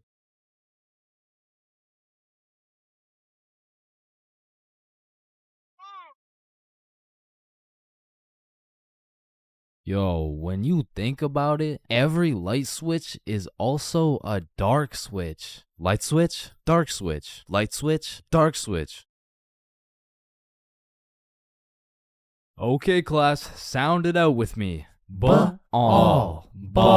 When you really think about it, we learn to read, and then we read to learn. Teacher, yeah, I think Chains is high. What the fuck? This is kindergarten. Fuck, shit, ow, Damn. Any staircase can be a staircase to heaven if you're not careful enough. Baby, I've spent the best 4 years of my life with you, and I can't imagine my life without you. You're a 1 in a million, so will you marry me? So 1 in a million, huh? That means there's 8,017 people just like you. How does that make you feel? Yo, if you cut your leg off, would it hurt? Of course it's gonna hurt, bro. What? Nah, think about it. Where would it hurt? Your leg. Oh, cause you cut your leg off. Yo, what happens if you push down the gas and the brakes at the same time? Shit, let's find out. Oh shit, it takes a screenshot. Damn, my eyes are dry as shit. Just close them for a minute. Damn, bro. You never actually close your eyes. You just look at the inside of your eyelids. Damn. Yo. Can anyone answer 547 to the power of 3? Yes, Chains. Yo, did you know every single odd number has an E in it? Damn. Chains, are you high again? No. Wait a minute, bruh. Since you were born deaf, what language do you think in? Oh shit, you right. Damn, I just realized squirrels' cheeks are also their nut sacks. You know what I'm saying? That's kind of like your mom. What? The way she had these nuts all up in her mouth. Bro, if everyone in the world all blinked at the same time, nobody would know. Oh shit, that's facts. Oh, I just blinked. Did you? Nah. Oh, I just blinked. Did you? Nah. Wait, what about just now? Yo, which of these buildings do you think has the most stories? Oh, it's gotta be that one, bro. That's massive. Nah, this one's even taller. Oh, it's this one for sure. No, it's this one. No, that shit's library? Tiny. Think about it. Oh, story. How are you supposed to get clothes? What are you talking about, bruh? Okay, imagine you had no clothes, right? How are you supposed to get some clothes?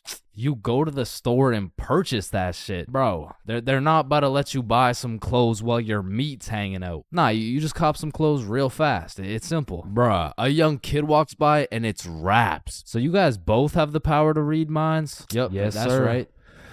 Then if you both read each other's minds, whose mind are you reading? Oh, I don't know. We could try. All right, yeah, sure.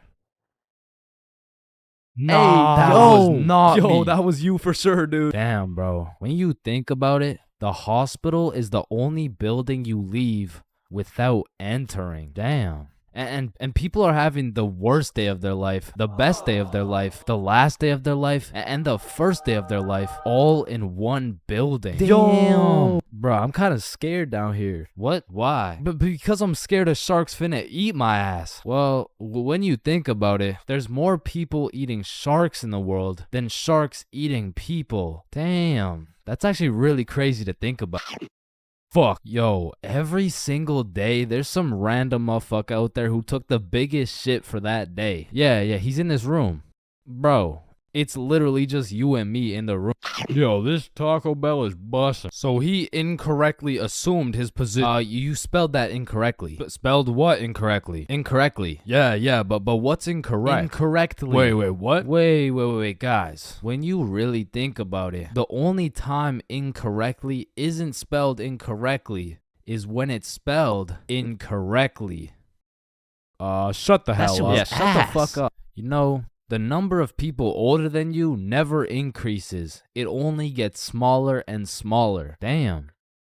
What? It just got smaller. Yeah, pizza's here. Shit, I got the munchies. I'm about to fuck this shit up. Wait, I ordered a mushroom pizza. Why'd they give us cheese? Hey, any pizza can be a mushroom pizza if you're patient enough. Damn, I guess you're right.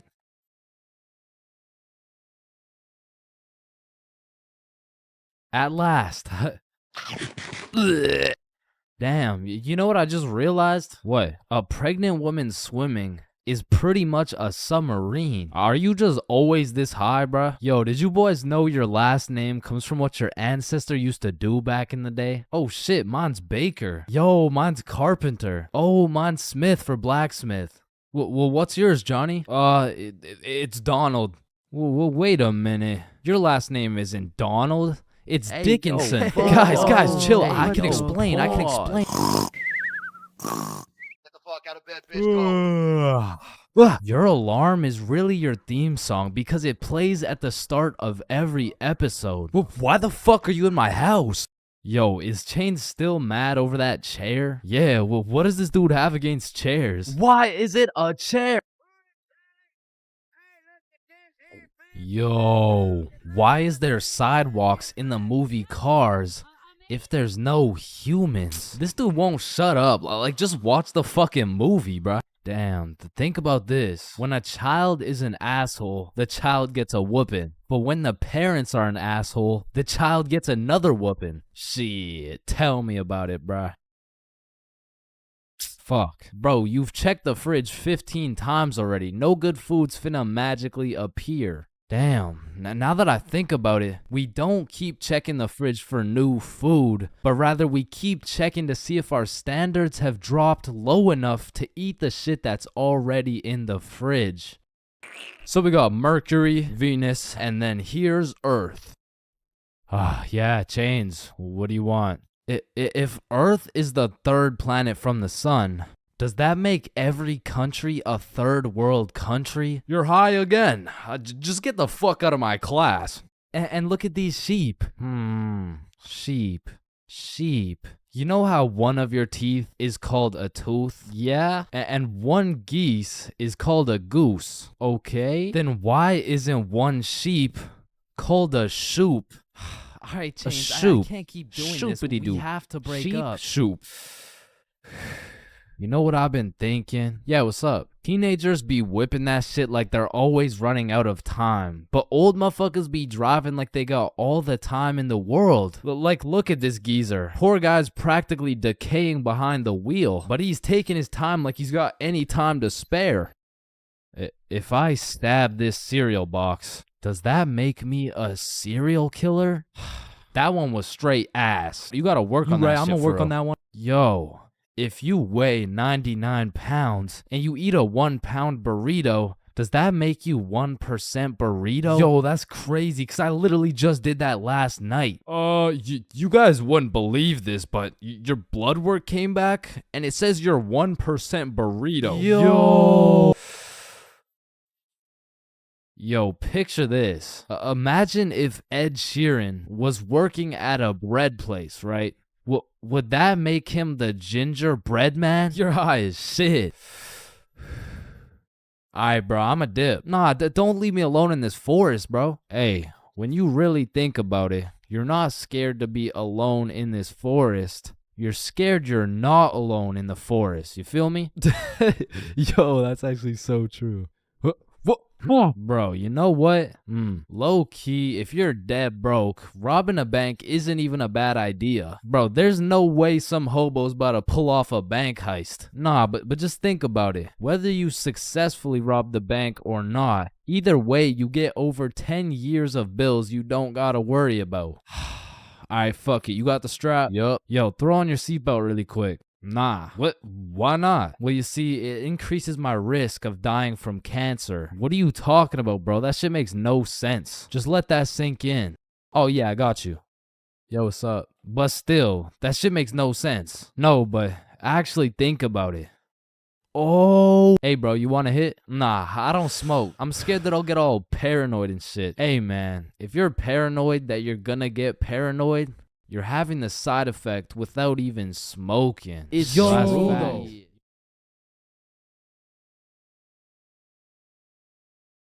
So, there are 7 stages of being drunk, all of which I've experienced, so you don't have to. Drinking? Aren't you underage? No, I'm 21. Now let's start with stage 1, the process. Stage 1 is one of the most important stages of being drunk. If you've ever heard the saying, trust the process, this fully applies when it comes to drinking. If you don't approach this stage with precision, calculation, and patience, you might accidentally skip straight to stage 7. And trust me, you don't want to skip straight to stage 7. The process is pretty much where you've started drinking, but you don't really feel anything yet. Because when you drink alcohol, it takes time for it to be absorbed into the bloodstream. And some people just don't have the patience to wait and end up overestimating their limit. Oh, I feel fine. Let me take another shot. Stage 2 is tipsy. Tipsy is where you first start to feel it. It's when the first few shots start to hit and you start to feel a little bit more outgoing and maybe more talkative. At this point, you'll still have your judgment, but I feel like you become a little bit more of a glasses half full kind of person.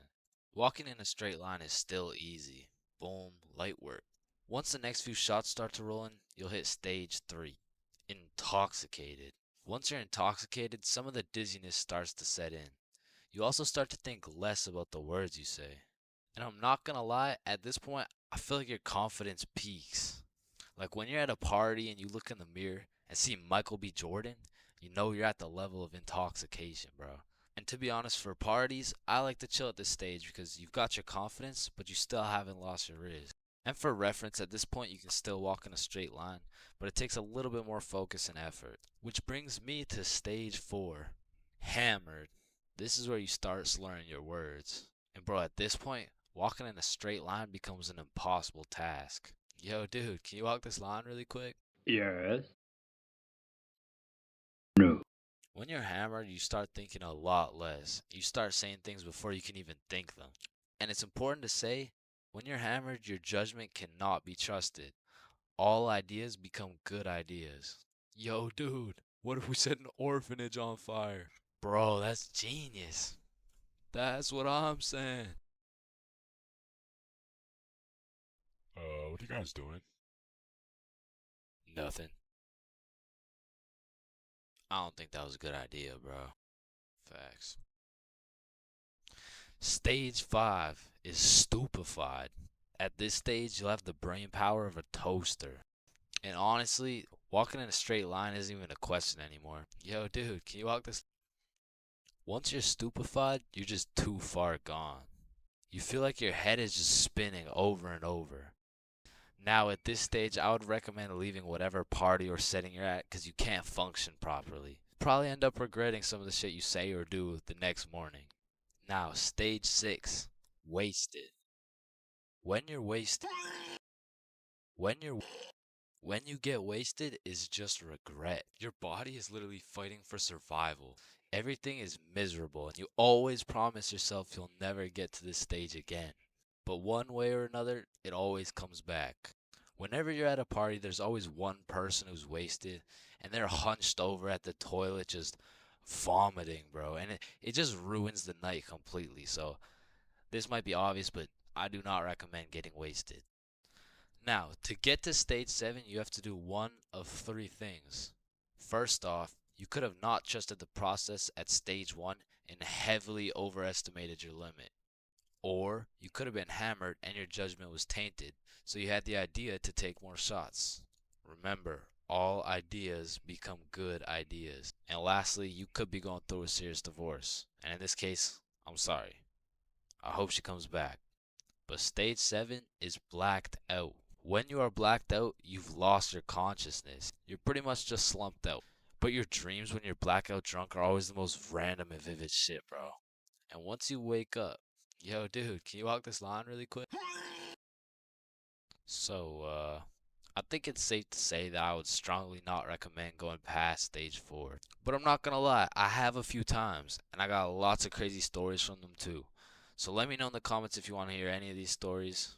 But yeah, I think I should end the video by saying, please drink responsibly. There's levels to friendships. I mean, you could have known your homie since you were 2 years old. You could have lived together. I mean, you could have survived the whole zombie apocalypse together. But shit, the truth is, you haven't truly experienced brotherhood until you and your homie have participated in a 2-man mission. Like, just look at Kobe and Shaq, man. That type of chemistry can only be achieved by running a 2-man. Shit, I bet these motherfuckers were running 2-mans every night. And you already know Kobe was laying down that Mamba mentality while Shaq had his girl kneeling. But for those of you who may be wondering, Chains, what the hell is a 2-man mission? Well, I'm glad you asked. It's quite simple, really. It's when you're gonna link with a girl, but you bring your homie and she brings her homie. And what this does is it sets an environment when you and your homie can dribble, pass, alley-oop, and ideally dunk that shit. Now, don't get me wrong, it's simple, but not easy. I remember my first 2-man mission like it was yesterday. It took place when I was in grade 7. And it started when my friend Joe hit me up like, yo, bro, I'm going to this girl Sophie's house and her friend Ava's there. You trying to pull up? And I was like, am I trying to pull up? Hell yeah, I'm trying to pull up. So we show up to her house, and I'm new to this whole thing. So I'm sitting there like,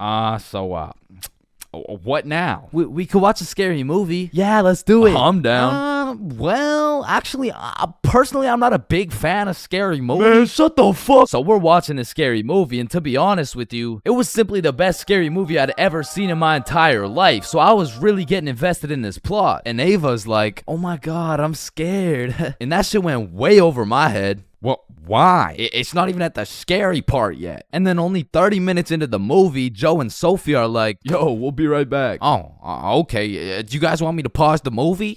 Nah, it's all good, bro. And you see, what Joe just did right there was a calculated move. In basketball terms, he just set an ISO. So now it was 2 1v1s. And the situation was absolutely perfect, but the problem was, I actually liked the fucking movie. And that violates rule number 3 in section 7 of how to pull off a successful 2-man. Never give a fuck about the movie. Because the truth is, the movie length is like the shot clock. If you end up actually watching the entire movie, you failed the mission. But I had no clue, and to be honest, I didn't even know what a 2-man was at the time. So I got some popcorn and I was just watching the movie. But when the climax of the movie was about to come around, I did something that violated every term and agreement of the 2-man mission. I went over to Joe and Sophie like, hey guys, quick, you're gonna miss the best oh, fuck. And I missed the climax of the movie, but shit, I seen a climax. And needless to say, Joe never invited me to a 2-man mission since. But you know I had to redeem myself, even if it was 3 years later when I was in grade 10. It was a Saturday night, and me and Bob were looking for something to do. And I'm gonna keep it a stack with you, bro. I had no motion. Like, my Snapchat was drier than a Popeye's biscuit, bro. But lucky for me, Bob had a roster. And I'm talking an all-star lineup of girls who just want Bob on their body. And I don't blame them. I mean, shit, I got Bob on my body right now. And you can too at chainsclub.shop. That's right, we got hoodies, shirts, beanies, socks, keychains, stickers, you name it. And starting at the price of $4.20, Bob can be all yours.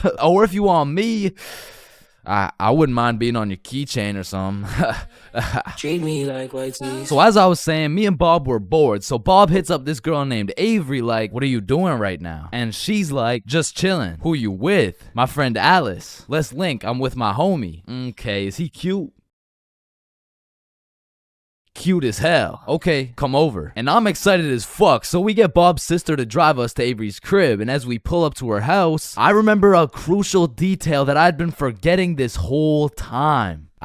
I was scared of the hoes, bruh. And as we walked up to her door, I was starting to get flashbacks of me and Joe's 2-man, where Joe tossed up an alley-oop for both of us, and I blocked his shot, metaphorically and literally. And as I'm psyching myself up, Bob calls Avery to tell her we're here, and she's like, so, my parents are asleep, so you're gonna have to come in through my window. Shit. So we walk around the side of the house to Avery's room, and lucky for us, there's this big-ass window, and I'm like, yo, can you open it so we can get in? And she's like, it is open. Bro, only this tiny ass rectangle in the top left was open at a 60-degree angle. But that was our only way in, so I helped Bob up and through the window. But now I gotta get up there, and I'm bigger than Bob, so I put my head through and I'm trying to slowly creep into the room. And then I lean just a little too far, and I'm headed face first onto Alice's hardwood floor. And listen, Bob has come in clutch many times. He saved me from drowning, coyotes, getting in trouble, but out of all these things, I'm most grateful for Bob catching me as I fell through this fucking window. Because drowning and dying would have been pretty bad, like boo-hoo, rip chains, you know what I'm saying? But imagine falling through a window and eating shit face first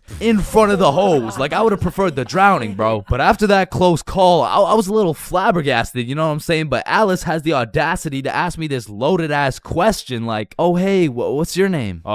Me? Yeah, you. It's the name's for real. ChainsFR. Nice to meet you, Mr. Frill. I'm Alice. And so we all just started talking and shit, but I keep noticing Alice was getting a bunch of text messages. And I remember thinking it was probably her mom or something, so I shrugged that shit off and I'm like, yo, we should watch a movie. Yeah, we should. God, yeah. And I wasn't about to make the same mistake I made last time, so I found the most dog shit horror movie on the face of Netflix and threw that shit on. And man, that shit was ass. In fact, it was so ass that we just started cuddling and shit, like, what else was there to do? But now that we were close, I could feel the vibrations of Alice's phone getting a call, so she's like, 1 second, I'll be right back. And I wasn't trying to eavesdrop, but I could low-key hear what she was saying through the door. I'm just at Avery's house.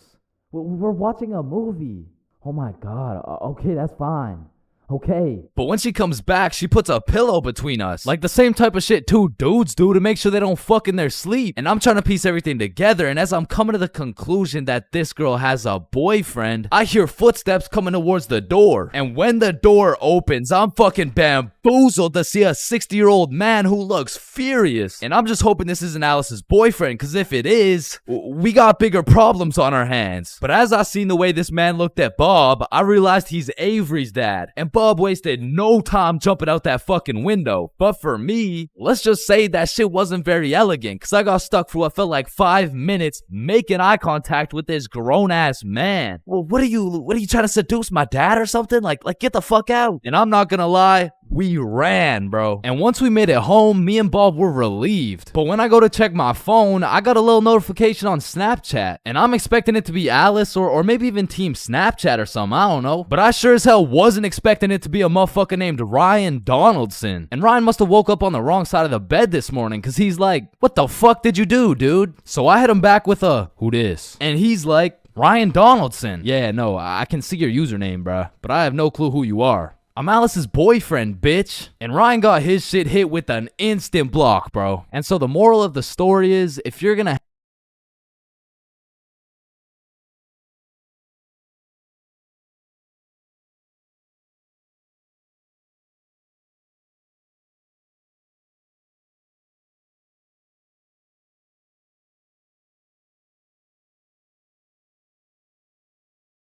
hello, can I get a green apple and bubblegum, please? Of course, that'll be 25 cents. Oh, gee, what a deal. Life sure is good, huh? Oh, it sure is. Hey, yo, Unc, pass me that green apple and bubblegum, gang. Oh, wow. I remember when I was your age, I Didn't ask plus ratio, all right? Just give me the vape juice, bro. Vape juice? I thought we were talking about real green apple and bubblegum. Of fucking course, dude. These fucking old heads nowadays, right, guys? Just give me the vape juice, please. All right, well, in that case, I need to see some ID. Yeah, I got you, Unc. Your ID says you just turned 11 years old. Type shit. No, you gotta be at least 21 to buy vape juice. Oh, shit, yeah, no, I guess it's a robbery then. Oh, wait, what? Aw, shit. Listen, the times are changing, bro. Not too long ago, kids were just playing outside, playing sports, and climbing trees and shit. But nowadays, I swear these kids are just grinding TikTok, playing GTA in real life, and the only thing they're climbing is the spectrum, and I blame the internet, bro. Because now these kids are coming straight out the womb watching Skibbity Toilet Brain Rot, and if that was my kid, shit, I would want to restart, bro. Like, take two from the top, bro. And honestly, I feel like most of these kids were coming along just fine, you know? Like, they were developing into some cool dudes. They had a banger theme song and shit. Like, yeah, I was low-key fucking with this new generation. And then The birth of brain rot. Millions of people scrolling TikTok, Instagram Reels, YouTube Shorts, and even... It was great. I mean, we had all the free time in the world to fill up our brains with dog shit, and it didn't even matter until we had to talk to each other again. Like, Oh shit. Hey. Oh hi. Oh, what's up? What? Hi. oh, what's popping? Brand new whip just hopped. Oh in. yeah, I know You that I song. got options. What I about, could what pass about that bitch like Roxanne? stock. Roxanne. Like shit, even now in 2024, I feel like half the motherfuckers my age still haven't mentally recovered. Like ever since the great brain rotting, I've unfortunately witnessed some of my closest homies get NPC-ified, and there's really no bringing them back. Yo, bro, you've been watching a lot of TikTok recently, huh?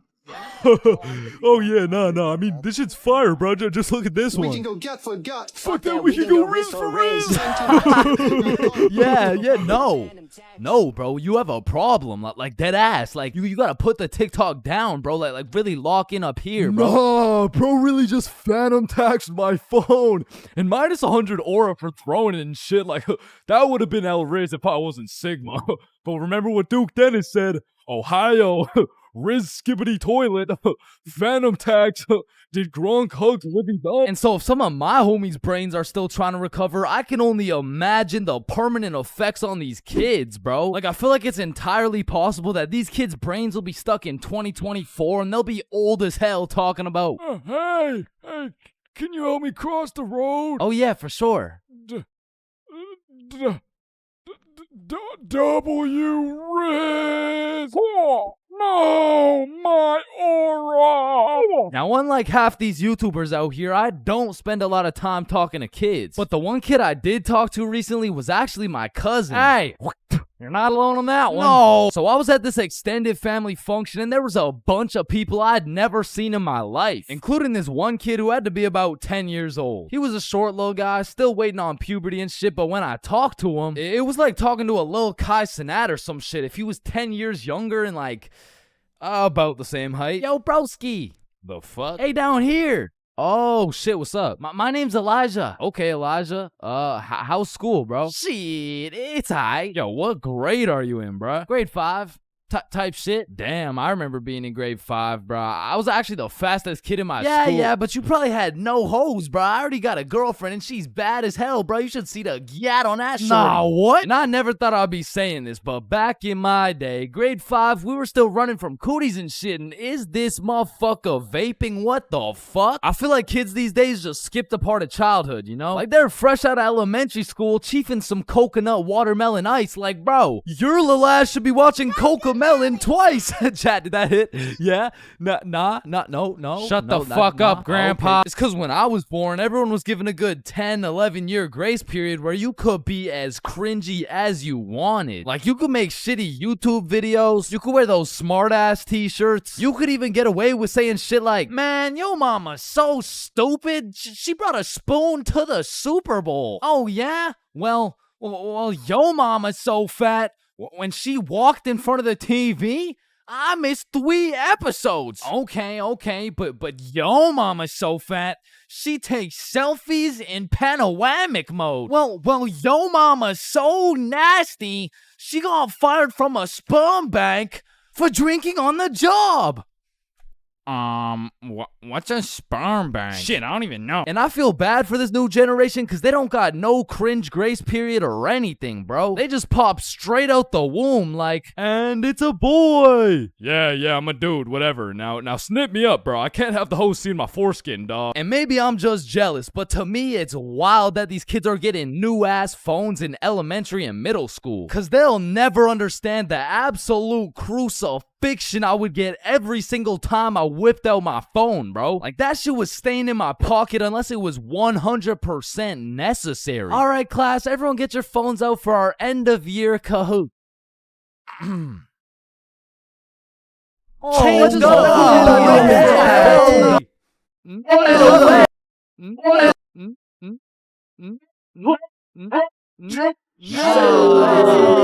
I honestly feel like the world would be a better place if we implemented a new law where if you saw a kid who had an iPhone number higher than their age, you had every right to respectfully and lawfully slap the shit out of them and give them a devious wedgie, bro. Like, you're 10 years old. What the fuck do you need 6 gigabytes of RAM for? I need it because I like to play Fortnite on my phone. Man, how about you eat 6 gigabytes of this shut up sandwich before I ram this fist up your ass?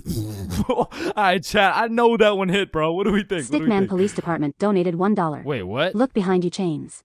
Oh my. And it's the same with these kids' fits, bro. Like, whatever happened to wearing neon shirts and light up Skechers? Like, why am I seeing literal children walking around in Jordans, bro? Like, I didn't even know what Michael Jordans were until I was getting my shit cooked for walking around in some Michelle Gordons, bro. But I mean, that shit was necessary for my character development. And that's what's wrong with these kids, man. They're straight up skipping out on some of the most crucial moments of their lives. I feel like we could low-key do them a favor. Next time you see a kid walking around on the street thinking life is all sunshine and rainbows and shit, you could just give him a little character development and like maybe roast his cut or something, you know? Like, hey kid, you look like you cut your hair with a fucking pencil sharpener.